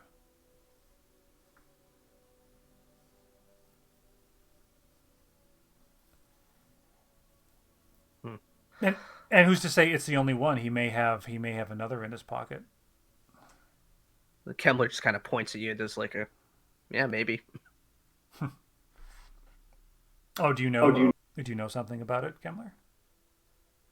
What makes you think I do? I'm going to cast Detect Thoughts. Okay, and you're gonna try and probe deep, I think, or are you gonna do surface thoughts first? I think it's time. So let me read this. So you go surface thoughts, right? And there's no save for that, right? Yeah, it's just you can hear. And can I do both with one cast? I mean, well, it's concentration, so I think you can use your Okay. action on subsequent turns to probe deeper. Yeah. But then they know that you're doing that if they succeed on their save. Okay. So I'll say with the initial surface thoughts that you get, let's see. I'm looking at I'm trying to see what he would know. So I have like this whole bullshit over here. I'm just trying to see what he would know. What I'm very worried Might about. cross his mind. Oh, wait a minute. Hmm? You know who I completely forgot about? Who? Was Baron Tarkov. I completely forgot about him. I mean, maybe. Who I've knows? been so obsessed with Thornton, I forgot about Tarkov. Hmm. And how do we know that Magister Lorash isn't in on something? He's a mage. Well, Lorash is who I think the crystals were stolen from. Okay. Mm-hmm. Yeah, he's Magister is the title for like a mage aristocrat in Yeah. Draconia. Yeah. So he could be on the coast in Belisarius, or he could be back in the capital of Draken,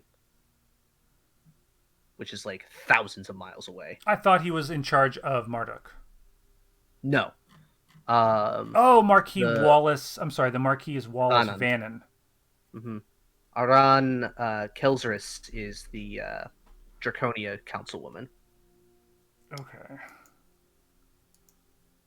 Ellis, we need to get you a corkboard and some red string. I know. You're gonna have your Charlie Day moment at some point. I've got pages of notes. They're just horribly organized.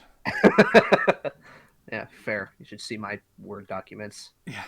I at least have the benefit of being able to type text in between other text.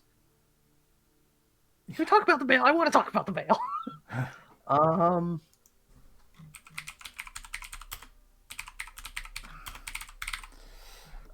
Let's see. Oh, yeah, here we go. I should put a word in with Herafen, maybe see if they can track these folks. That's the first thing. That's the first thing you hear. A word in with Herafen? Yeah, Herafen. Okay. So Sounds like a drug. So he wants to track us.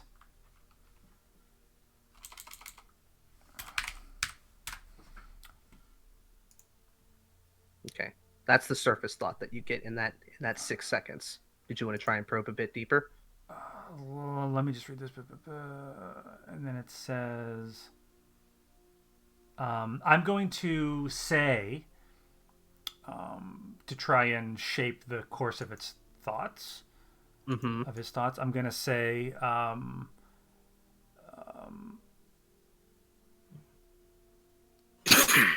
certainly Tarkov would be a valuable ally.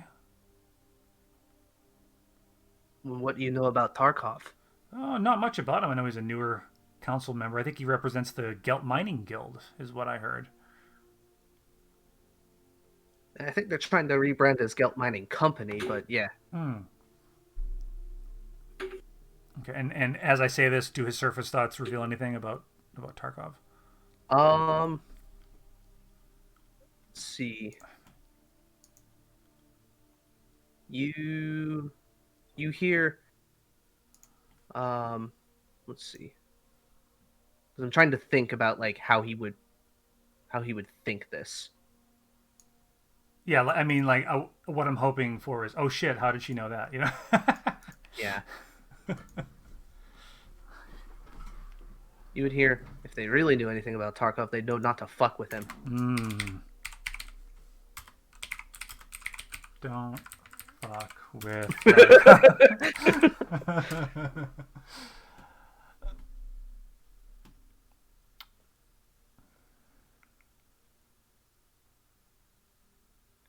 if it fails, it succeeds. Either way. So okay, so let me ask a fundamental question. If I don't probe, does he find out what I did either way, or only if you probe deeper does he find out? I think it's only if you probe deeper, if I'm reading if I read Detect Thoughts right. Okay. Yeah, I think it's only if you probe deeper. Because probing deeper, if I remember right, you're going against, you're almost going and forcing him to think about other things. Yeah, it's like you're like literally digging through his mind, trying to pull things out. Yeah, it's very intrusive. Surface thoughts are what he is naturally actively thinking about. Yeah. Deeper thoughts, you are going and saying, "All right, I want to know about this. You need to think about this," and you're pushing him that way. Kind of like It's kind of Occlumency. like in the episode 7. Like the only cool thing I'll give episode 7 is the when Ren is like doing the like force like torturing people, and he's like trying to pull information out of them. That's kind of what I'm thinking of. I was thinking more Snape and Harry having occlumency lessons. Oh well, dude, it's also been forever since I've watched anything Harry Potter. Yes, and Leg, we know you hate Harry Potter. We know. That explains why he disappeared. Because if you probe deeper, either way, the target knows you're doing it. Yeah, because you're pushing Yeah. they're pushing their mind that direction. Yeah, and he's been kind of, well, I don't know. See, I wish I could ask like the group, what should I do? But I know I can't. Right? I can't ask that. I would probably just say,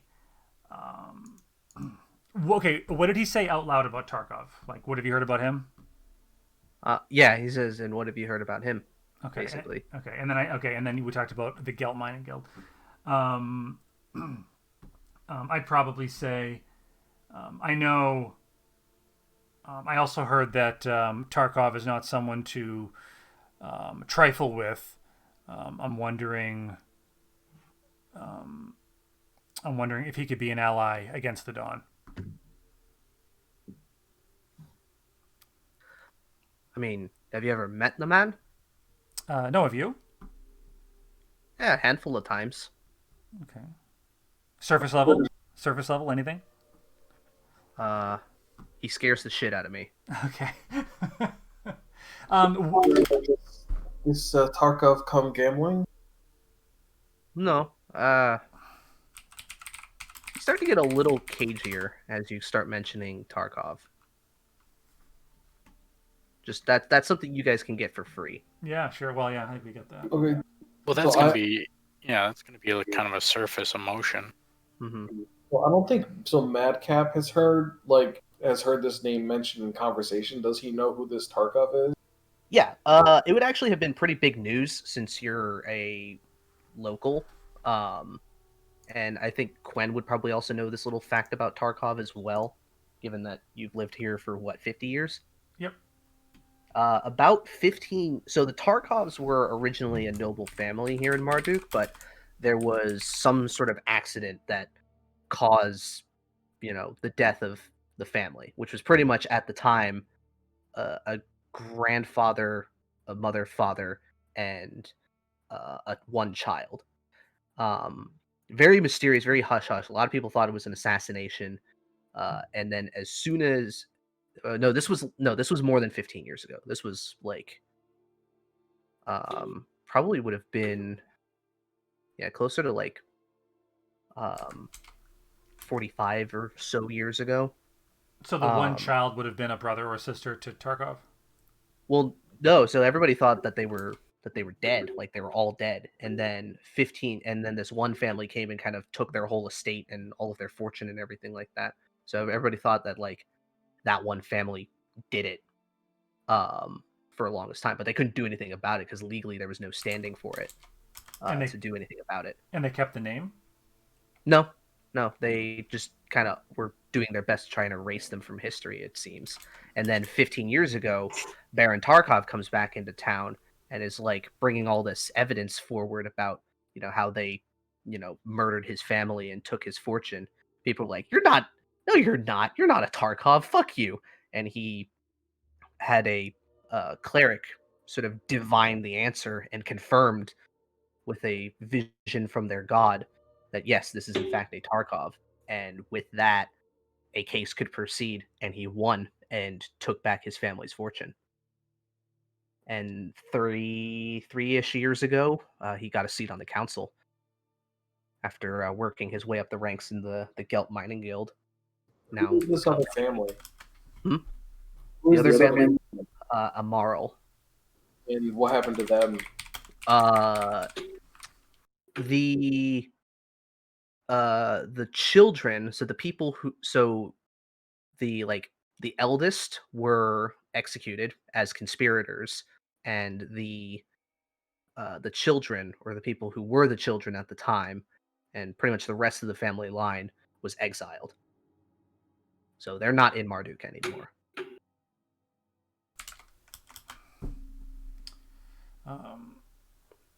I'll say to Kemmler,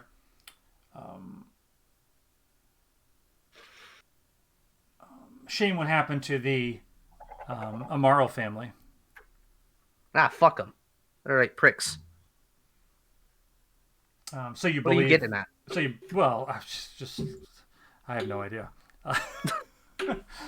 Everybody knows they're pricks. Tarkovs were good people. One of the few good souls in this fucking town. Is Tarkov a human? Yes, Tarkov's a human. Okay. They're good people, you say, Baron Tarkov? His family was. I don't know much about him. Why does he scare you so much? Seems he's lived a hard life, and it kind of shows. Why does he scare you so much? I mean, you haven't met him, so you wouldn't really know. He just has this presence about him. Just makes you uneasy. Yeah, very. Less That stare. more uneasy than the moon elf? Oh no, that bitch. literally kill you with a glance. Her deal. She's one of these benefactors, right? Yes, it seems. Does she have a name, or You could ask him if he knows. that's what I did. I just Oh, okay.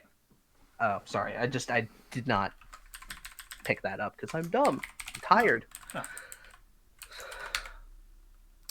Well, if she does, she didn't deign to tell me, and nobody would. How many benefactors are there? There's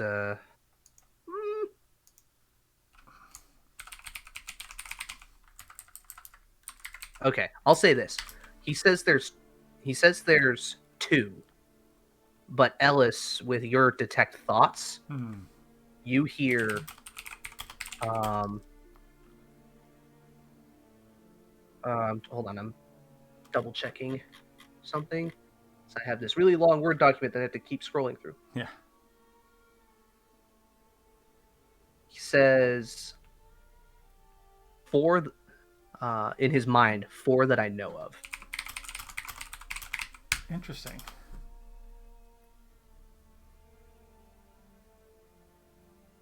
I don't know what this music is, but it feels perfect for this scene. Yeah.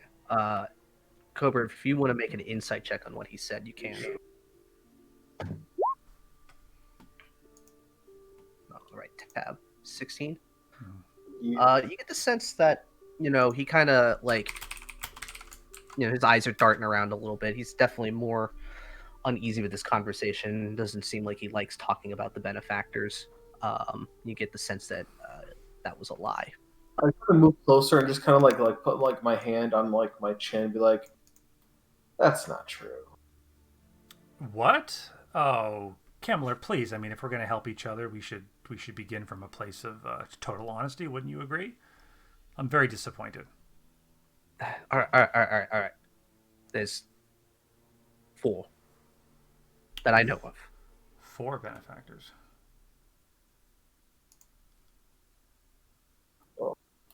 Perhaps you could help. We have this demonologist. Who's very scary. Yes, we have that quiet woman, the Kaze. You're familiar with this one?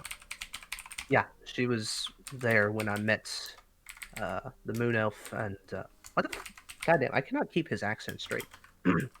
Yeah, she was there with when I met the Moon Elf and the Tieflin man. She stood by the Moon Elf's side the whole time. So what's the Moon Elf's deal? What's we've caught glimpses of the two I've mentioned otherwise. I don't know, man. She's the one who did all the talking during that meeting, so I'm not entirely sure. And who's this fourth?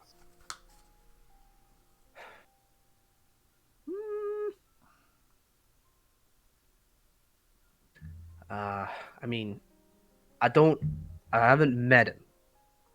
And I want you to know that is the honest to God's truth. But I know that the tiefling man, a couple of times I've met him, regrettably, has mentioned a partner of his that works the city. That's it. That's all I know. He works the city?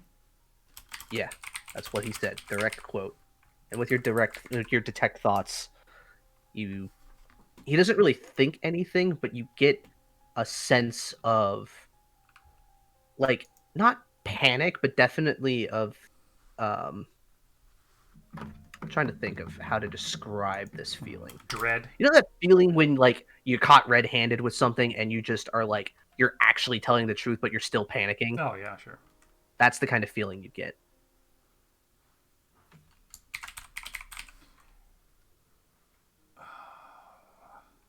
Well, I don't know. I believe it's like dismay or something like that. Would Yeah, it be? something like that. He's distraught, but in a way of like, shit. Gotta be honest now. What do you mean he works the city? You just... Verbatim, that's what he said. Don't know what that means. Don't intend to find out.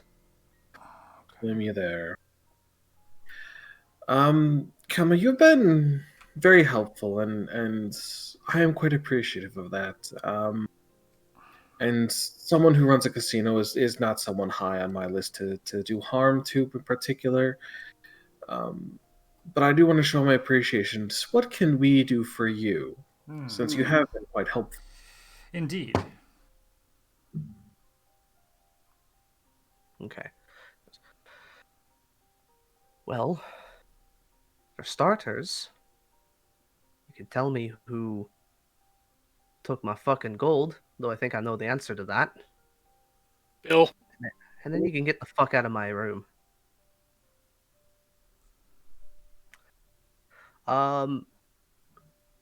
I haven't gotten any pings or anything like that on my alarm, have I? Nope. No Damn. pings. It is at this moment, as he is kind of scooting around a little bit, just trying to, like, with Madcap getting a bit closer, he tries to, like, move over a bit closer to the edge of the bed here. See, he's afraid of you. You scare him. As he is doing that, since this is a window here facing the front, there is this brief moment of pause, and then you hear the shattering of glass, and Quen, you hearing that, you look over and you feel something splat onto your face, warm, viscous. You see Kemmler fall over onto his bed with a large metal arrow sticking from the back of his head, and you see that there is a crack through the window, a perfectly sized hole, and some shattered bits of glass. So I've got dwarf blood all over me? Yeah. Quickly, like, right to the window to see if I can see. Okay, both you and Quen can make a perception check. Okay. Okay. Wow. Do I need... I'm not even going to roll. Good. No, do it. I just want to see if you can catch this too. Oh, sure. Okay, 18. Unfortunately, no, you can't catch this. Wow. But you, Madcap, with your experience of scouting around and kind of keeping an eye out for things and being very cautious, you scan the rooftops knowing that you're on the second floor, and you see the faintest glimpse across that courtyard at the front of the building, hopping off of one of the rooftops of a building that's pretty level with you and kind of darting away very quickly is some sort of some figure in a red cloak holding a bow at their side. But as they jump down, the bow disappears. I would want to just immediately take my axe, like, give a good smash to the window and jump out. Okay. Chase. And then Would I- slow fall. Would I know, like, the dwarf? Like, is it worth casting Healing Word or anything, or he's just gone? It went through it went through the back of his head With a headshot, he's dead. and then came out like partially out of the bridge of his nose near like his tear duct. Okay, so Healing Word's It's- probably not going to do it. Yeah, he got brained. He got domed. Jeez. In all honesty, a shot like that, you would have skull on your face as well. Yeah, so Yeah. So my detect thoughts, the last thing I detected was arrow. The last thing you detected was a lot of pain. Eesh. Yeah, just this feeling of instantaneous pain and then silence. I probably would have like stepped back from this and then seeing Madcap jump out the window, right? Mm-hmm. I'd probably look to see like where he's going. Well, you do see him start running across the courtyard. I'll say that. Towards somewhere. Seems like he spotted something. I hold up the amulet, look at it, and go and say, "Oops." Maybe you should have held on to that. Was Ordok in his room, or we didn't know? Nobody checked? Yeah, that was my next stop. What are Tonka, Pigeon, and Arco doing?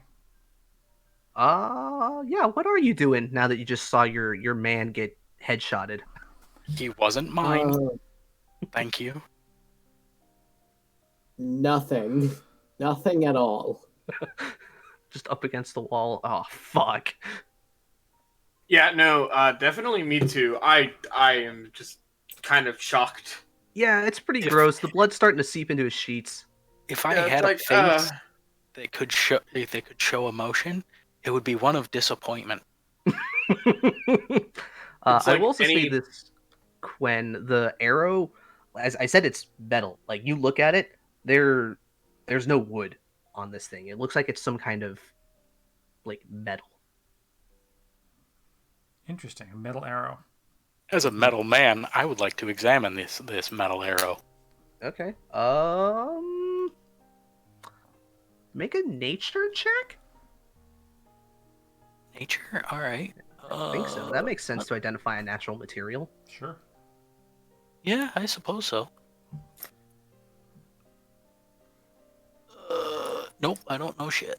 I'll say this. You don't know what it is, but you lift it up. Aside from the heft from his body, the arrow feels pretty lightweight. Surprisingly so for something made of, metal. Well, I'd assume that when I gripped it, would I be able to tell if it's hollow? Doesn't feel hollow.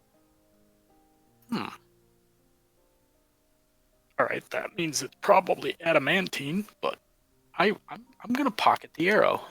Is adamantine light? I always thought adamantine was like the same weight as steel. Adamantine is or no, mithril, sorry. Yeah.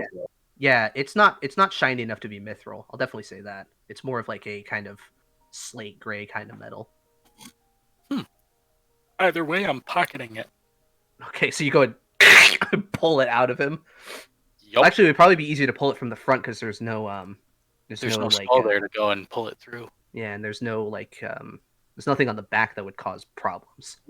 Like Madcap didn't take time to look at it, but was there fletching on it? Like the feathering on the back of it. Yeah. Or like metal fins? Actually, yeah, there would have had to be. Now that you think about it, but I'll say that they're thin enough and like there's a bit of a sharpness to them that it's able to kind of come out. Yeah, I didn't mean to cause difficulty pulling it. I just meant in general because like there's a solid metal arrow, so I didn't know if there'd be it's like three it's like three little fins on it basically. Okay, Yeah. so they were metal fins. 3 fletches with it's not like a pilum style. For like the head. No, a pilum is a short spear. Okay. It's a short spear with a soft metal head that bends, making it impossible to go and remove from a shield. Oh yeah, no, it's not like that. Reuse. It's meant for effortless entry by the design of it. Yeah. So it's probably like a broadhead or something like that, or armor piercing. Well, if everybody is sitting there stunned, Madcap, go ahead and Oh no, I'm pocketing the arrow and leaving. Well, yeah, you can put like a strange metal arrow in your inventory. Um, let's see. This person does have a good lead on you, so but you did get the natural 20 on the perception. So I'll say make an investigation check with it or no, a survival check with advantage to track them or to at least follow. Okay. If I was to use this as a weapon, would I be able to go and mark that as like a javelin for a d6? It's too small to be a javelin, but it could be. You could. I mean, like damage wise. Uh, A Supposed d6 to or a... throw. It'd be a D4, I think. Okay. It's not like big. So a It's not dart. huge like a javelin. It's not a spear. It's probably. Let me get my ruler. It's probably like a cloth yard shaft or something like that. Probably like a foot and a half long. All right, so it's a quarrel. All right. Something like that. Yeah, So, I'm not an archery person. I'll grab it as a dart then. Yeah, I think a dart would be perfect. All right. So, for the first, do you use any of your key points for speed, or do you just do normal dash? Just normal dashes at the start, and my movement speed is 35.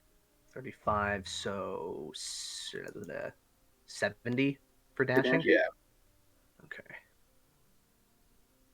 Okay. Definitely you follow the same path, and you were getting a pretty good look at like alleyways and stuff like that coming through since you were starting from the rooftops.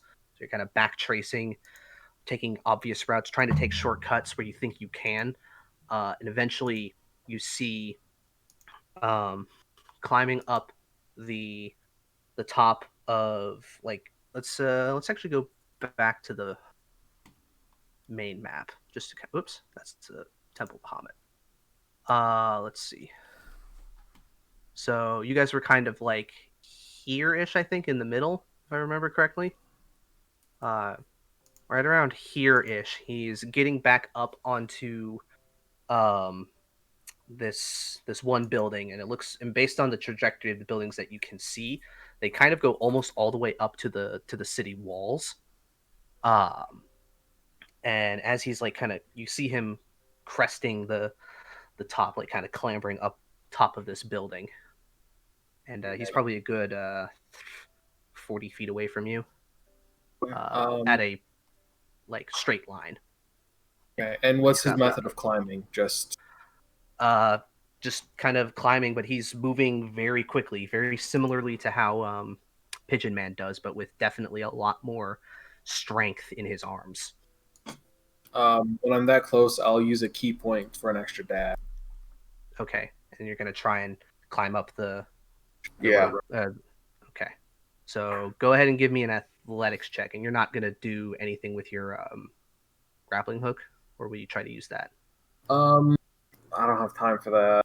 I don't think if there's any way for me to if there's like an alleyway nearby where like I could like free run style parkour, like kick jump my way up there quickly. Let me roll something real quick. Yeah, there actually would be. There's right next to the building on the left, on your left side, there's a very thin alleyway between it and the other building that would be perfect for some consecutive side hops. I would like to try that. All right, then go ahead and give me an acrobatics check. Oh, with the grace of a short ninja, just kind of get up, and then you crest the top of the building, getting up top as this you can see is definitely the shape of a man, human man, probably in the neighborhood of like 5'10", 5'11"-ish. Kind of stops, and you are there, I imagine, axe out, ready to go. Yeah. He just stops for a moment, looks at you, and says, "You don't want none of this, little man," as he holds out his hand, and that bow, in like a flash of energy, apparates into his hand. I love All right. Long Do ass I? bow. Can I? So is he looking at me? He's looking right at you. Can I see his face? It's slightly under the hood. I would say to get fine details, roll me a perception check. Okay, that's enough. It's not a super hard check. You're not too far away. You can see he's got light tan skin, no facial hair. Okay, wait You one second. can't. Okay. I need to start right.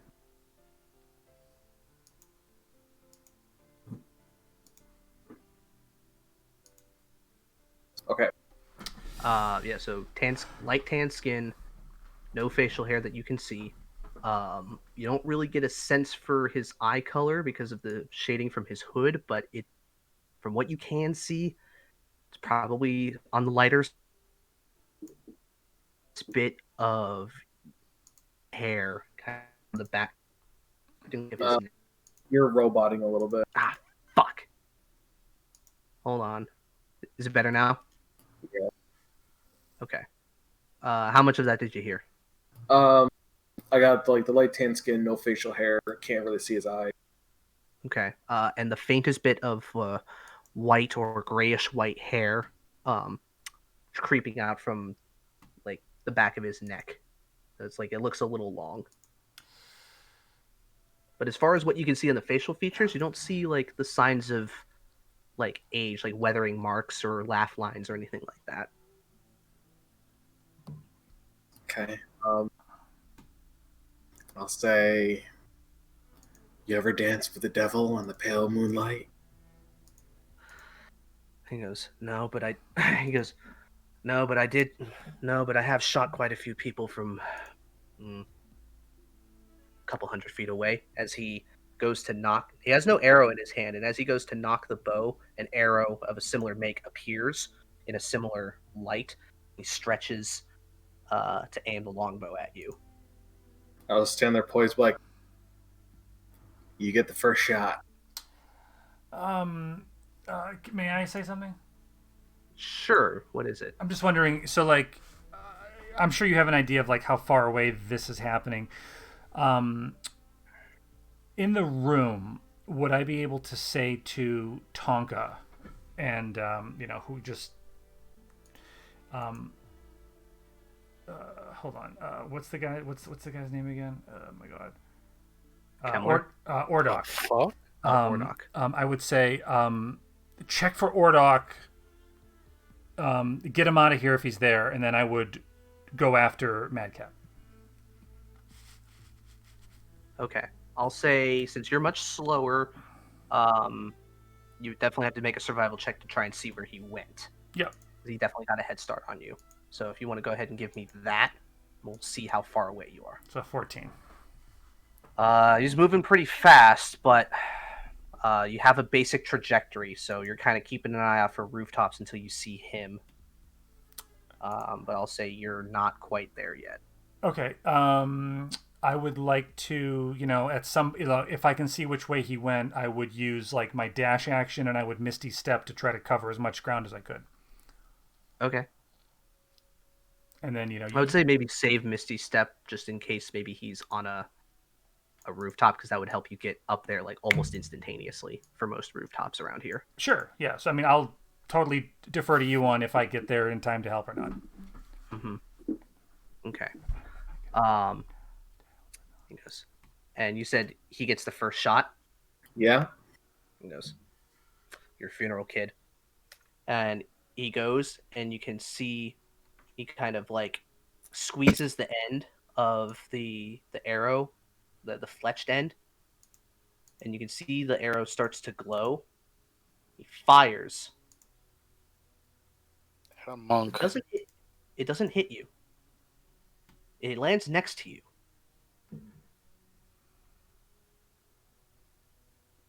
Oh my god, it's gonna explode. Does it look like he intended he shot it at an angle downward and is stuck in the ground? As far as you can tell, it looks like he was aiming right at you.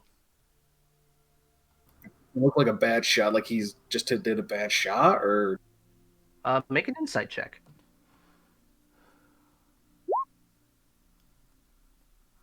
Seems like he meant to. I'll kind of like circle away from the arrow around him because I don't want to be near that arrow. Okay. And I'm not gonna go at him like an choice. As you say that and start moving away from him, he you can see his other hand hasn't moved. Hit the one where he's gripping the arrow from hasn't moved from its position where he was gripping it. As he forms it into a fist, I need you to make a dexterity saving throw. Well, I don't understand what's going on. It's a Okay. magic arrow. It So it's okay. I'll say that that's happening as you're moving it. I don't understand like what you're describing his actions are because I thought he fired the arrow, but now he has another arrow. No, Well, no, he's no. It's his hand. So he's he's not. released the arrow and has now formed it into a fist. He's activating the magic. Yeah, it's kind of like an activation thing, almost like a somatic component, I guess you could say. Okay. So Well, think of it like a pressure switch. I'm imagining this is all happening He's very quickly. He's released the Also, arrow no, and he is now pulling the Justin- trigger. Let Justin Yeah. describe it. So I'm just like so he has I'm guessing the bow in his left hand and the arrow in his right, and he fires the arrow into the ground. And now with the empty right hand, he's clenching his fist. Yes. Okay, and the arrow is doing something. The arrow that is Yes. stuck in the As you were moving away from it. Gotcha. Yes. Dexterity save. Yes. Yeah. Sorry. Order of operations a little wonky, but yeah, it's all happening very quickly. Kind of not really doing this in fast and loose initiative orders. All right. Oh, that's right. I was confused by what was going on. Yeah, it's okay. But I do always appreciate people looking for clarity. Okay, that's a fail. As you were moving away from it, there's this blinding light from the arrow, and there's a brief moment where you don't hear anything, and then the shockwave hits you. You take what is it?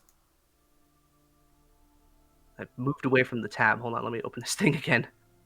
Yeah, you take 38 points of force damage.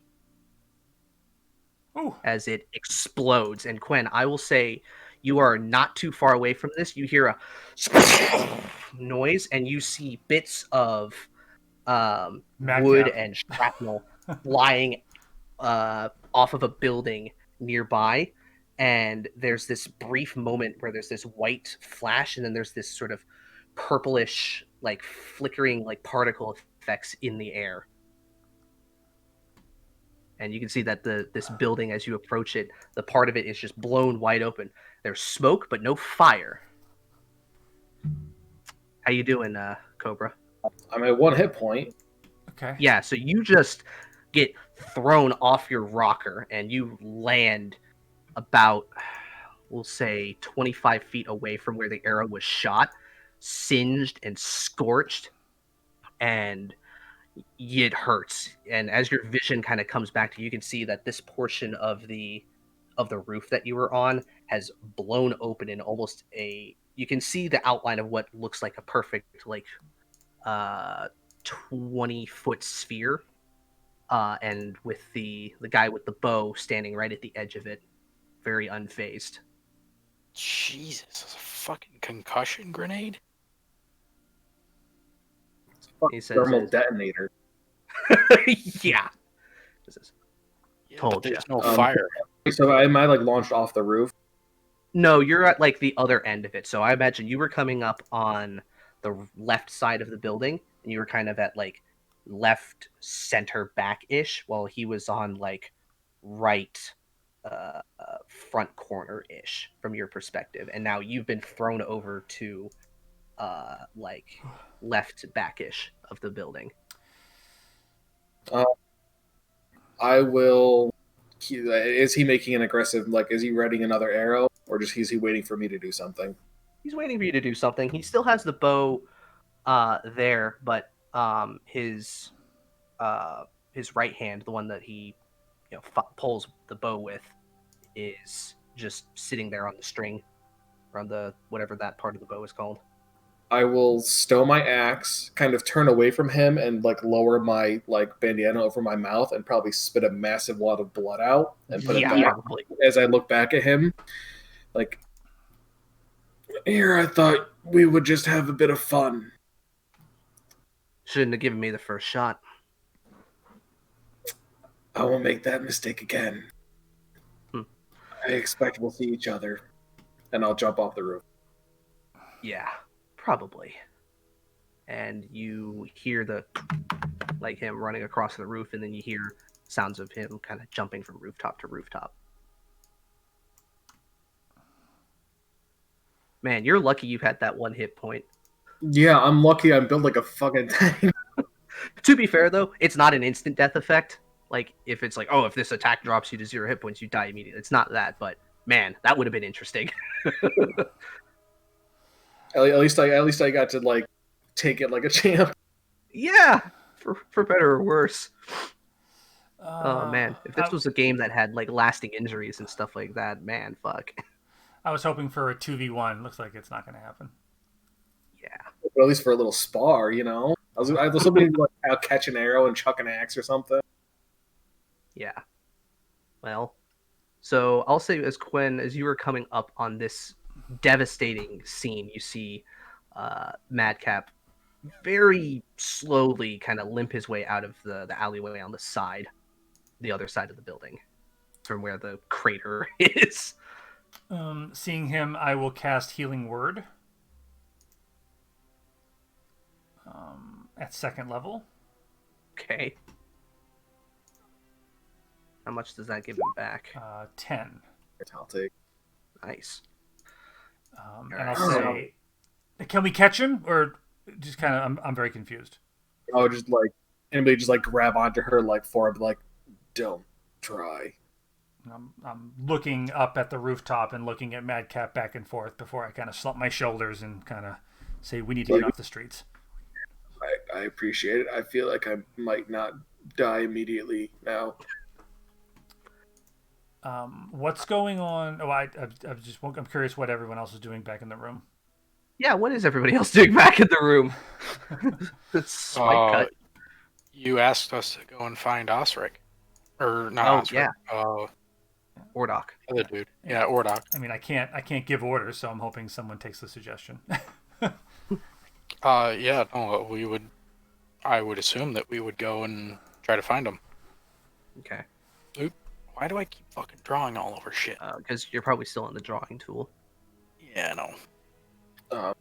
But before we get there, I'm gonna say, Madcap would literally just say like right here, say, you guys want to do whatever you want to do tonight. I'm gonna go home. I'll be at the temple tomorrow at dusk, and just limp away. Like, Okay, you say that to Quinn. yeah, because he's fucking off. Yeah, no, that was rough. So okay, seeing I'll say be well, get off the streets. I have to assume this is going to attract some attention, and I would pull my hood up and through the shadows try to stealth back towards the building to see if I can see what's happening there. Okay. I'll say as you guys are exiting the scene, you do hear the sounds of, heavy footfalls, guardsmen. I would say Madcap going back into the city. You have to duck into an alleyway at one point as you see a large group of guards going in that direction. Let me check what color their sashes would be. Their sashes are yellow. And you know that is the distinguishing factor of the North Side guards.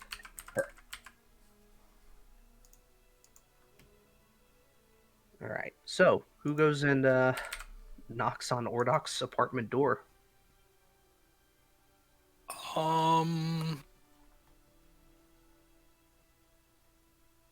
guess I will. Okay. Seeing as how I think Tonka's the only one awake at the moment. Yep. I'm gonna assume so. Jake, are you still here with us, or are you asleep? Yep. Yep. He's probably asleep. Who? Jake. Leg. So yeah, I suppose I will be knocking on his door. Um, What was our interest in him? um, So, I mean, you might have remembered Quen saying, that she wants to talk to him about possibly endorsing a candidate, but specifically, I would have said to get him out of here, because I don't know if the building is under attack or whatever, just to ensure he's safe, because Kemmler was pretty clear that he's not involved in any wrongdoing. Oh, okay. So that's kind of where that's where my head was at. I was gonna say, damn, and I forgot my mobile printer at home. Go and print out a support, hey, support us flyer. Yeah. But yeah, no, I would go and I would remove my cloak and would knock on his door. okay. Especially considering I am yellow and the guard is yellow.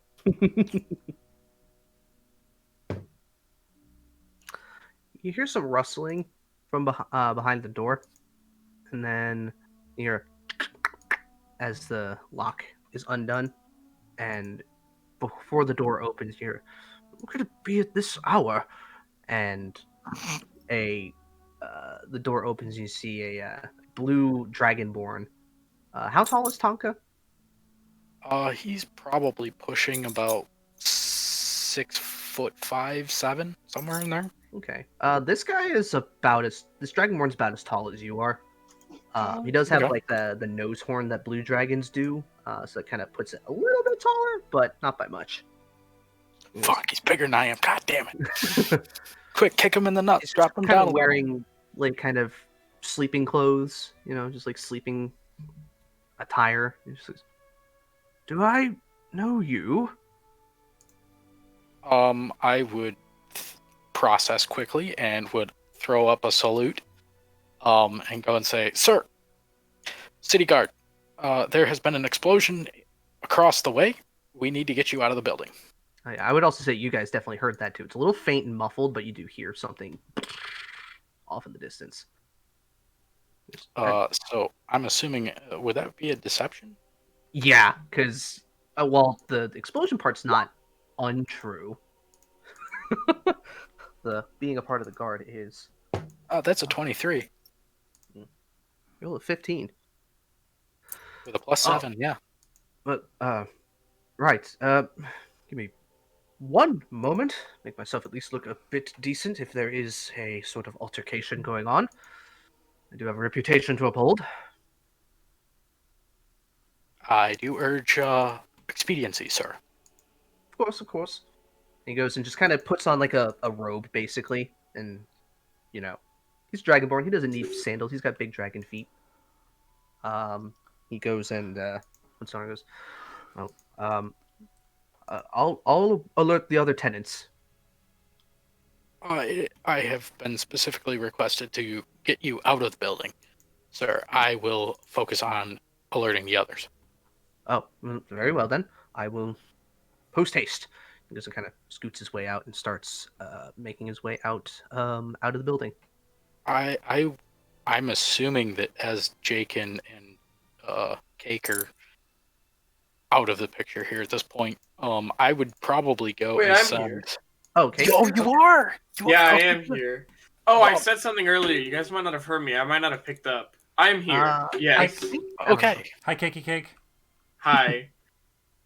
So I'm also tired. Same.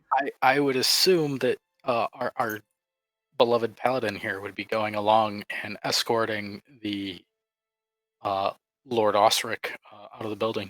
Yes, I would be. I'd be very excited to see a fellow Dragonborn. Okay. Here, just so that they can be buddies. And then I would go and make a play at alerting the others. Okay. And so you probably wait until there we go. There he is. Probably wait until until he's out of eyesight. Just to do No, so. I will go and knock on the next door, Okay. but once he is gone, I will stop and leave. Okay. So which door do you do? Do you do this one or this one? I as this one is closer, I'll go here. Okay. You do not hear a response from that one for a good while. Maybe somebody's not there. By the time I'm done waiting there, I'm assuming he's gone. Yeah, pretty much. They hurried out pretty quickly. And is there only one or exit from the building? Seems like from the front, yeah. All right, then I will slowly make my way towards the front of the building and leave. Basically, just giving them enough time to get out of the way, make it look like I'm doing what I promised. Yeah, I'm gonna do. What did Pigeon Man get? Not great for stealth. I would imagine he probably makes his way out of the window, off the side, and kind of waits around the corner to see everybody. Here we go. These two are long gone. So Cake, while you're standing there with Ordok, he's like, "So, say there was an explosion? Whereabouts?" And he kind of looks. He's like doing that thing where he's like scanning the horizon with like his hand over his brow. Mm-hmm. Even though you're supposed to do that for the sun, but the sun's not out. Seeing him do that, he's an older Dragonborn, correct? Yeah, he's very much older than you, but does Seeing look him very do hard.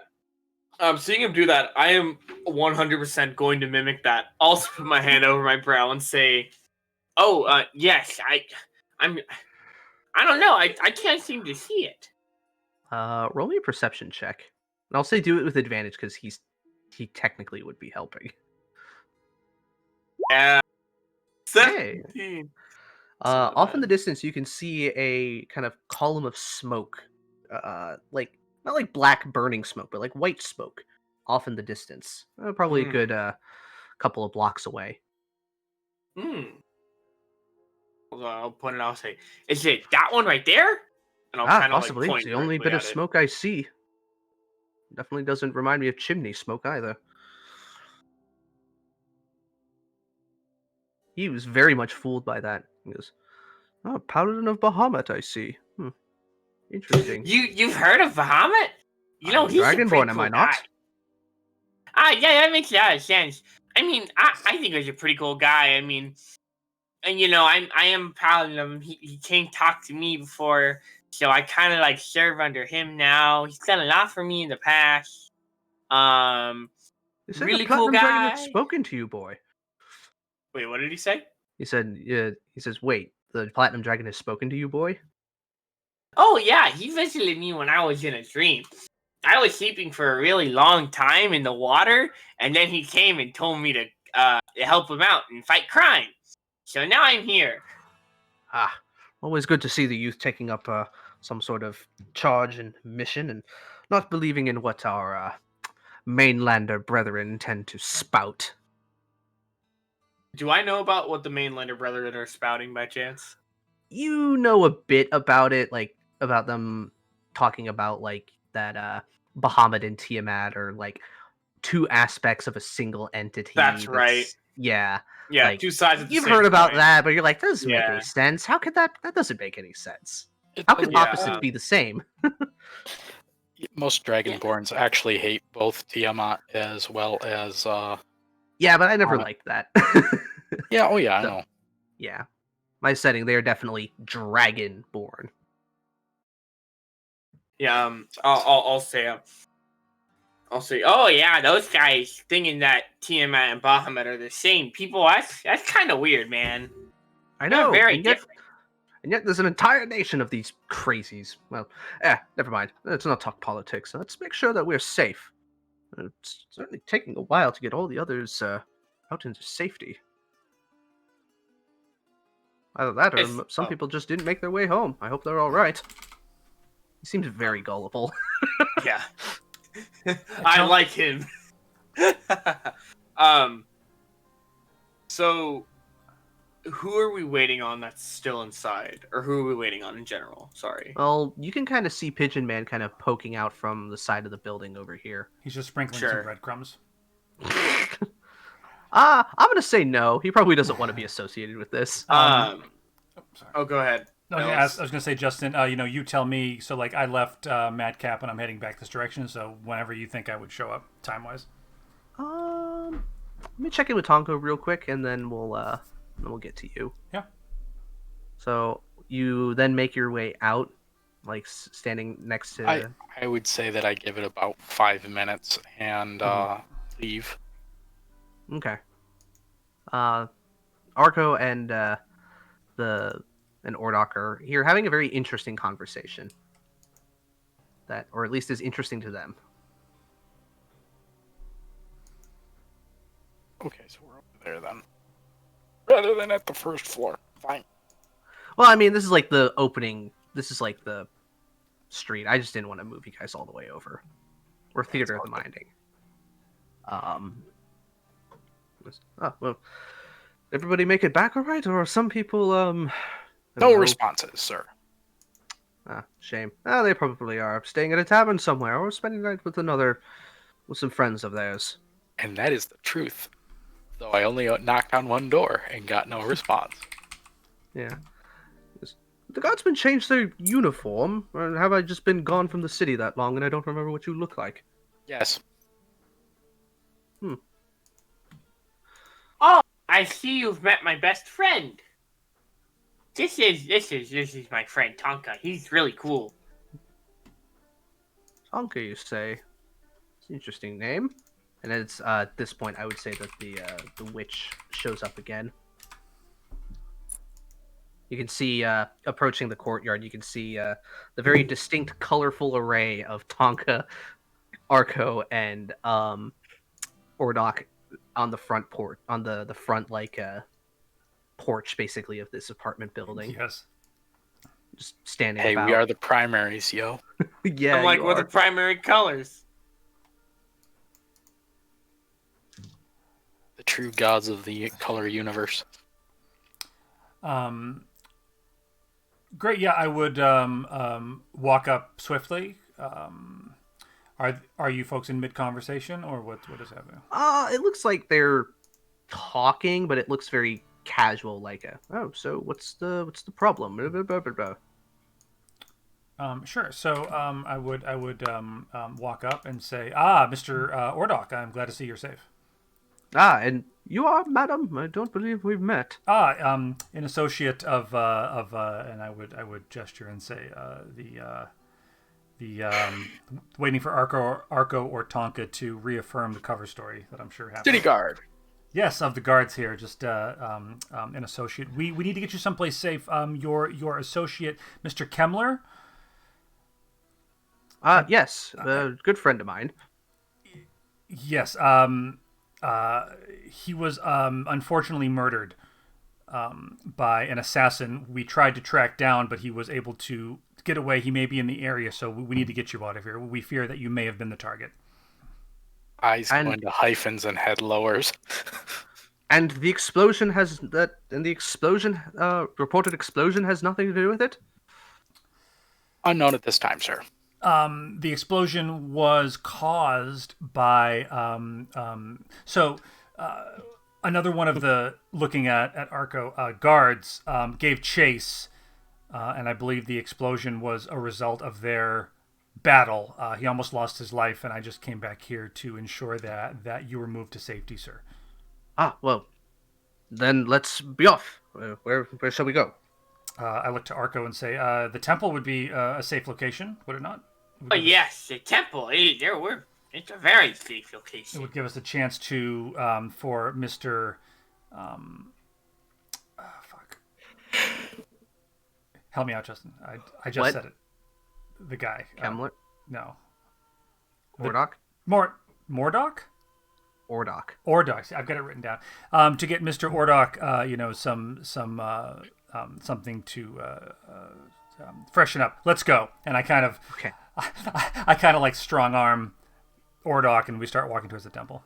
Okay, out of the corner of their eye, you see Pigeon Man around the corner of the building, and he just Um, and he gives you like an okay sign, and he like puts a hand up to where his ear would be and gives you an okay sign, and you see that he's kind of darting around and shadowing you guys. Okay.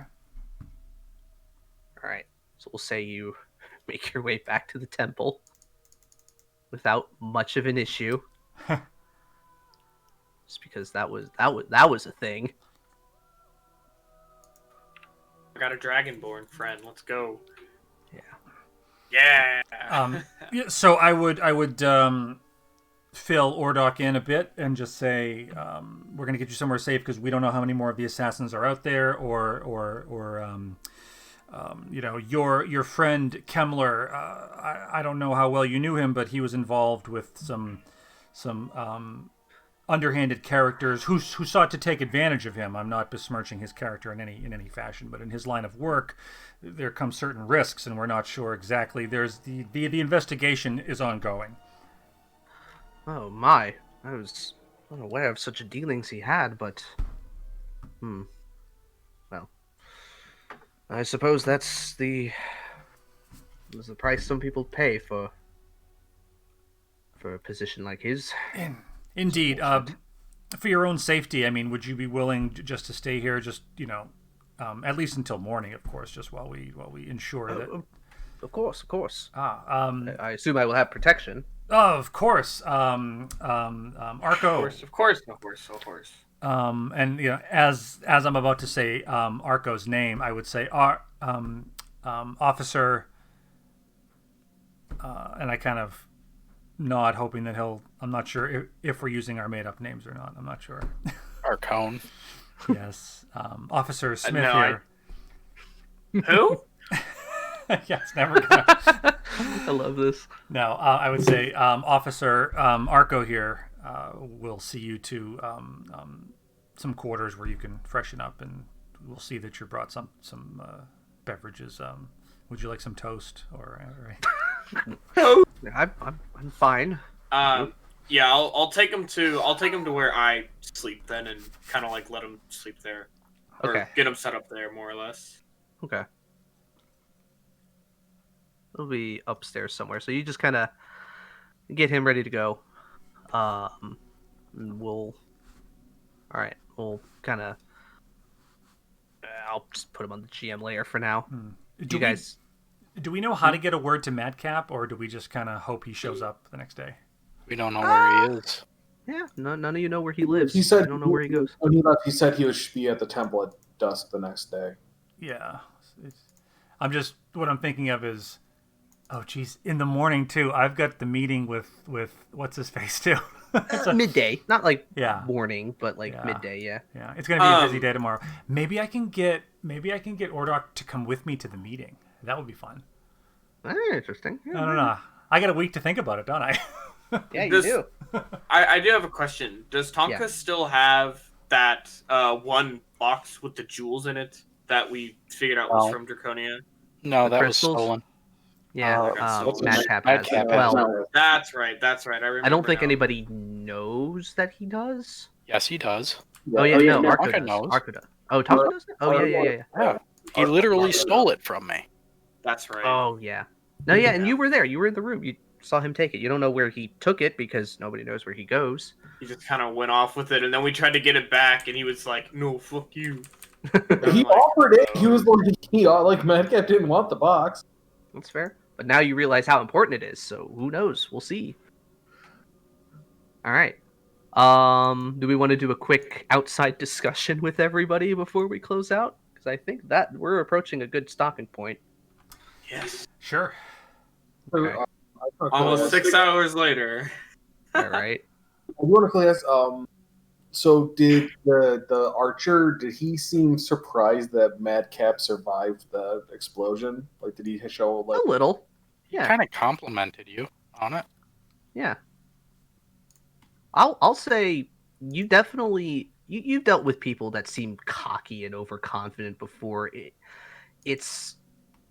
He probably did think that was going to kill you. The fact that you did survive is like he was impressed.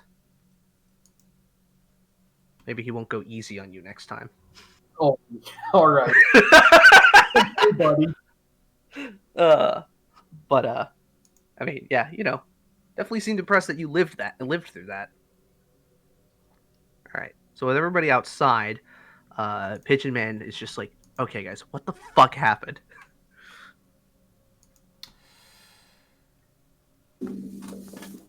Excellent question. That is very true. So Our Oompa Loompa should be able to tell us tomorrow. Madcap. Oh dear. I'm sorry. That was great. Obviously, whoever assassinated Kemmler, Madcap gave chase. I didn't get a good look at them. Madcap was severely wounded. I'm no healer, but I did what I could, and he was going to go home to rest. He will be back tomorrow at dusk. He said he'll meet us here. We just have to find a way to try and keep Ordok here until then. Maybe we can press the threat of the danger so he doesn't run off into the city. Well, the man needs his sleep, so That's true. I need time to think about how best to use this to our advantage. We have a very powerful, influential figure. It's not a lie that we've possibly saved him from harm. Perhaps he'd be willing to work with us to, if not avenge his friend, at least protect himself. Well, you see, sir, it would seem that Lady Whatever-Face went and sent an assassin to go and kill your friend, who may have been targeting you as well. Yes. We need to do something about this, sir. If only there was someone who could go and beat her in this race for council. God, whoever could we go and speak with? Oh, so you're suggesting that we're assuming that Vermilion is behind this. No, I'm lying and going and saying that we use that story to go and get him to back someone who will actually do the city some good. So we tell him that. So we tell him that. We tell him that it looks like Lady Vermilion, or whatever her name is, may have gone and sent an assassin to try to take out his friend along with him. And then and we just kind of slap our thigh and go and say, oh, geez, whatever shall we do? Perhaps there's someone out there who might be able to save this city from such villainy. And yes, kind of nudge him in the side and go and say, that's your cue, dumbass. So we will.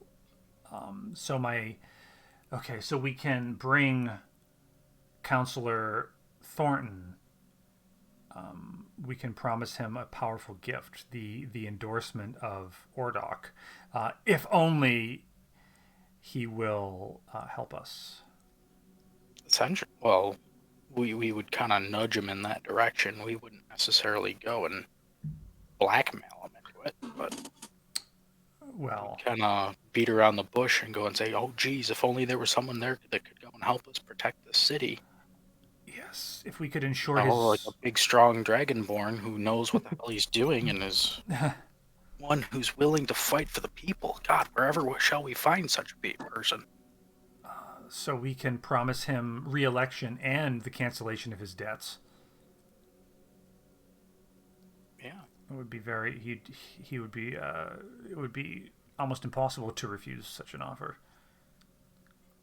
This plan, falsified celebrity endorsement, or a celebrity endorsement under false pretenses. This is great. Yeah. Hey. Plus, we do have his slippers, so we could go and just simply go and say, hey, are these yours, by the way? We've uncovered them at some sort of a crime scene, yeah. I kind of look down and try to hide them under my cloak, kind of sheepishly. Oh wait, you're wearing them, aren't you? Yeah. She's in her working attire. Don't have to wear those when you go see him. Yeah, I don't think the shoes are going to. Yes, Tonka, I don't think the shoes are going to be part of the bargain. No. He's a dragonborn, though. How do you wear elven? Or no, those are elven boots. Never mind. Thornton's human, by the Yeah. way. Oh, yeah. Yeah. Yeah. Oh, that's right. All right, I'm The thinking the only wrong person. dragonborn that's on the council is the Draconia representative. Gotcha. All right, I'm thinking of the wrong person. Nah, you're good. So we found out that the benefactors are Kaze, the moon elf, the demonologist, and the partner. Who works the city, quote unquote. And sent Kemmler into a panic. Hmm. I have a suspicion that the partner could be Tarkov. I don't know. He is spooky. Yeah, unless Kemmler's just scared of everyone. I don't know. Game theory. Is Tarkov the partner? Oh God, fuck off. Maybe not. Ugh. God, can't believe I used to watch his videos. Fuck. I only know that because I watch Oni plays and they make all the time. Yeah. I mean, he does good work with like some of the charity work that he does. It's just his content fucking sucks. Do you have a description of Tarkov, a physical description? I don't think any of you would. At least maybe not in common memory, but Ellis had met him face to face very briefly at like a big nobles party, and he was there. He introduced himself. He seemed pretty nice, but you didn't really see much of him after that. And I basically described him as he looks like 45-year-old Ethan Hawke. Like, I don't know if anybody's ever seen that one like movie that I forget what it's called, but it's like everybody, like the world was taken over by vampires, and he's like a vampire scientist. Yeah. What is that called? Something like that. Like he looks kind of like Ethan Hawke in that movie with like a little bit more gray hair. Daybreakers, yeah, that's it. It looks like Ethan Hawke in Daybreakers. Okay. So like this. Yeah, with like with like salt and pepper hair, like kind of like right around his. Well, was his skin color? Was it pale like that? Not pale, just like like tan, maybe. Yeah, like if you look at like what Ethan Hawke actually looks like, yeah, but he's got like that hairstyle and everything like that, with like salt and pepper hair. So I think Ellis might have sure hit that it I'm on not. the head, and I think that partner might be the fucking archer. That's Tarkov. maybe. Just to make sure that I'm not crossing signals here. Ethan Hawke isn't the skater Ethan Hawke, right? It's Tony Hawk. That's Tony Hawk. All right, good. Thank God. Ethan All right. Hawke. Oh, thank God. See, because like I was wait a just minute, what? Yeah, I was just like writing down a description for Tarkov, and I'm like, why does that sound familiar? So I'm like, and I looked it up, and I'm like, oh yeah, he just looks like Ethan Hawke basically. Mm-hmm. So I'd seen a movie that he was in recently, but then for whatever reason I thought of Daybreakers because I really liked the hairstyle he had in that movie. I kind of like that second picture. Yeah, Ethan Hawke was excellent. That's too old. He was excellent in Gattaca. Love that movie. That's a poll. Yeah, that's an old one, but that's a good one. I'm a huge Ethan Hawke fan. Sure. All right, well, I think we have an idea of a plan for next session. We do. Yeah, Madcap's gonna take a fucking nap. Yeah, Madcap needs to get the full rest. Yeah. You're gonna be sore in the morning, buddy. Yeah. Yeah, go. No, good. I was gonna ask if are we long resting like overnight, or we'll pick up at night next time.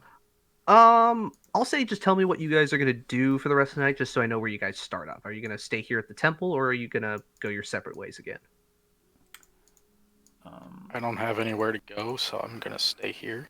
That's fair. Yeah, I'm gonna let the group. I'm gonna let my new address be known, and I'm gonna go there. Okay.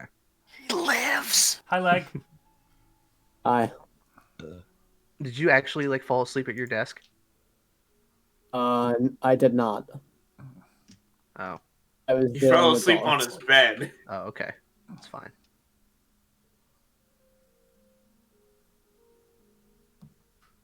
All right. So yeah, I would.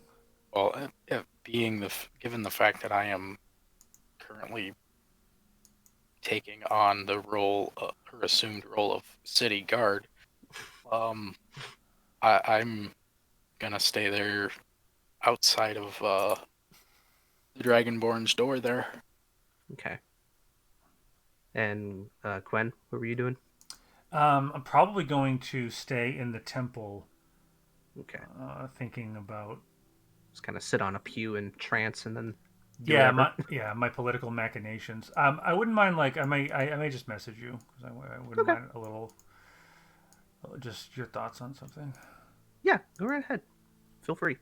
All right. Well, that was exciting. It's Russian. Holy fuck. Yeah. Yeah, a lot of things falling into place. I like it. Did that blast have any effect on like his outfit? On Madcaps, Yeah. it's force damage, so probably not. It's probably like tattered a little bit, but you Magic got Weaver's too. bludgeoning Yeah. is what it So- is. What did you say, Justin?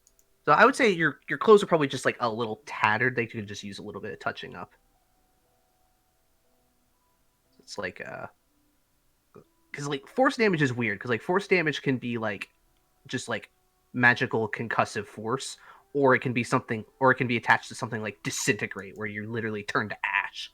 Well, I think It's it weird. depends on the form of the force. That's true. You described this as an explosion, so it's going to be more bludgeoning. But then there's force damage blades that you Oh can yeah, go and yeah, do, which is slicing. So it Yeah. all depends on the Kind of form a of the. catch-all term for magic. yeah. I'll say it's like your clothes are like a little tattered. You're probably gonna have to replace like a few parts of it, but or just touch up some stuff with your tools. That's about it. Okay.